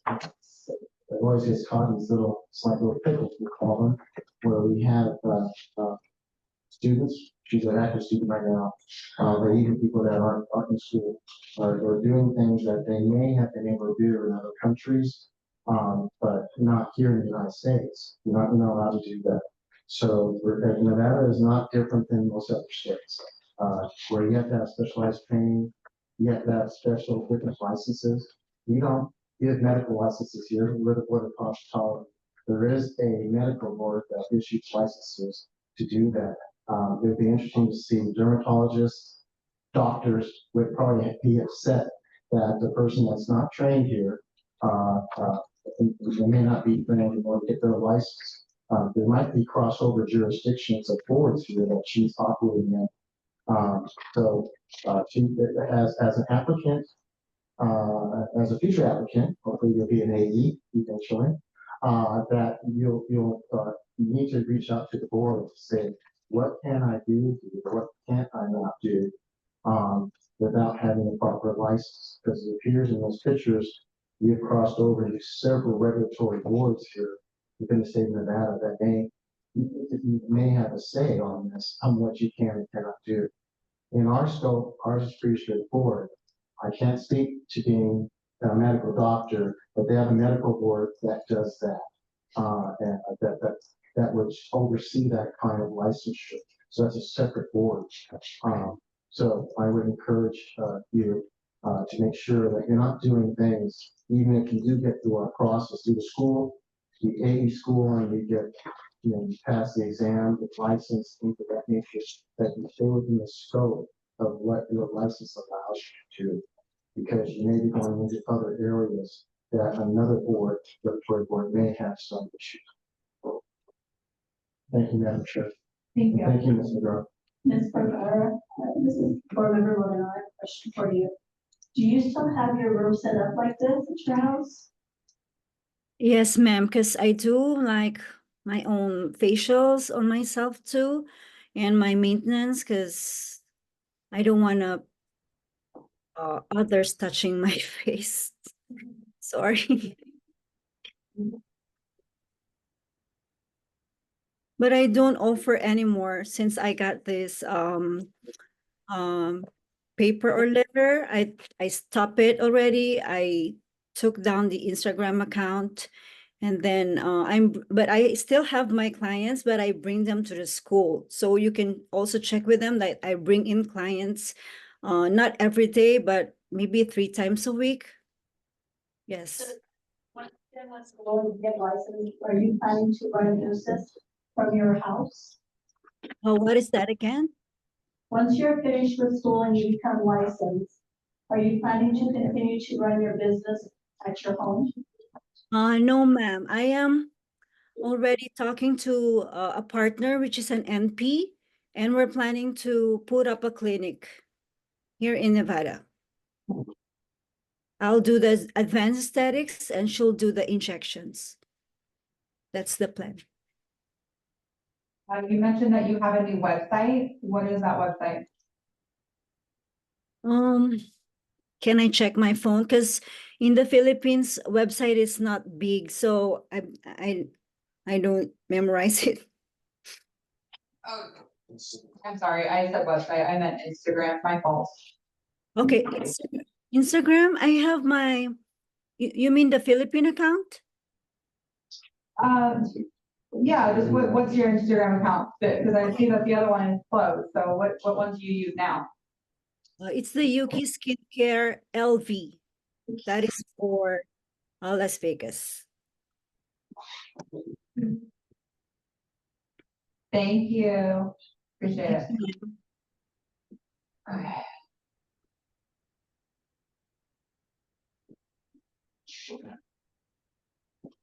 Which school are you going to? Nima. Yeah. Okay. Cool.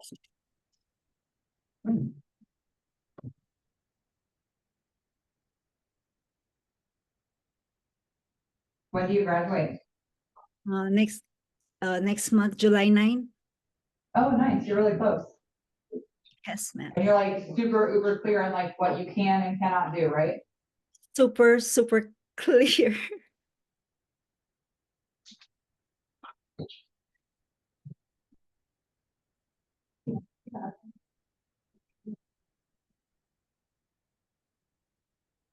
Information for members. Staff recommendation is that she's on the way to compliance. She's in school. I think she's made it very clear that she can't be doing the things that she's been doing in those pictures the Botox, any of that kind of stuff, especially advertising for it. And we want her in compliance. She's on the road there. She's been enrolled since January. Again, staff would recommend, reduce her fine. But keep the citation for her record, so she knows that if it's hit again, it'll be a second or third place. And of course, it ratchets up. And the last thing we can do is also bring her to the court and prepare to have the license. So I think she's on notice that we were kind of all shocked by the pictures. And I know she wants to comply. So we appreciate that. And that is for the location. Thank you. Thank you. Board Member Wold, I appreciate the recommendation, and I think that's fair because I like that she's getting into compliance, about to graduate, and I feel she's taking an initiative. I don't know what you guys are thinking, however.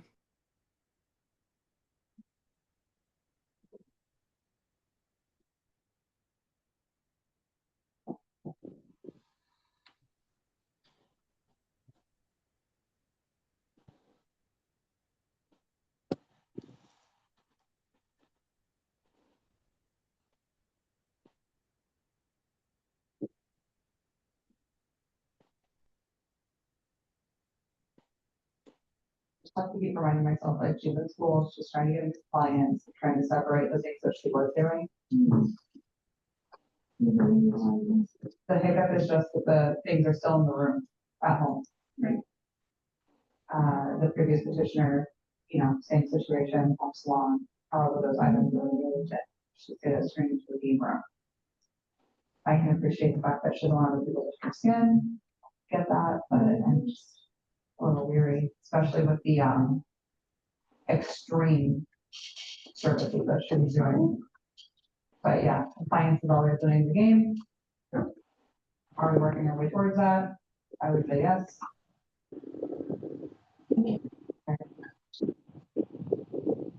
First off, there's been no other things that have been found for this petitioner since enrolling in school. This is Jane Hennis for the record. Nothing that we're aware of. Okay.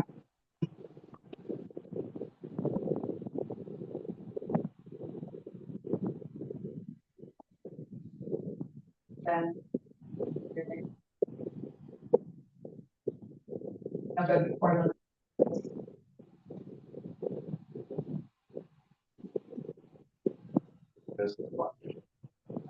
We adjusted the last. yeah, Similar situation. Because the medical. I knew that's the part, but yeah, compliance. So, yeah, you gotta remember that part for sure. School. Okay. Yeah, for sure. And thank you, Executive Director, for, throwing that out. So, I think at this time, unless the board members online have any, anything that they want to add in or any questions, I think we're ready for a motion. Go ahead. Okay, cool. All right, let's go for a motion. Sorry. I think we're done with it, right? We'll do it else. I need to start. Okay.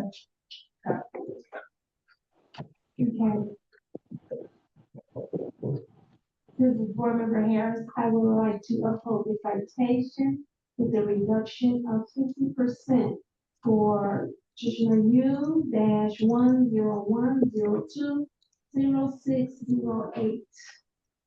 Can I get a Board second? Member Douglas, Board Member Douglas, I second that motion. All in favor? Aye. Any opposed? Motion carries. All right, Faye, we did vote to uphold your citation. However, we are going to reduce your fees by 50%, okay? We appreciate the effort that you went to getting into compliance, that you're in school, you're almost ready to graduate. Just, please, if ever you have a question on whether or not service is allowed here in Nevada, reach out to board staff. They're extremely helpful. They just want, what's best for the public, but also to ensure that you're always aware of, what you can and can't do. So they're always happy to help you.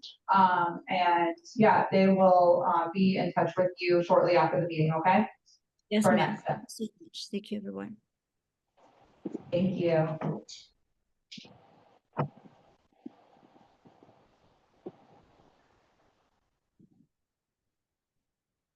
All right, let's go forward with petitioner Q, Lakeisha Lee, H1074 for discussion and possible action. Petitioner is disputing V3155108. Board Member Wold will not be able to participate in this voting. Okay, thank you.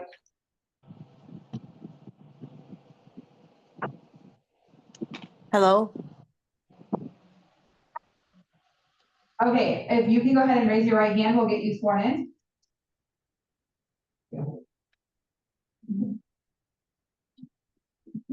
Honestly, Yes. do you have your right hand? I can't see. I can see you. Can you see me? Yes, I can see you there. There's your right hand. I see it. You ready? Okay. Okay, here we go. Do you solemnly swear or affirm the testimony and other evidence you give in this matter shall be the truth, the whole truth, and nothing but the truth, under penalty of perjury, which is a category D felony, and it could be imprisonment or $5,000 fine? Yes. Thank you, ma'am. Okay, so at this time, if you'd like to walk us through your petition, we'd love to hear it. And then after, we will hear from board staff about their presentation, okay? Okay. So on the date of my citation, I received a citation for operating and doing the service without being licensed.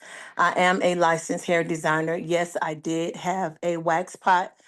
Prior to the inspector coming in, I had waxed my chin and I left, went to go sing at a funeral. I came back and it was brought to my attention from the salon owner that the inspector asked to go into my room. I had a wax pot in my room that I should not have. He stated to her that it was a warning. A couple of hours later, I received a fine of $1,000. Yes, I did have the pot during his inspection. I was not offering the service. I was not doing the service.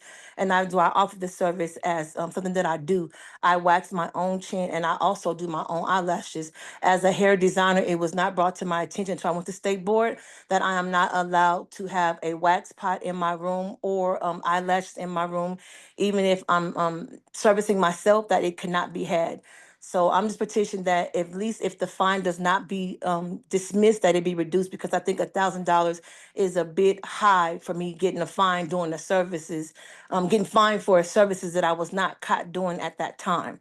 Had I been doing the services, and I would agree to it, but I wasn't even here when the inspector came to inspect the salon. Thank you. At this time, we'll hear from board staff. Madam Chair, to expedite this one matter. Sure. The board staff recommends that you keep the citation, or just you can get rid of the citation as well as the amount, raise the $1,000 fine in this particular case, because she definitely understands now, and she wasn't there and she wasn't providing services, but she understands now that she shouldn't do that. And so we, based upon that, based on our own assessment of this citation, we're going to recommend that the citation as well as the fee be waived. Thank you.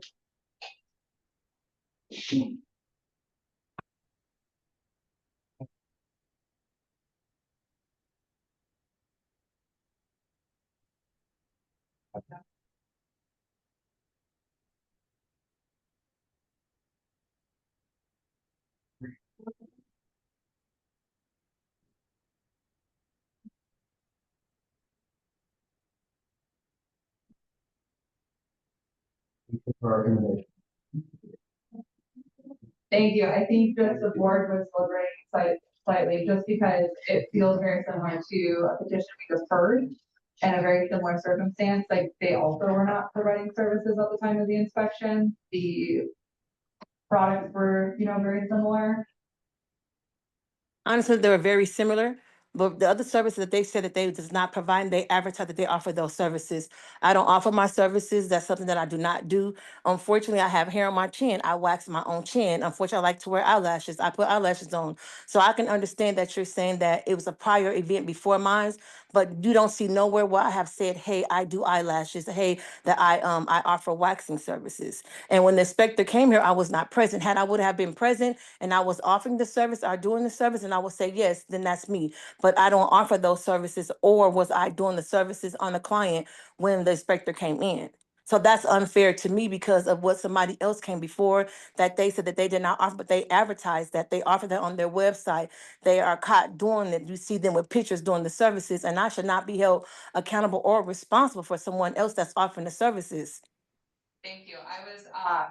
Yes, I was actually just asking board staff on how we handle that precedent. We actually agree with you. You're not advertising. So sorry for that miscommunication. I just wasn't really, that wasn't directed to you. It was directed towards them. So sorry that you got upset by that. I did not want that to happen. Madam Chair and board members, Ms. Lee, we definitely agree with you that based upon our past, we give warnings. And this one jumped to this effective. So we have to Got it. And so she understands that she can't do that. And that's why board staff recommends to the board members to go to rescind the citation as well as the fine if they have her record. So Ms. Thank Lee, you very much. yeah, Ms.Lee, you're winning. You gotta know when you're winning. Don't talk anymore. Thank you very much. I greatly appreciate it. And thank you for clarifying, Secretary Director. We appreciate that. Thank you very much. What do we do? Yeah. Board member. Yeah, red boxes and everything. Yeah. If she's just fixing herself, that's a lot of debris and not just for herself. Yeah. And that's why we do it. Yeah. But it should have been a warning at first instead of jumping to the citation. I don't issue the warning first. But I mean, at this point, we can offer this additionally and say, that we can rescind the citation and fee, but that it's mandatory to remove the pot and the lashes. Okay. Yep. Yeah. And I can just change it to a one. Okay. Okay. Great. That'll be fine.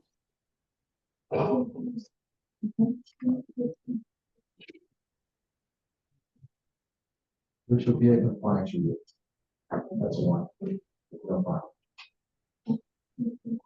Oh, can I make a motion? Make the motion, please. I thought you meant more about the verbiage. Okay.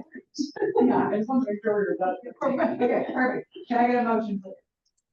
Yes, this is Board Member Harris. I would like to rescind the citation class H-1074 with addition to the removal of the wax pot and lashes.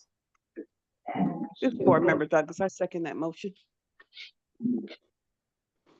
Yeah. And just make it a five to a one. Okay. Retract. This is Board Member Harris. This is to rescind the citation H-1074 with the removal of the wax pot and the lashes and to issue this as a warning. Can I get a second? Board Member Douglas, I second that motion. All in favor? Aye. Aye. Any opposed? Okay, motion carried. Okay, Petitioner Lee, we did agree to remove the citation and the fines for you. We did just change that over to a compliance review. We do want you to remove the wax pot and the lashes from your area. They shouldn't be there. But it's our understanding that you've already spoken with board staff and that you understand how to get into compliance. So as long as you do that, that's all that we asked, okay? Thank you very much for your time. Everyone have a good night. You're welcome. Thank you for your time. Thank you.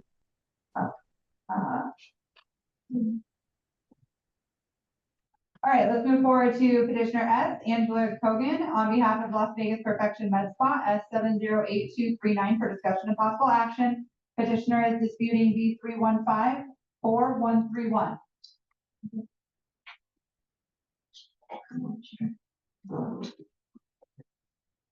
All right, is there a Petitioner Kogan available?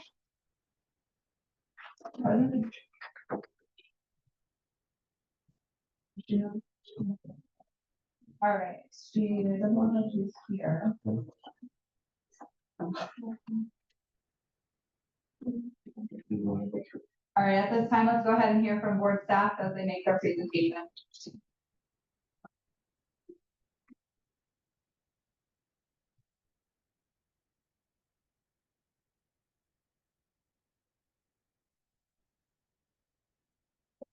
message for the record. For the matter of Las Vegas Perfection Med Spa, they are disputing allowing an unlicensed individual to perform services, specifically aesthetic services performed by an unlicensed individual's first offense, $1,000. They were cited on July 25th of 2024. These are photos from an on-site inspection on July 25th, 2024, showing the booking system that they had.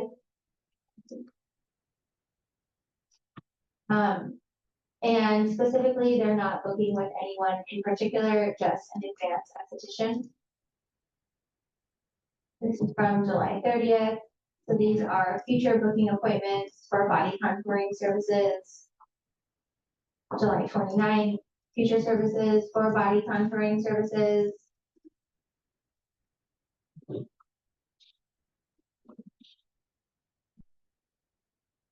Another page of the body contouring services. This was previous in the month on July 10th for body contouring services. During the July 25th, 2024 inspection at Las Vegas Perfection Med Spa, it was noted that only a licensed esthetician and a nurse practitioner were currently working there. So at the time that these photos were taken of those bookings, there was no advanced esthetician currently employed at the establishment. The esthetician at the time of the investigation was Fernanda Soloranzo, with license number A44243, who was performing just facial services. The nurse practitioner, Andre Plot, confirmed that he does not provide laser or body contouring services. So the booking system that was observed and noted that the establishment booked services under the name Advanced Aesthetics has bookings for body contouring services. When our inspector inquired who performs the body contouring services, the name that was provided was Angela Kogan, which is the owner of Las Vegas Perfection. Thank you.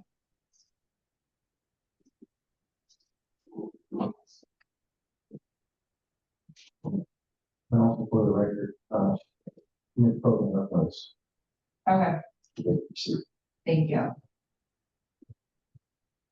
Board member Deidre, does Ms. Kogan have an advanced license? This is Jane Evans for the record. No, she does not hold any license that we're aware of. Other than the establishment license? My apologies, yes. Okay. Any individual license, so not an advanced institution or an exempt healthcare professional. Who is the licensee in charge? This is Jamie Evans for the record. I believe at that time, the licensing in charge was the Fernanda, correct, just the regular esthetician.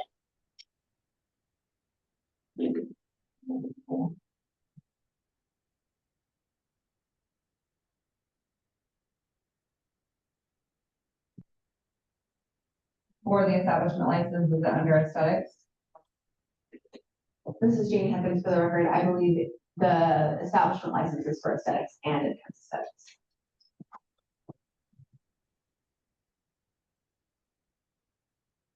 Was there a person for that, the advanced aesthetics at one point? This is Lauren Bassett for the record. Yes, when they were originally initially opened, they did have a licensee advanced esthetician in charge, and then they weren't employed at the time of that inspection. Okay, thank you. Okay.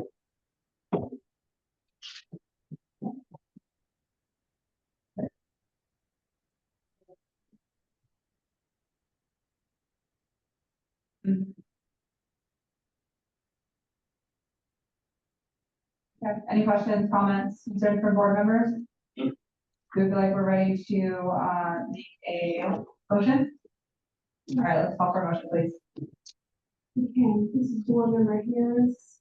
I would like to oppose the citation for S7083. Board member Bonet, I second that motion. All in favor? Aye. Any opposed? All right, motion carries. All right, let's move forward to petitioner T. Zerong Yi, SH 50282 for discussion and possible action. Petitioner disputing D 3153900.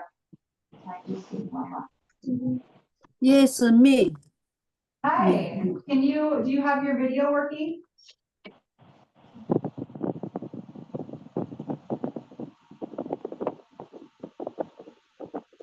If you're able to, will you be able to turn on your video? Hello.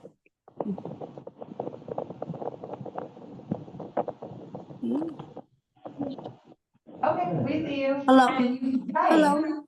Can you put your right hand up? Hold on. I need change. No problem. Hold on, need a translator online.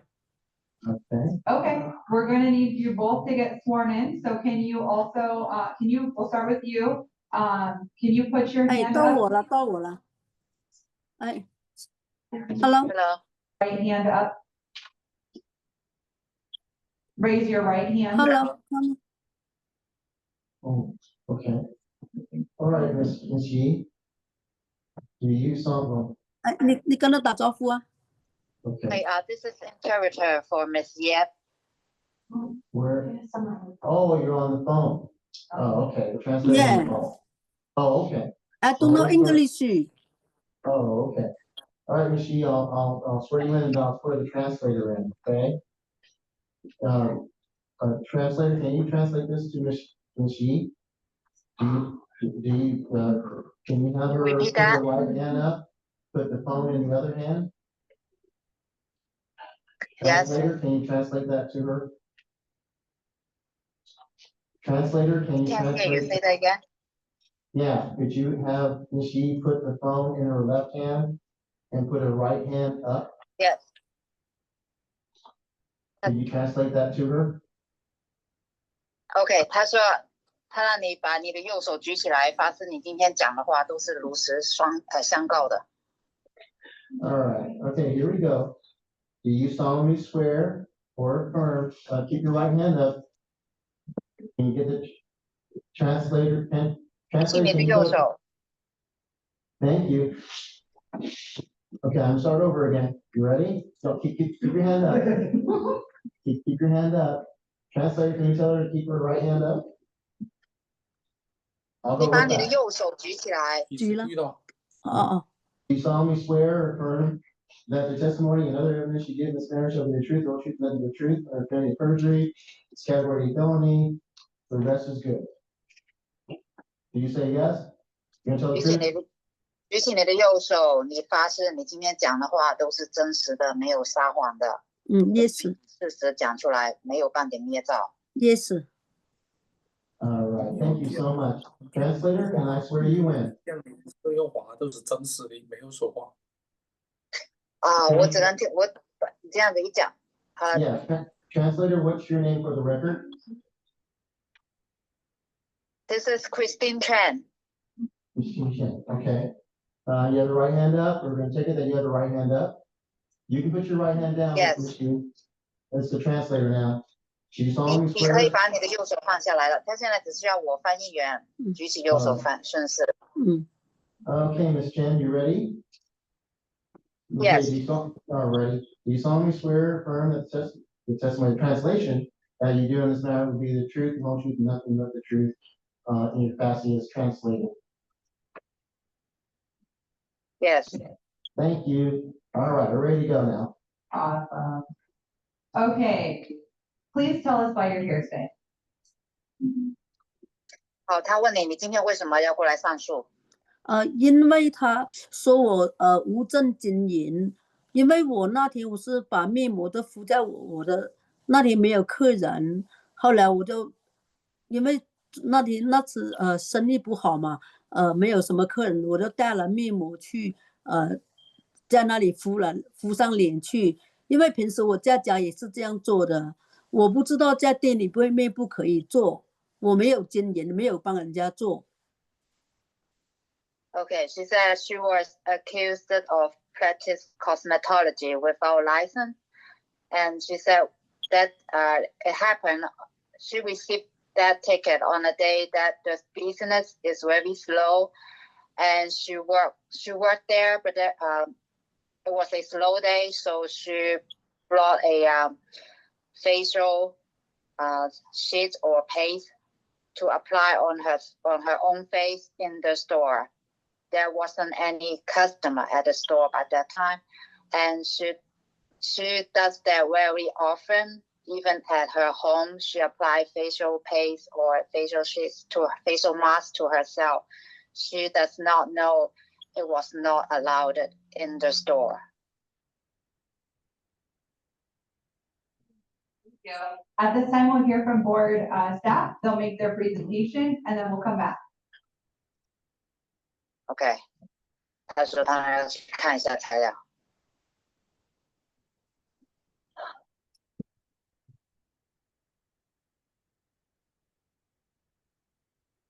我只是自己做，没有帮客人做。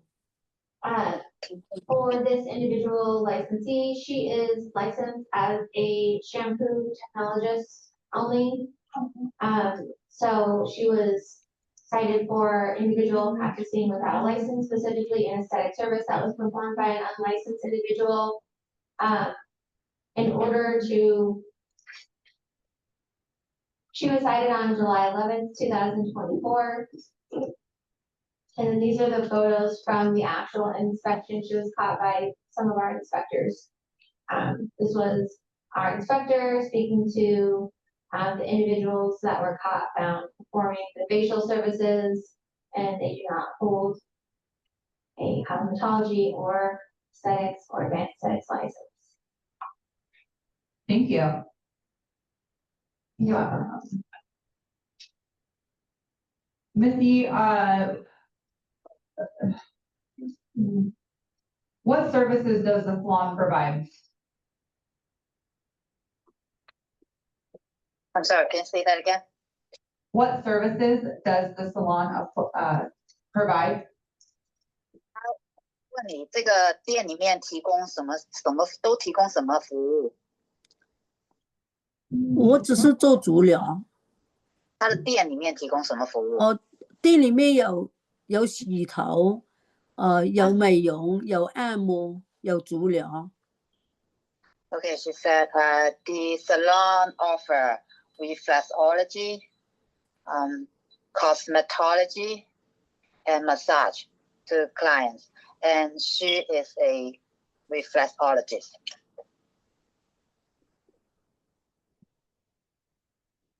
Thank you. Board staff, can we verify that? This is Lauren Bassett for the record. The establishment offers skin services and hair care services. Is there a license with that? Thank you. And what do we have for licensure for Miss Lee? She is a licensed shampoo technologist. This is Janie Evans for the record. At the time that this violation was issued, this individual did not have a license with us. She was pending licensure as a shampoo technologist. Okay.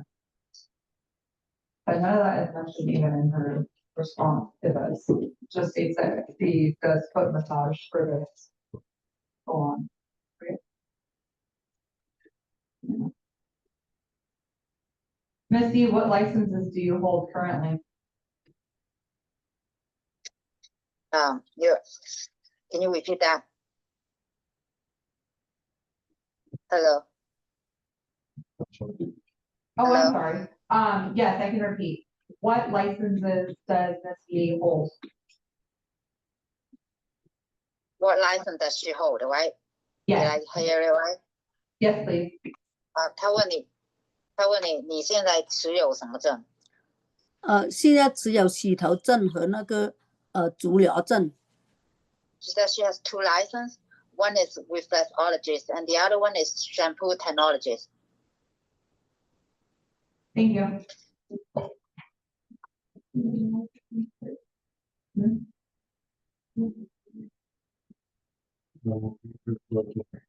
Thank you.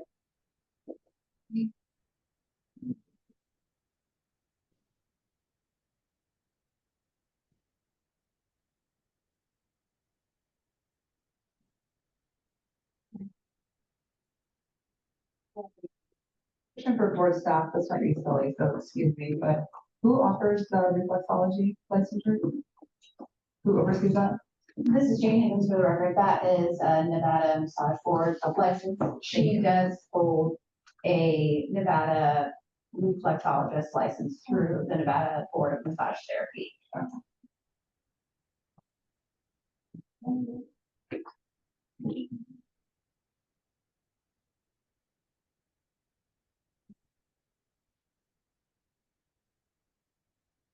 And at the time of this inspection occurred, board staff, she was not licensed? That is correct. Okay. This is Jane Higgins for the record. To be more clear, she was not licensed with us at the time. Thank you.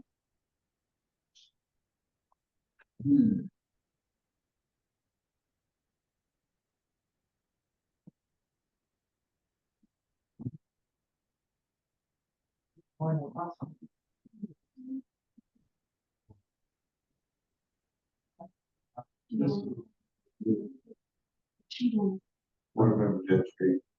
So the question here is compliance with licensing for, she's doing a facial on herself. Or is she? Yeah. There were no other clients in This is Jane Higgins for the record. I don't know if we can confirm whether or not there were other clients in that particular business. That particular business has many rooms, many little alcoves. We have a lot of issues with unlicensed activity at that particular business, which is why there were so many inspectors there that day.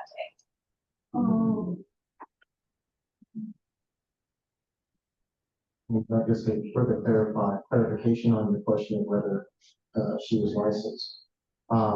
She wasn't licensed then, but even with her current license, she can't do the things that, at least under her scope of practice, which is strength technology, do the facials, all that kind of stuff. Right. So, Or the remote, they don't offer facial scripts. This is Jane Higgins for the record. They are licensed for that service. Oh, yes.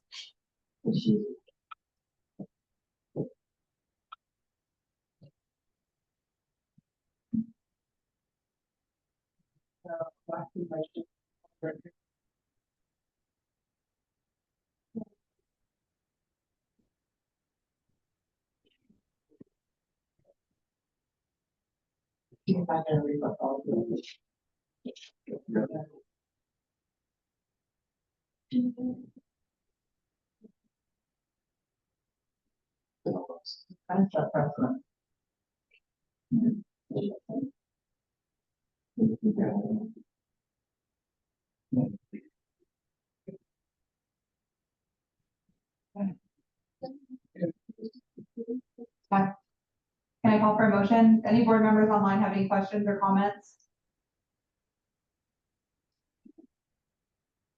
All right, let's call for a motion. This is Board Member Harris. I would like to call for a motion to uphold the citations for SH-50282 and reduce the fine by 50%. Can I get a second? Board Member Moreno, I second that. motion. All in favor? Aye. Aye. Any opposed? Okay, motion carries. Okay, Ms. Yee, we are going to uphold your citation, but we're going to reduce your fine by 50%. Can we have that 他 transfer? 说，他给你那个，他给你减掉那个罚款的数额啊，how many percent again？ 50%. 就他说给你减掉一半， OK，你有什么要讲？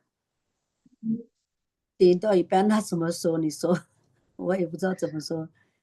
减一半，因为他知道多少钱吗？那不是500咯，如果减到一半。She said, is it gonna be like 500? Yes. 是吗？因为我不是没有帮客人做，我只是自己做啊。Okay, she asked, she still have to pay the fine. Am I correct? Yes, 可以少一点$500. 吗？ It 预 would 算 be 可以少一点吗？我只是自己做，我没有我做。听不见他讲话。你说可以少一点吗？我也没有给客人做，你说。 She said, could you reduce the fine amount because she did not practice cosmetology on client. She's just applying a facial mask to herself. The $500 is the fee reduction. It was $1,000. We reduced it to 500.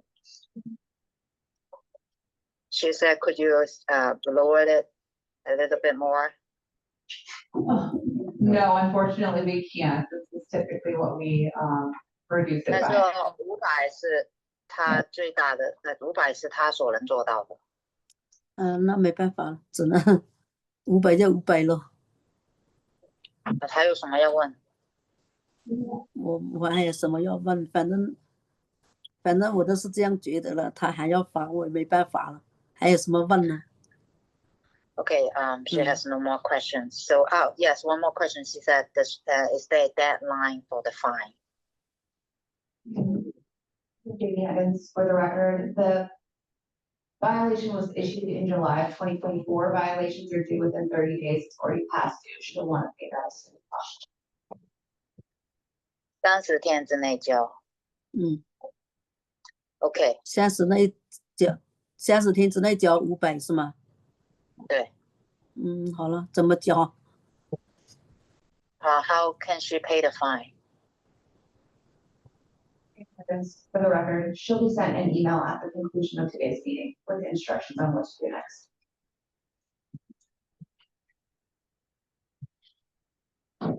Okay, thank you so much. Look for the email, okay?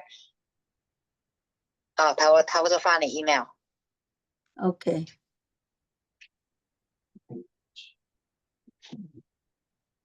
Okay, thank you. OK, thank you. Thank you. Okay, let's go down to petitioner U, Alanique Carter, HB 704-962 for discussion of possible action. Petitioner is disputing the 3156187. Petitioner Carter, are you present?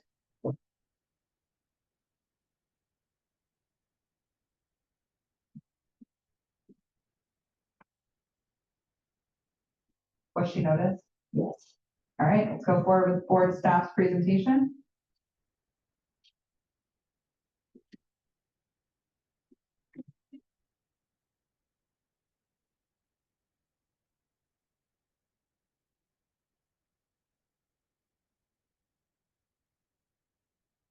Warrant passage for the record. For Ellie Hunter, she was cited for practicing without license, $1,000 first offense. The goddess effect has been found offering and advertising for services beyond the scope of practice of their hair braiding and makeup registration. The service includes billable services, hair cutting, coloring, relaxing treatments, and facials. She was cited on November 7, 2024. On December 6, 2023, Alanique Carter was given a warning to obtain her initial license as she was found practicing without a license after she passed her initial braiding exam. Her initial license was purchased on December 7, 2023. On October 3, 2024, Alanique Carter was given a warning as hot tools were found in her room during an inspection. It was given until October 31st, 2024 to remove them. On November 7th, 2024, Alanique Carter was issued a citation for practicing without a license as she provides services that are outside the scope of her hair braider license. So this is just a hair braider that's defined in the NRS, but it doesn't include the use of penetrating chemical hair treatments, hair coloring agents, chemical hair straightening agents, chemical hair joining agents, permanent wave, styling, or chemical bleaching agents applied to growing human hair. The cutting of growing human hair, except the term includes the trimming of hair extensions or sew-in weft extensions, only is applicable to the braiding process or any other activity set forth in the definition of cosmetologist pursuant to NRS 644A 030, other than the activities expressly set forth in subsection 1 and 2, which is hair braiding defined. This is cosmetologist defined. Gives you scope of practice. Alameda Carter, she's a hair braider that was found in the A-Buzz Salon Suites.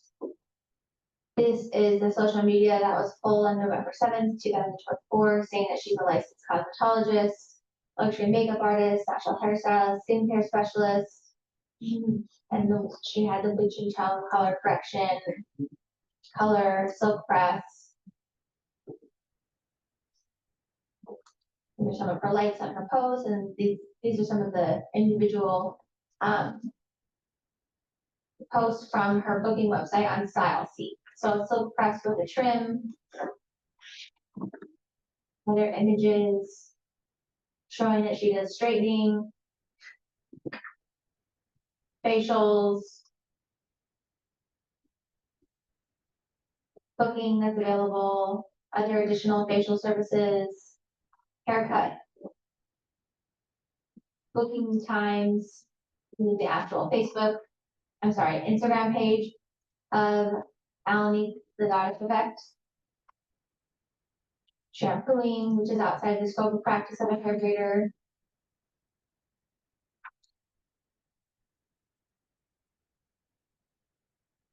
Image of her straightening using hot tools, cutting the hair, coloring, shampooing.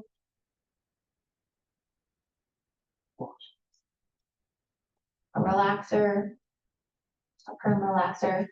And this is the last of our slides that we have for her.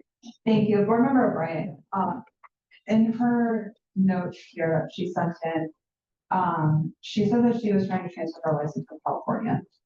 Can we, A, clarify that, and B, what license does she hold there? This is Jane Higgins for the record. She holds no license in California. California does not regulate braiding the same way that we do, so they are not required to hold braiding licenses in California.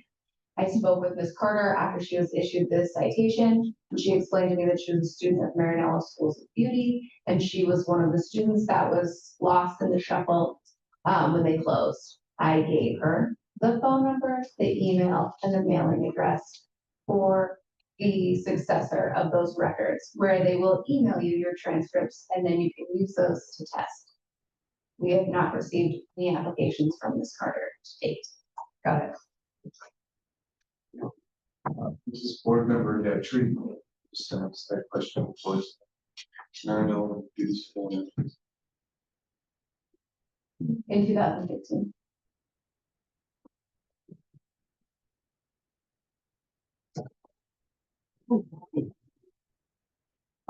It was 1950, I went with it.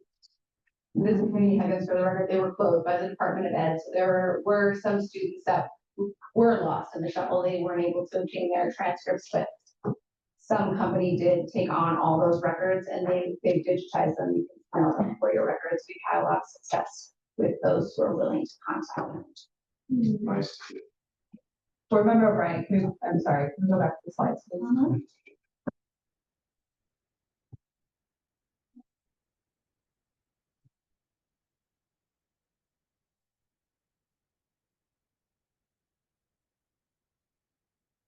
Specifically of the work.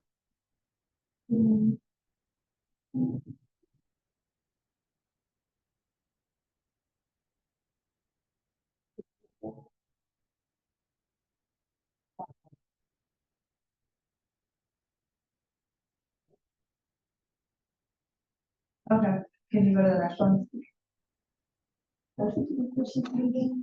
Huh?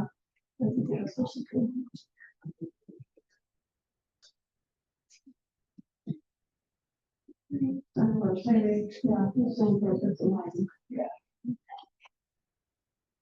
Yeah, okay, whatever this is.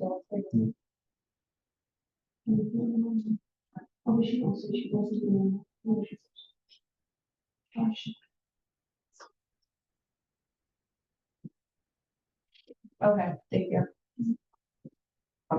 Board member Tree, she does not hold the cosmetology license. This is Jane Higgins for the record. No, she has no license.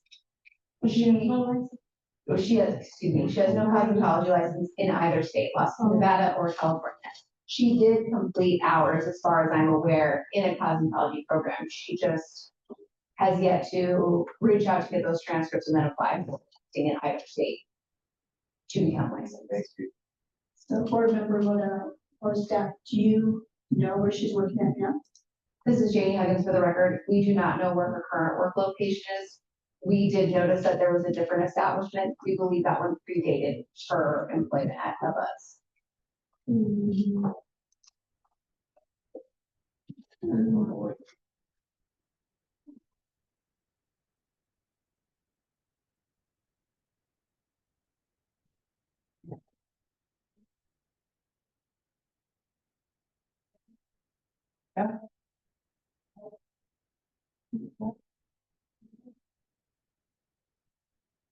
No, the rebuttal that we have would be from her statement back, and it's not valid for distribution knowledge. So it doesn't matter what transcript she sends over, it's not going to be valid for cosmetology services.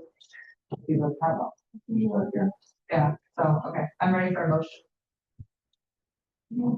Board member Harris, I would like to uphold the citation for HB 704962. Can I get a second? Board member Bonetto, I second that motion. All in favor? Aye. Any opposed? All right, motion carries. All right, let's move down to petitioner W, Giselle Guto, U1010207769 for discussion of possible action. Petitioner is disputing B31566607 and 08, B316036 and 87. Good morning. All right, do we have a representative for this petitioner, please? Oh, I see her. Okay, yeah. Hi, can you raise your right hand? We'll get you sworn in. And then also, let's just make sure she's unmuted. Perfect. All right. Good afternoon, Giselle. Do you solemnly swear or affirm that the testimony and other evidence you give in this matter shall be the truth, the whole truth, and nothing but the truth, under penalty of perjury, which is a category D felony, and may include fines? Yes. Thank you. Okay, why don't you go ahead and start by telling us why we're here today, why you're here today. Okay, I'm here today because I did receive multiple notices to my, well, not my home address anymore. I don't live there anymore, but I did receive multiple, and then I also received so I received the first notice. It was just a notice basically saying I cannot, I don't have a license to do nails, that I was operating it in my home, which I was not. I do not have a license. I did not, how do I say, I didn't offer services for money, but I do have citations saying that I know who reported me. The person did not like me. We did not get along. And when I first got the first notice, I did try to get into the first meeting that I was able to get into. I tried to get on the agenda. I wasn't able to, and I wasn't able to speak to anyone. I did already make a payment to one of the bills because I wasn't sure if I should or should not. And I just wanted to see if there was any way that I could get an appeal or get the amount lowered. I do not have a job at the moment. I am looking for school to get my license to do nails. I don't have a stable home. So even if I were to say, like, whoever is why I'm getting these notices, like, even if I were to say that I was doing that, I don't even have a set place or desk or any of that to be able to give those services. Thank you. At this time, we'll hear from board staff and see their presentation, and then we'll come back to you, okay? Okay, thank you. To the left.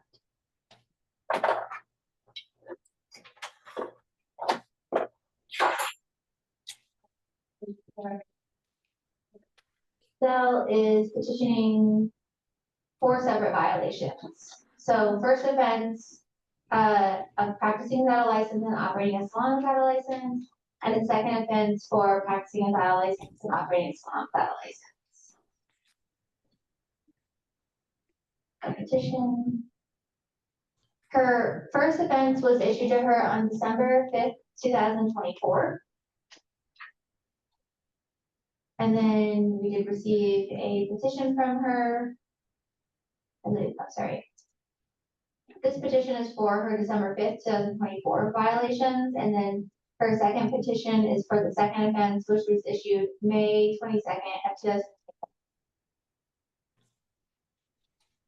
This is the petitioner supporting documents that she has sent in with her petition. This is the original post from the citation that was issued on December 5th, 2024. These are the slides that were initially pulled for Judy's nail bar. There's a home-based nail tech and DM'd a book. She had her booking calendar open for November 2024, information on full sets, pricing, policies, additional pricing that was posted on the individual Instagram itself.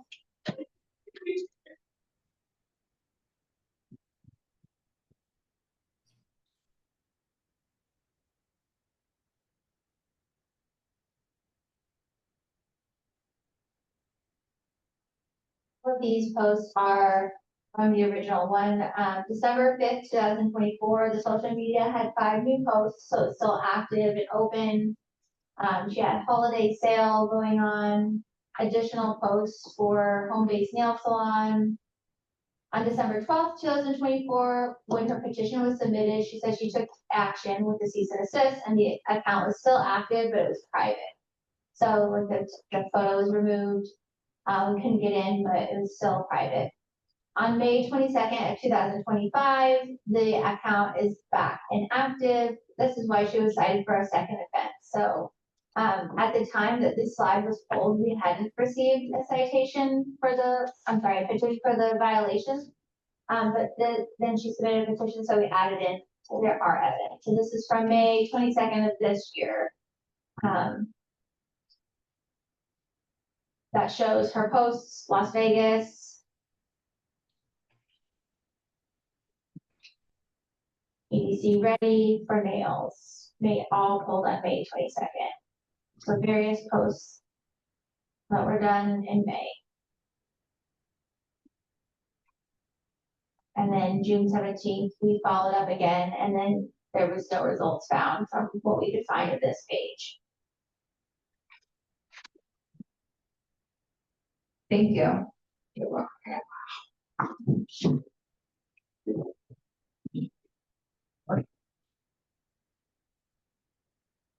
All right, Giselle, at this time, we'd love to hear back from you. Okay. So yes, I know you guys did see all of the stuff that everything that was shown. A lot of those people that I did do anything with was family. Again, whoever I was following as well, all family members. I did remove the Instagram and remove everything that I was associated, because at first when I did get the cease and desist, had no idea what that was. And I'm gonna admit I did continue, even if it wasn't for random people or people that I knew that were friends. It was mainly family. But I am aware of my actions and obviously what can happen. But I am aware that I need a license and am looking for school. Again, like I said at the beginning, I don't even have a job or a car to be able to pay these citations or these fees. I know that I did it without a license, and I'm aware of that.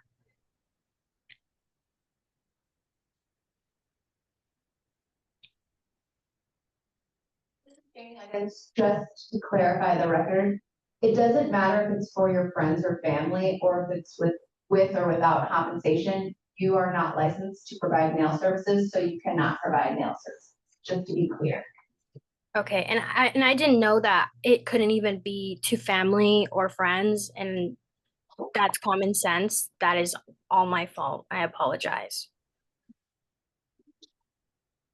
And also, Madam Chair, moving off the record, we're here as a resource for you, Giselle. We want you to be licensed and comply. We look forward to you being a part of the cosmetology industry. But of course, we're in the compliance business, and so we are a resource. As soon as you saw that letter, you definitely could have reached out to us, and we would explain it to you what it actually means. We're And here as a resource. I'm so sorry. I'm so sorry to interrupt you. Continue. No problem at all. We're here to help. You know, we want you to comply, and as I said before, look forward to if you want to pursue this vocation to be a part of the cosmetology industry. So I apologize, I'm sure to jump in. No, thank you. Thank you for sharing that. Yeah. And I know I'm aware that I could have addressed the situation from the beginning, and I did. I have it here, the first notice that I got, like I said, I wasn't living in the location that I was said to do, or I wasn't doing nails in the location the address said that I was. So I did get these notices late, but my first notice did come with the citation. And I wasn't sure. I did petition right away. I put in that petition on both of them as soon as I received them.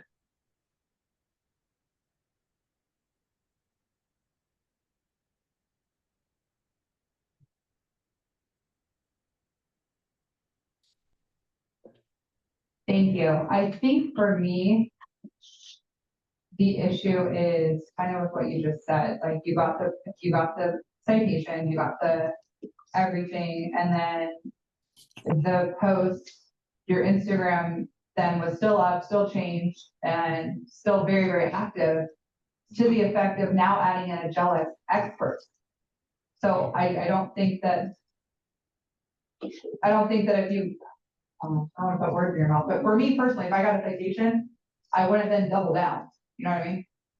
Right. And it feels like very much like a double down. No, yeah, I understand. And I understand how it looks completely. Once I understood this. Very much going in your direction for sure. Your work is amazing. There's no doubt about that. Very pretty. I mean, I would definitely like a few of these designs, but again, with social media, it's all about marketing and what is appearing to our public. And we definitely have set a lot of precedents with this in the past. Right. So, I mean, not only are you not enrolled at this point in school, but again, just very, very recently, as of, just over a month ago, you're planning to be a GLX expert. So it doesn't, I don't know, doesn't really feel like the lesson was really learned. The lesson was probably to hit with the citation. Yeah, I understand. I completely understand.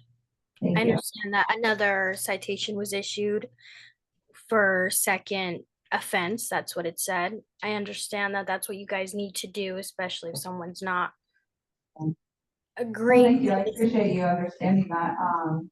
I know that was sent over to you in December. I'm sorry, in May. So yeah. But I did want to let you all know that I did remove all social media, anything to do with whatever is with this case. I understand this is a serious matter. It's not just, oh, you could just post it. At first, I had just finished high school, when I first got the citation, my first citation. And it was just more like, oh, starting to do nails. I had no idea I needed a license for like family.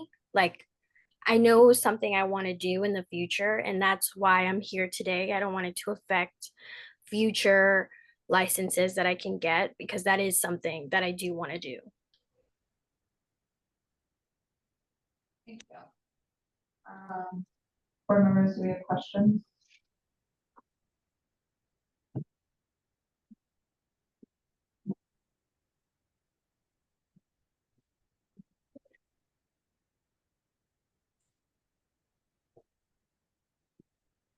I guess what assurance can you give on our end that this isn't gonna continue?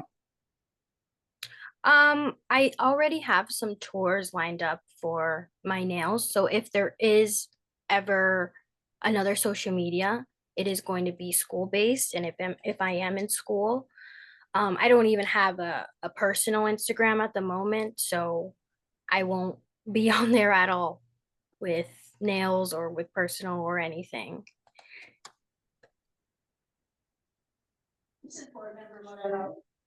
Are you looking into going to school? Oh, yes, definitely. What schools are you looking into? I did just look at the Euphoria one. Literally have everything written down right here.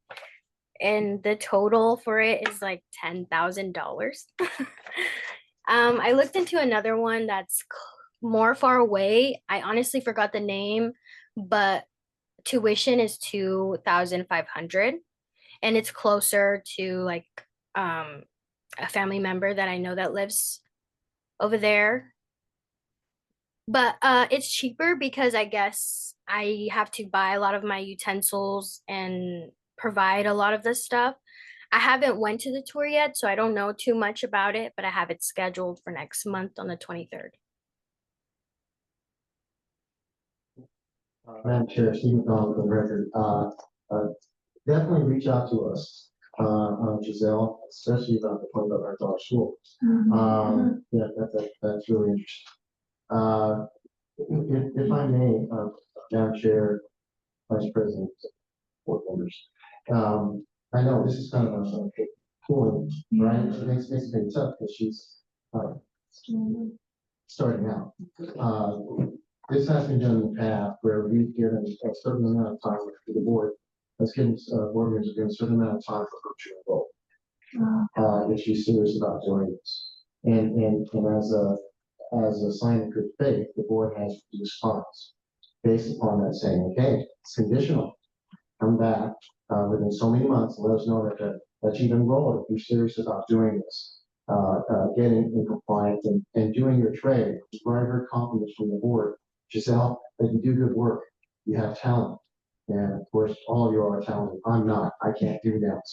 So I do appreciate the talent that this industry has and that you have. If you're serious about doing this, the board has in the past has given that kind of condition as a member Moreno was inquiring about her involvement in the school. So if she's serious about this, that might put a condition on this. If you would like to reduce the fine, put that kind of condition on it, saying you must report back to the state board and let us know that you have enrolled within a certain amount of time. And some of these schools also have financial aid, right? I know that stuff is happening at the federal government right now, but they do are approved to provide financial aid to students. So that's something else that I want to look at. Yes, definitely. It all goes down, Euphoria. I'm sorry, what was that?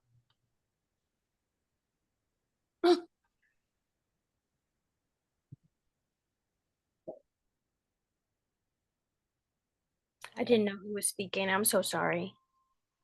That's someone else who just had to read that. Sorry about that. Oh, no worries. Okay. But yes, yes, I am looking into it. That is something that I do want to do. I do have my own personal dreams that I want to do. And if that's insurance that you need, I do have a couple more months that I can, well, actually, I'm not sure how it works with nail technician school. If they have like openings on when you can apply. I know FAFSA, like he said, there's a lot of things going on right now, but I am also working to apply for that as well. I already spoke to my sister. She's a nurse, so she already knows how to do that. She went through her whole school stuff as well.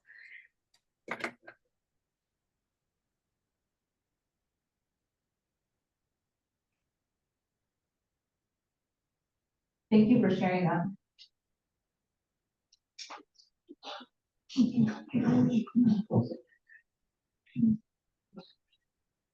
All right, I see some board members looking at it. Said record, record. I would request that the board members agreed, that needed the discretion to remove the fine. If she meets certain criteria that the board staff believes that she needs to. So that way, if she doesn't meet it, it stands, it stays there on a record, and even for the future, it's there. So, that's what I would ask the board, that she meets certain criteria, you know, and when she meets that, I have discretion to remove the fine. Board Member Wold, I think that's fair. She's just starting out, and I would like for her to get into compliance and go to school and hopefully make right by that if that's what she wants to do, because she is young and I know how hard it is just getting out of high school and paying high fines. But whatever the rest of you guys are thinking, I'm also open to as well. But I think I personally do like that recommendation. Thank you, Director. Thank you. Okay, are we ready to make a motion? Yes, go ahead. One more question. Yes, go ahead. So one fine says $2,000, this fine says $2,000. But the first offense and the second offense, those are different amounts. So what is responsibility? This is Laura Gossett for the record. She did make a payment on her citations that she has on the account. So the total amount that she owes is $4,950, or it would be the 5,000. Total is 5,000.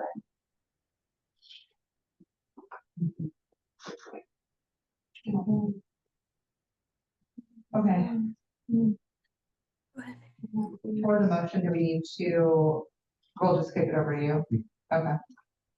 This is Board Member Harris. I would like to uphold this petition U-1010200769 to be referenced and passed on to our director, Stephen McDonald. Yes, ma'am, that's in me. Yeah, it was upset, but So the executive director make the decision. okay. Can I get a second? Board Member Moreno, I second that motion. All in favor? Aye. Aye. Any opposed? Okay, motion carries. All right, Giselle, so what we just voted was, we're gonna put this into our executive director's hands. He is going to take over this with you. And there will be conditions upon having your fines potentially removed, pending certain actions that you will be responsible for taking. Does that make sense? Yes. You will receive information from the board, and next steps, after the meeting, okay? So you can Okay. start that process, okay? Okay, perfect. Thank you so much for your guys' time. Of course. Okay, thank you, Best of luck. yeah, thank you, Giselle. And she said you have a lot of cheerleaders here. You have a lot of board members, that are saying that you do great work. So, Thank you. keep it up legally, so get licensed, and, we'll work with you. Next steps, we'll send out an email of what, things that you do, and, I'll definitely take that under advisement, okay? Okay, thank you so much, guys. God bless. Thank you. Thank you. All right, let's jump down to petitioner Y. Irma Shalmaron on behalf of Karma's Beauty LLC S 7085989 for discussion of possible action. Petitioner is disputing C3156891. Do we have a representative?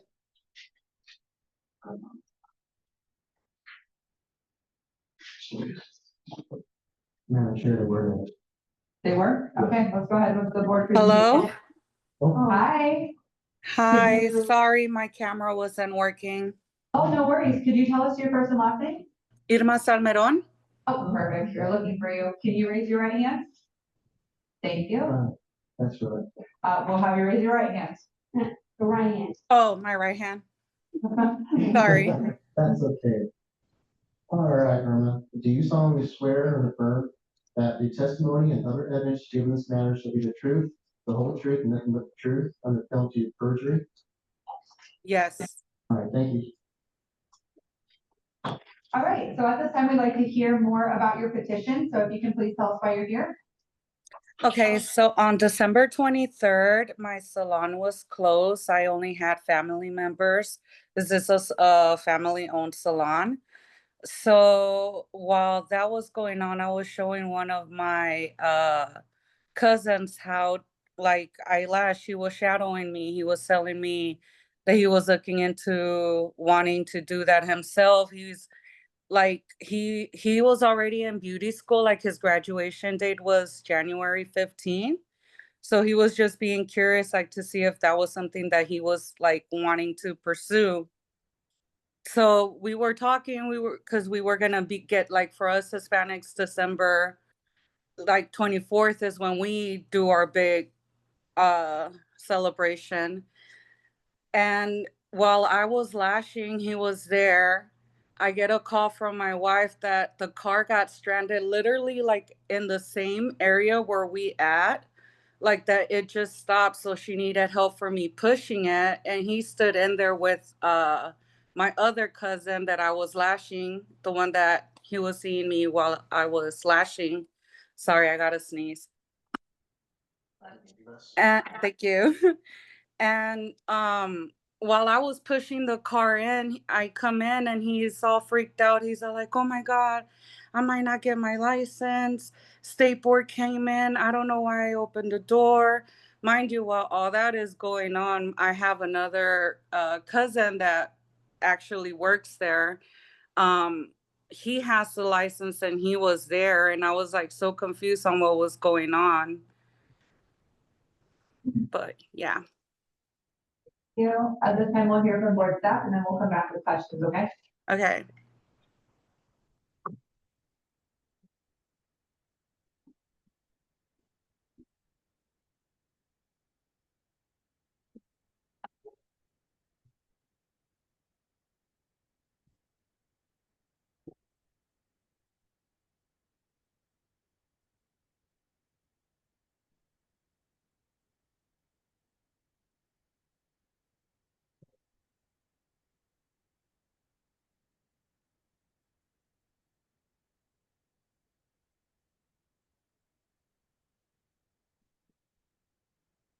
Lauren Gottlieb for the record.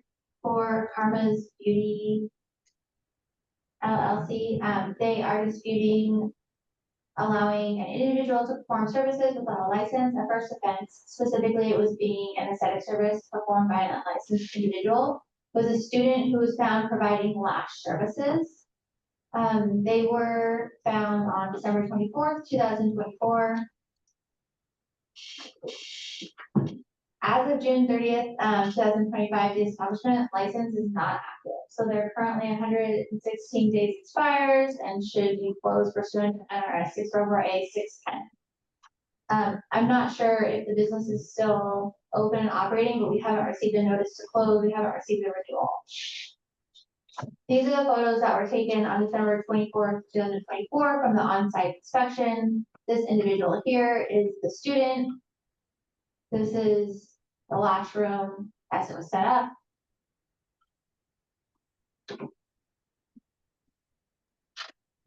And then this is the individual student showing that they went to Avalon. And then this individual, they paid their citation on December 26th, so a few days after, and they purchased their initial license on April 8th. So they are an active licensed cosmetologist. We have not received their petition from the individual. Thank you.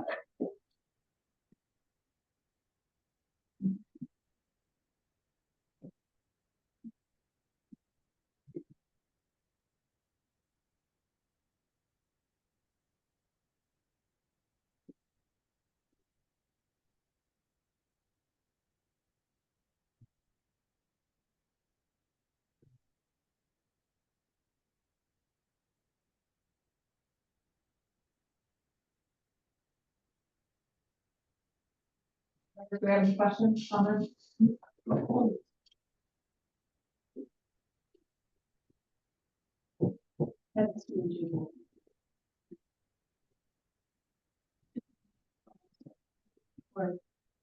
We have the inspector that was believe we have the inspector that was present during the inspection, hold on. That can come in and speak to, the situation as she found it. Yeah. Yes, we have the inspector present. You want to speak to the inspector? Yeah, please.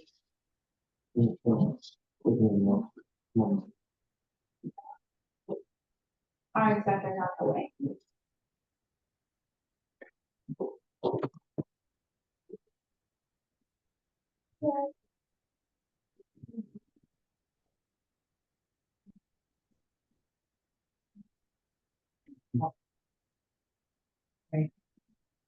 You know the drill. Good afternoon, Afternoon. we're on agenda item Y, for Karma's duties, LLC. Raise your right hand, please. You solemnly swear the affirmative testimony and other evidence you give in this matter shall be the truth, the whole truth, and nothing but the truth, and tells the perjury. Yes, I do. Will you move the microphone and come? Thank you. Hello. Hi. So we just heard from board staff in their presentation, and specifically, we would like you to walk through the events that you saw when you walked into the salon. if you remember. Yes, I do. So on this inspection, it was a late night inspection, it's probably like 5 o'clock. I was walking up to the door, and I could see through the establishment window. And the male that you see sitting in the chair was behind the customer as I walked up to the door, and I was able to visualize that. And I knocked on the door. At first, they weren't opening up, and I continued to knock, and then showed my badge and, let them know. So he then went and got somebody else, which I later found out was a nail licensee who was in one of the other rooms. And then they opened up the door and allowed me in. So I did go over to the station where the service was being performed, and saw that there was lashes out, there was instruments out, asked for the license at that point, and he had taken the seat in the other chair, which was across from the service table, and said that he was just sitting there waiting for the owner to return, and that he did not have a license. So at that point, I said, I saw you sitting behind the chair. Okay, so called him in the back. We started to talk a little bit further about, and try to gain his information, his name, then found out that he was a student. And he admitted to being an apprentice, for the salon, and that he was in training at the time as a student. And I told him that that was not allowed as a student. Told him that I saw him performing the service before he allowed me in. And he kind of denied that happening. So I did tell him that I was going to be issuing the salon and himself, him violation for my findings, and this proceeded. Okay. At any time, did you see the petitioner, Ms. Irma Salaam? No, she wasn't there. Okay. He did claim that he was there, that she was there earlier. I don't know, his name is Martin. Martin did claim that he was there earlier, that the owner was there earlier and had left because she had some sort of emergency. So he did say that. Sorry. No. At this time, did the client in the chair, who the petitioner stated was her cousin, did she say anything to you? No. Okay. Any other questions? I feel like if someone walked in, he wasn't doing it, the person in the chair would be like, no, he wasn't doing it, she just stepped out for a minute.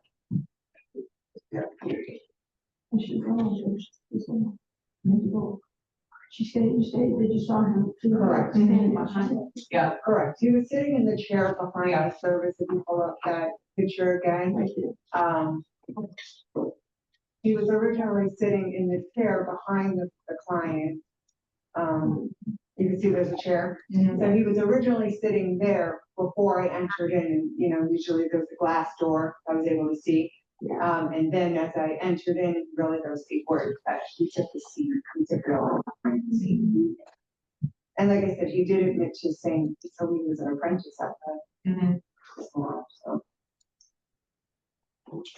Thank you. Thank you. Any other questions? No, okay. This is Katie Evans for the record. Reviewing the establishment's social media posting, it does appear that they offer Lash classes. It's not clear if the students of these Lash mentorships or classes are licensed individuals, but the advertising does not state that you must be licensed in order to take these classes. So that would be something we'll be looking into. Okay, thank you.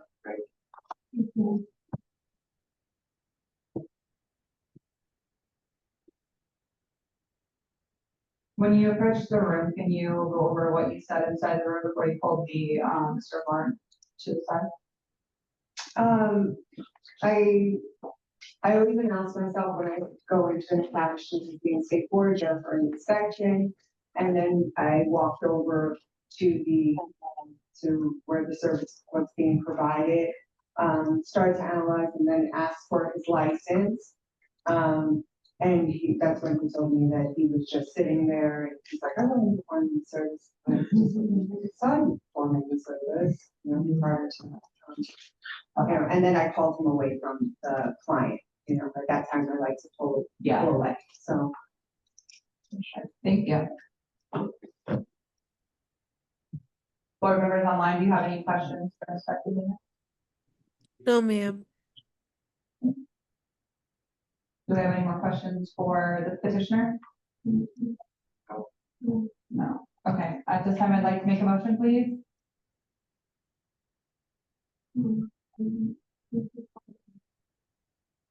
For the hearing, I would like to uphold this citation S7088. Excuse me, Commissioner. S708589. Can I get a second?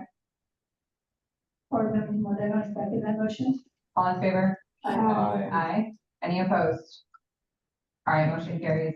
All right, Ms. Selmaron, we are going to uphold this, we are going to uphold the citation and fine, based on your presentation as well as Inspector Dana's, testimony. So, if you have any questions, you can always reach out to State Board. Otherwise, State Board will also be, sending out your email after the meeting, okay?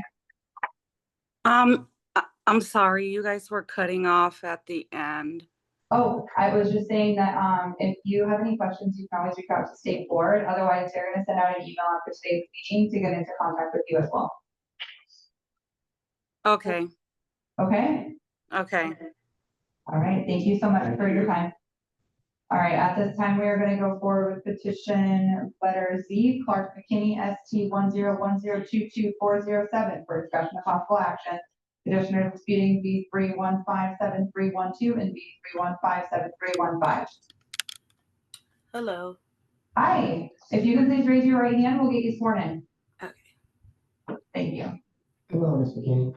Hello.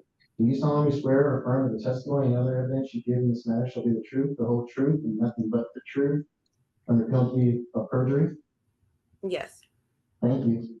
Okay, at this time, if you'd like to walk us through your petition, we'd like to hear it. Okay. I'm here to dispute the 2 citations that I received, operating in a salon and practicing without a license. I'm just 1 month shy of graduating school. I graduated last year of July. So I believe I received these citations due to somebody I fell out with that was upset that I wanted to go to school and better myself. I mean, that's neither here nor there, but I've had every intent to get my license. I've scheduled it a month to take the state board exam in August, a month after I graduated. And unfortunately, my father-in-law had a heart attack. So not trying to play like a sympathy card, but I have documentation here that he had a heart attack 24 days before I was to graduate. And so that set me back because my in-laws had to move in with us because my mother-in-law travels from here to LA to take care of her mother. And he's still kind of under the weather. So I'm a mother of 3. I'm a stay-at-home mom, have been for 13 years. So after I graduated, I then had to take on like part-time caretaker for him. So I wasn't able to take the test in August. And then I rescheduled it again in November as a gift to myself as a goal before the year ended. But holiday season with 3 kids, I just didn't have time again. So I haven't had time to take the test, but I don't practice at home. I'm not operating a salon. I stay at home. All my rooms are occupied with people. I have now 2 extra people here, my in-laws, and I don't practice on anybody. I only do my own nails. So I just feel like the fines were just kind of reported out of spite from somebody. And I didn't come this far and to go to school just to not be legit and come this far to just not do things the right way. Thank you. Let's hear from board staff and their presentation, then we'll come back to you. Okay.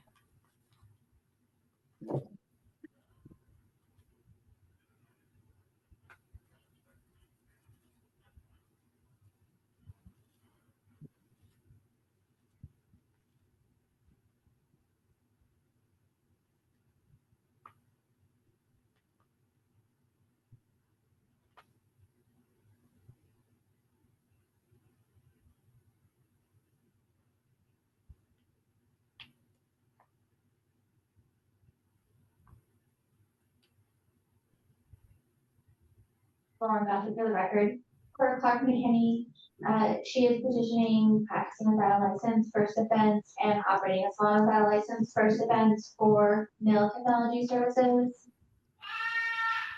Decided on January 22nd, 2025. On December 2023, she started school. She completed school July 2024. On July 31st of 2024, testing application was submitted and uploaded to Pearson VUE to test. August 31st, 2024, the exams were canceled. And then November 15th, 2024, the exams were canceled for a second time. This is the social media page that we pulled on January 7th of 2025, stating a licensed nail tech in Las Vegas. This is a price list. Las Vegas Nail Tech, another post of nails, October 22nd of 2024.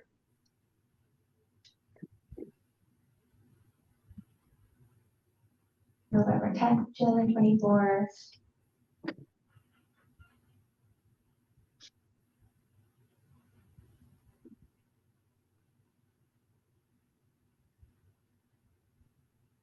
On January 16th, 2025.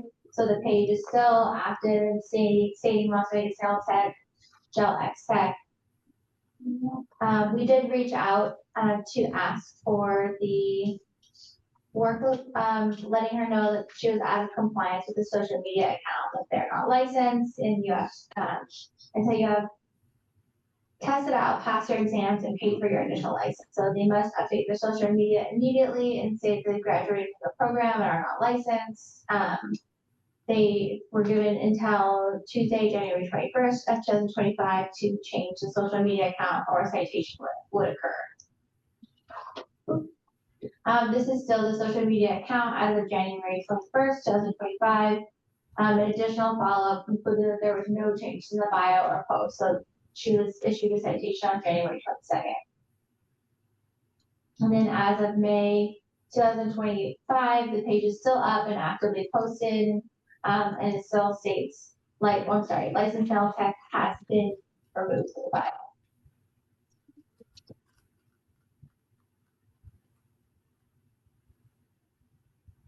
From April 22nd, 2025.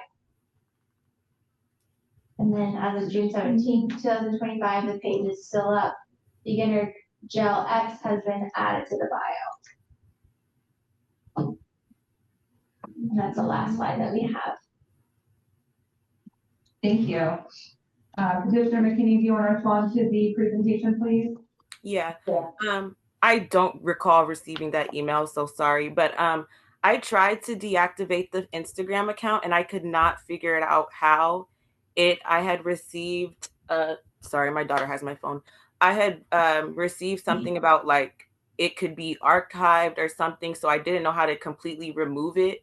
So I did change, like took out the licensing nail tech, and then the pictures that I posted, those are pictures from school. I just waited to post them because of how social media is, and I knew I wasn't going to be doing nails at home. So I was posting pictures that I had performed in school to make it seem like I was actively trying to do nails and promote myself. And then the pricing sheet, that was when I was hoping to take my test. So I was trying to, and I shouldn't have jumped ahead and post that I was ready to take clients, because I was thinking I was going to take my test, but then things had changed and I couldn't. So that was when I removed the pricing and everything like that. And if I could try, I would try everything to try to delete the social media account. Like I said, I didn't come this far just to come this far and mess up and start not doing things the legit way. This is something that I take serious to pass down to my daughter and help my husband, because I've been a stay-at-home mom for 13 years. So.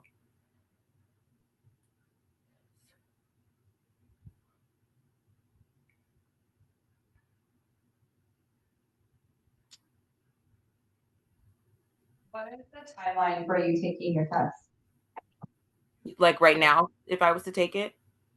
Like, what is your timeline, do you think? I know your father-in-law has some health issues, and we wish him well. I was just curious, do you have an idea of like when you're going to? I went to make after I received I received the cease and desist on January, and I thought that was just a warning, and that was when I tried to work the whole Instagram thing and figure the stuff out, and I couldn't. And then on May 5th, Cinco de Mayo, imagine that, I was out and I received the email about the $2,000.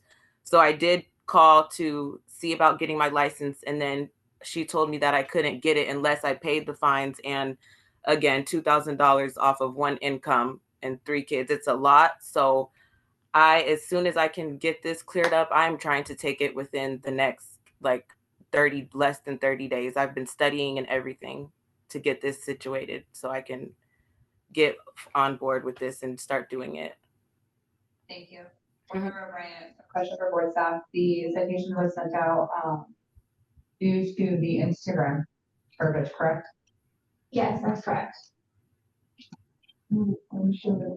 I just wish you would have called and asked them how to help you deactivate it or just change the verbiage. You would never have these citations. All that needed to come out was the licensed nail tech and that you were a student, or I'm sorry, that you had just graduated and you were not yet licensed. The Instagram didn't have to come down. It just needs different verbiage. Oh my goodness. Oh. Yeah. I love that you're going to get your license soon, though. I mean, pending these fines being handled and stuff like that. But I love your timeline. That's great. I mean, obviously, you said it several times on here today. The main goal of our job and our views and how we kind of operate is just compliance. We want people into compliance, and that's kind of the goal. But I understand some things that kind of thwarted you from doing that, getting your license, and those are things that are out of your control. And I definitely appreciate that. But just want to reiterate, if ever something pops up and you're just unsure about something or you can't do something, the board is here for a resource, and the verbiage was right there in the email that did the change to. Yeah, again, I don't even remember getting that on January 1st, it said, or like I had to comply. Yeah. Otherwise, I definitely would have did that, but I only got the cease and desist and then the 2 fines on May 5th in the mail, in email. I also want to point out that the difference in code is very slight, huh? Sorry.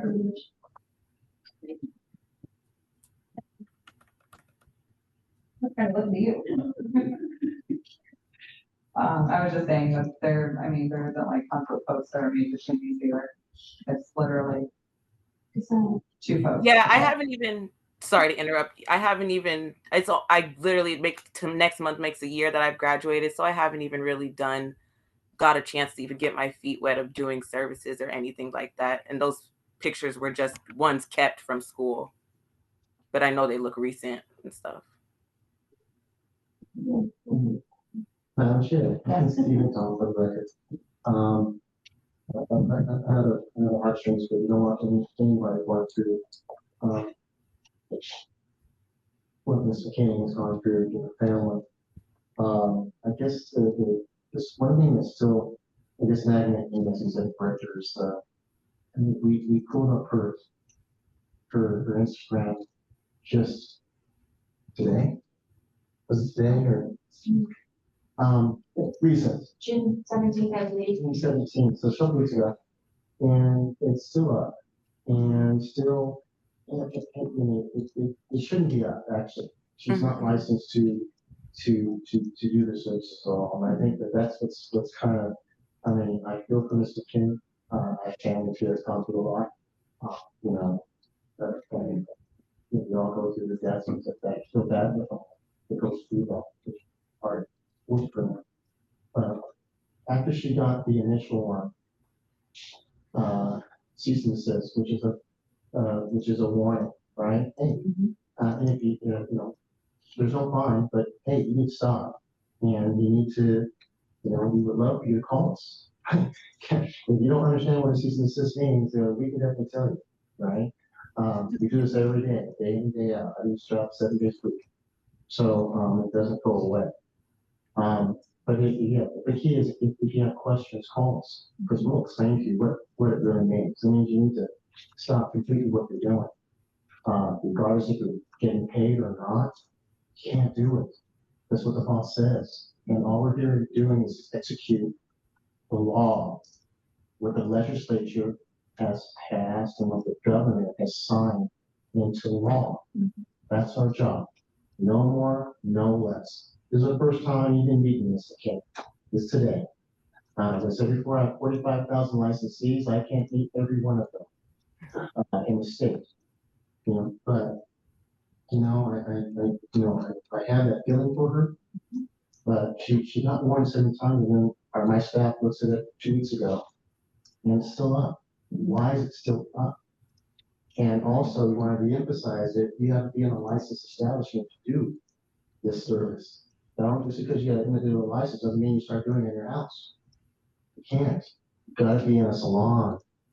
You've got to do that service in a salon or in a school. She's graduated now.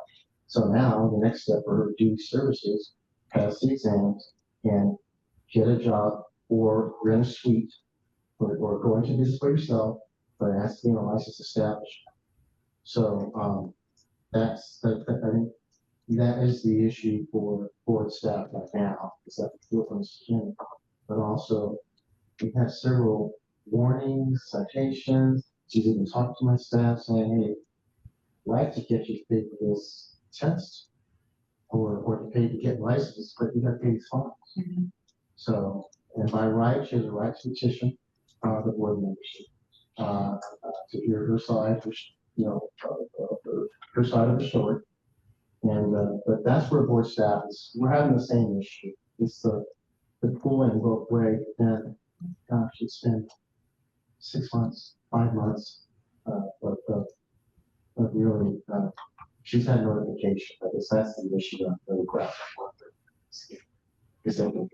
I apologize. I just don't have a recommendation. Yeah.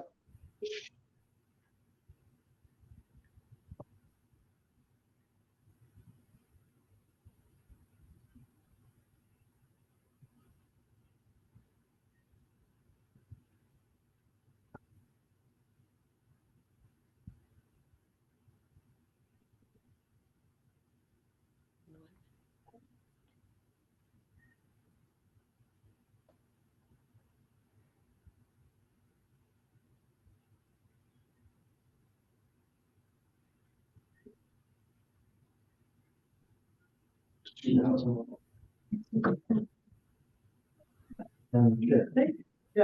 I may, to help with the deliberations here, Stephen's off the record. Again, the board's confession, we don't have any objection if you want to lower it by 50% because of the circumstances. And, you know, she's a credible witness. So the citation stands, she still will have to pay some money, right? And that way, hopefully she'll want to, you know, we've been doing this for about 5 months, now 6 months. So hopefully, we want to welcome Ms. McKinney into the cosmetology arena as a licensee. And regardless if you get paid or not, the services, you still have to be licensed. Bottom line, it doesn't matter. Right? People keep forgetting that, saying that, oh, I didn't get paid. It doesn't matter. The law says paid or not, you must get licensed. So, I'm sorry, can I say something? You'd be the same as me as a lawyer. It doesn't matter if you pay or not. I have to be licensed as a lawyer. I'm providing legal advice. That's right. It doesn't matter. So you have to be licensed. Yeah. I'm no different. That's why I keep telling you. That's why I use myself as an example. I'm no different than anybody else. I have to have a license. You wouldn't want to get legal advice from a person that's not licensed from an attorney. You want that attorney at least to have gone to law school, taken a horrible bar exam, got licensed. You at least want that baseline requirement, you know. So that's board staff's recommendation. It's that you lower it by half, and I think the lesson has been learned that you must be licensed, and that's board staff recommendation. Thank you.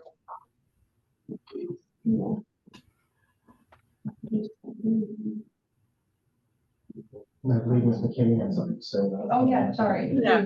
I'm sorry, the girl that just, like, I'm not trying to compare situations. The 19-year-old girl that had like $5,000 in fines. I don't know what you guys gave her, but my situation, I was not fined twice or anything. I understand completely wholeheartedly, sir. I hear you. I have to be licensed and everything. And I was not going to operate in my home once I did get licensed. I have a friend who owns a salon around the corner that I was going to go to and everything and get a job. And I understand, like I said, the recent nail post was from April of some nails. That was an old picture. I didn't perform the service in April. I have not done nails since last year. And I could say the same thing like that young lady did. Oh, it's on family and friends, and none of that matters. I shouldn't have performed the services, but I'm just asking for either reduced or just to dispute it. It's a first time offense, and I understand rules apply. Well, I actually did recommend that to the board, is to use your fine. And I'm sorry that you're crying there. I don't mean to hurt you. I want you to be welcome to the cosmetology industry. That is board staff recommendation, is to reduce your fine by 50%. Because we've been working with you for 5 or 6 months now, and it appears things haven't been resolved to the way that it should be. We want you to get licensed. Once you take your exam, pass it, get licensed, work in a licensed salon, which would be wonderful. We're here as a resource for you to get you in compliance. But that is the board staff recommendation to the board members, is that your fine be reduced. They vote. I don't have a vote. I make a recommendation as executive director. That's the best that I can do. Okay. So just wanted to let you know, I'm kind of on your side, Mr. King. All right, I'm trying to help. Question for board staff. Can you walk me through, just to refresh my memory, the process for her to get licensed? Is it the fees that are holding her up right now? This is Lauren Bassett for the record. She paid her testing fee, so I believe she would just need to reschedule her exams at this point and move forward with taking her theory and her law exam. Okay. And then paying for her initial license once she passes those exams. Okay. Okay. Good. Yeah. Except Director McDonald. She's close. It's really close. She can get there. She's close. Yes. The board. She's closer than the other person. Well, and that's what we're bringing up. The board is respectfully asking if we can do something similar like that, where you would oversee her taking the test passing it and then waiving those fees? Sure. I mean, I am definitely here to serve the board members. I would definitely take that, appointment and authority, to do that, Mr. King. If you put it in my hands, we'll work with her, make sure that she can, get to where she needs to be and be a welcoming addition to the cosmetology. Yeah. Do you hear that, Ms. McKinney, what the board is considering? Can we put a stipulation on the time stamp as well? Yes. If we could hear from Ms. McKinney. Yeah. Ms. McKinney, how much, you said that you could probably do within 30 to 60 days to take the exam? Is that, still good? Yeah. Okay. Yes, Madam Chair, board members, I'd like to go ahead and take that, if you grant me that discretion, that, and I'll just get it from you now, I'll give her 60 days to take. Okay. So, Mr. Kenny, from the discretion that's been granted to me, I'm willing to give you 60 days to pass the exam. I think that's reasonable. Okay. Or, go ahead, sorry, Mr. King, I didn't mean to cut you off. Do you? Oh, no, agree? Okay. Board Member O'Brien, I also would like to make sure that the stipulation, is in there as well about the Instagram. It does either need to be disabled or we do need proper verbiage on it. Okay. Okay, and for staff, would we be able to include that in her follow-up email for the verbiage that she needs in there so that it is crystal clear what it needs to say? This is Jane Higgins for the record. I think we would prefer that it be perfect at this time. And that will be included in her outcome letter. And then just another note that will also be included in there that the citation was issued in January of 2025. I understand that she's been given some grace by the board, but should she not meet the requirements outlined, this balance is already past due. Okay. So we cannot extend the due date should she go beyond whatever the executive director reports with her on. Okay, thank you. Very good. Come on. Okay, board members online, any comments, questions? All right, let's go ahead and call for a motion, please. This is board member Harris. I would like to, No, you're going to do the last one. You're gonna uphold it, but put it into policy and for oversight. Yeah. okay. So I'm gonna uphold the citation ST dash 101022407, and we're gonna place this with recommendations that you get your license within 60 days to our executive director, Stephen McDonald. And the Instagram should be removed immediately. Can I get a second? Board member Glenn, I second that motion. All in favor? Aye. Aye. Any opposed? And for qualification too, as if she meets the requirements of this motion, that the comment will be removed. Yes. Yes. Did you hear? Should I say? We need to reword it. I need to say. Yes, okay, we're gonna redo the Sorry about motion, that. please. That's okay. It's our fault. Okay, so, I would like board member Harris, I would like to uphold the citation ST dash 101022407 to be upheld and with stipulations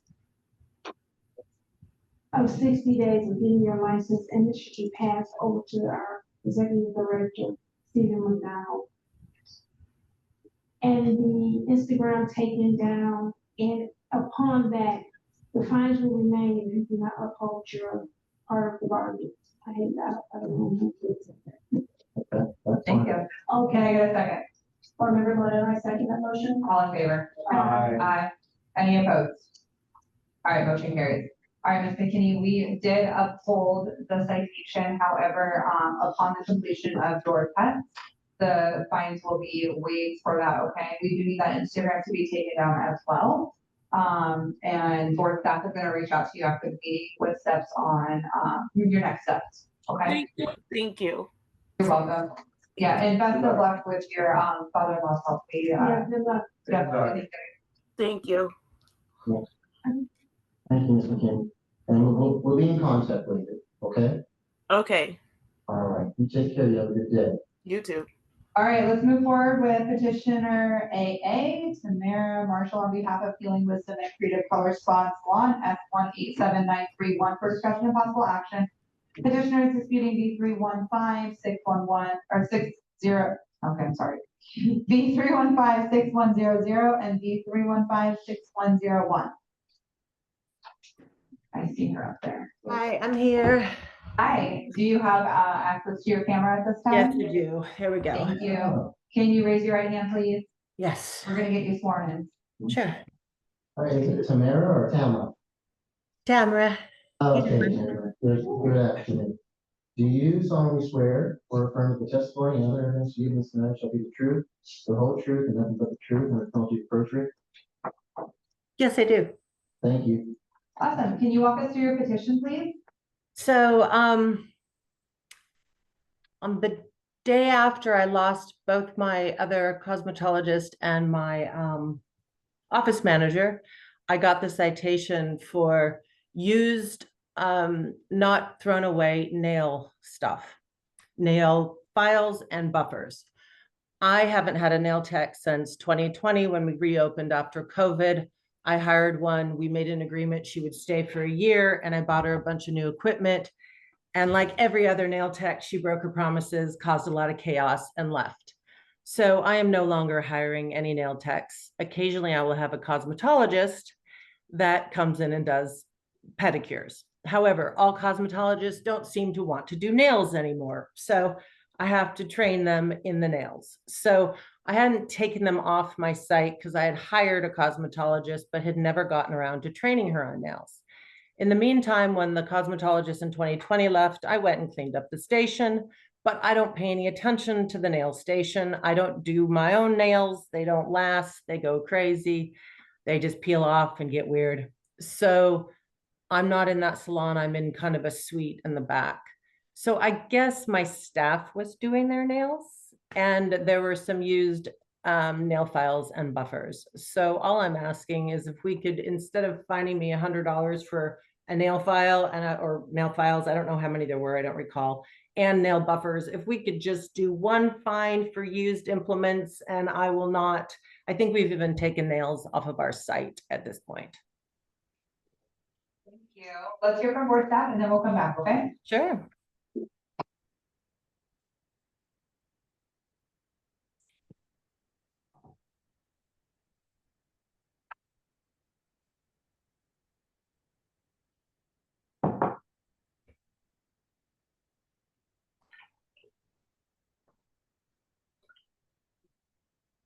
For the record, for Healing Wisdom and Creative Color Spa and Salon, they are disputing 2 citations of $100 each, which is failing to dispose of single-use instruments after use on a client. These citations were issued to the establishment on November 5th, 2024. And then these are the violation photos that were taken from the establishment. So these are the used files, and then these are the buffers. This for only $200.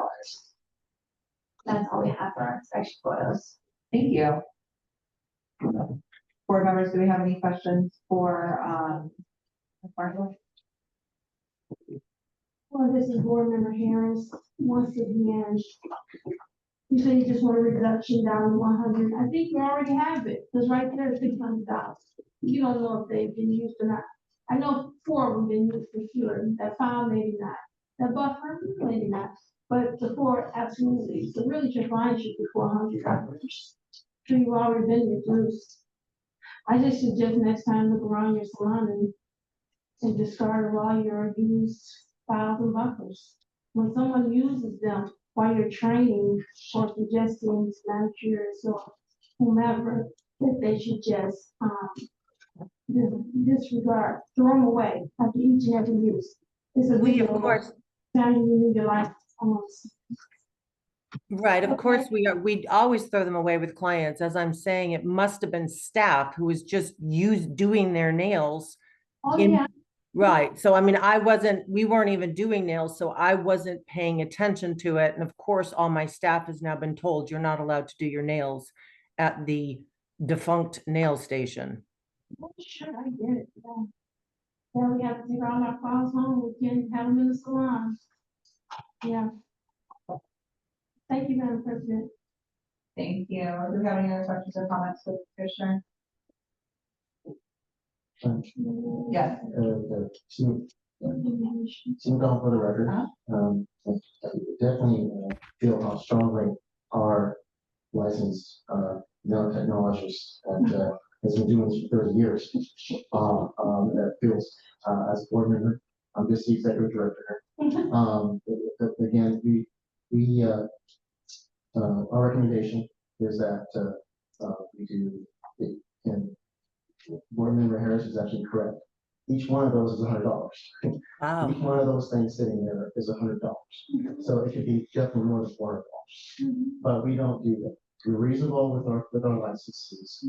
So we're actually recommending that we do lower it to 2-1 citation to $100.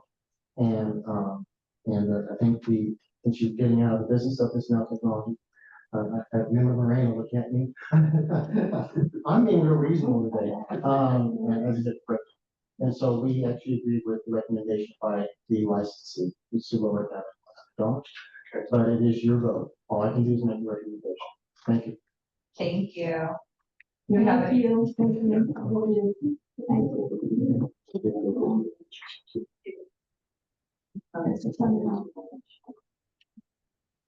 And thank you, particularly because I've been here for 7 hours. For $100 fine, I appreciate it. She was on here for 7 hours.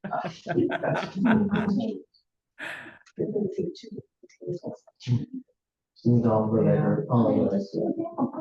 Tamara, it just takes a long time. We apologize for that. We have a lot of people that are doing just like you did. You petition, they petition, so we apologize.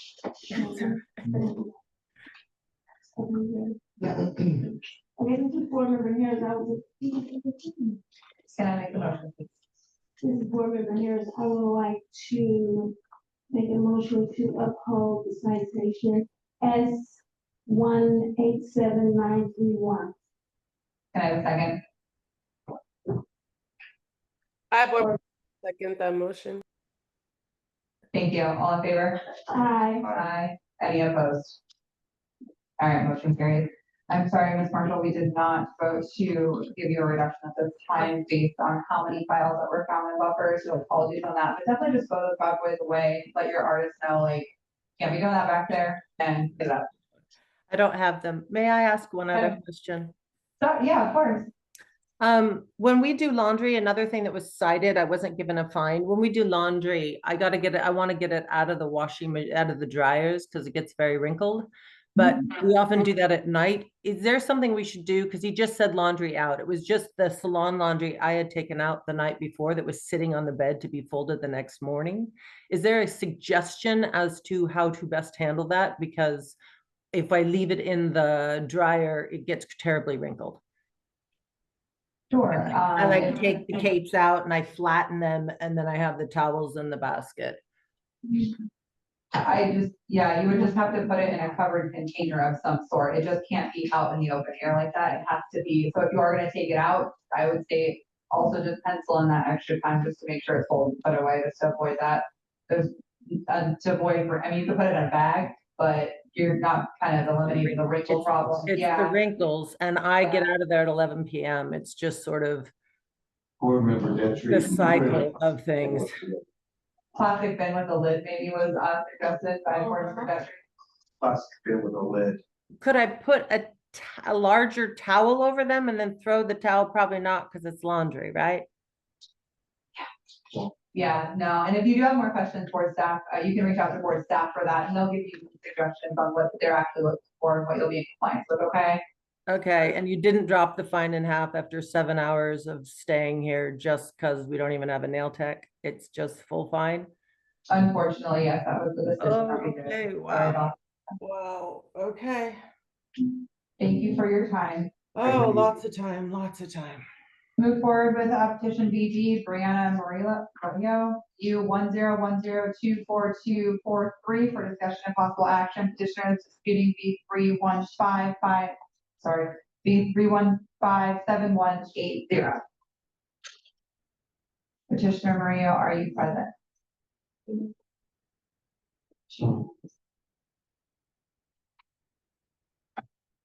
Madam Chair, seemed on the record, because this is another one, that, we're still trying to serve her notice. So, Okay. yeah, for some reason, there's been some delays with the U.S. Postal Service. So, All right, well, yeah, we will table that for another meeting then. yes. Okay. All right, let's move on to agenda item 6, comments from the general public for discussion only. The board will entertain comments from the general public for any item that is related to Nevada State Board of Cosmetology. Members of the public can call into the meeting to make public comments by dialing 1-720-707-2699 and entering 841-5031-4295 for the meeting ID. Comments are limited to 3 minutes or less. No discussion or action can be taken during public comment. If you have any public comment at this time.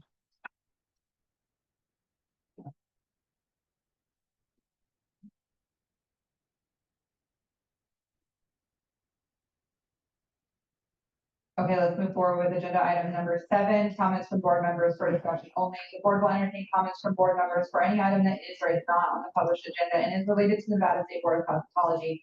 No action can be taken on a matter unless it is included in an agenda. Comments should be limited to 3 minutes or less. Yes, this is Board Member Harris. I would just like to say maybe we staff and would like to maybe look more in depth into the sweet salon issue. The ones who have the establishments versus the ones who do not. Because even when you go, I have prior experience with it. When you go, you're assuming that it's establishment, oh, I'm going out to do that this place is because they have to cover. I went to a place they don't have to cover. They're like, no, we didn't set our thing up like that. They didn't set their shoes up like that. And I don't think everyone knows it. And maybe when they come and get registered for the salon suites, maybe you can add that in just to disclose, so we won't have a problem like this again. And then they'll know, right? So I think we need to have a little more discussion on that. Thank you. Thank you. Any other comments from board members? If I may, Madam Chair, I'm not a board member. I do want to say, gratitude toward the board members. I really appreciate the time that you take to do this volunteer job. And I think the public doesn't know that this is voluntary.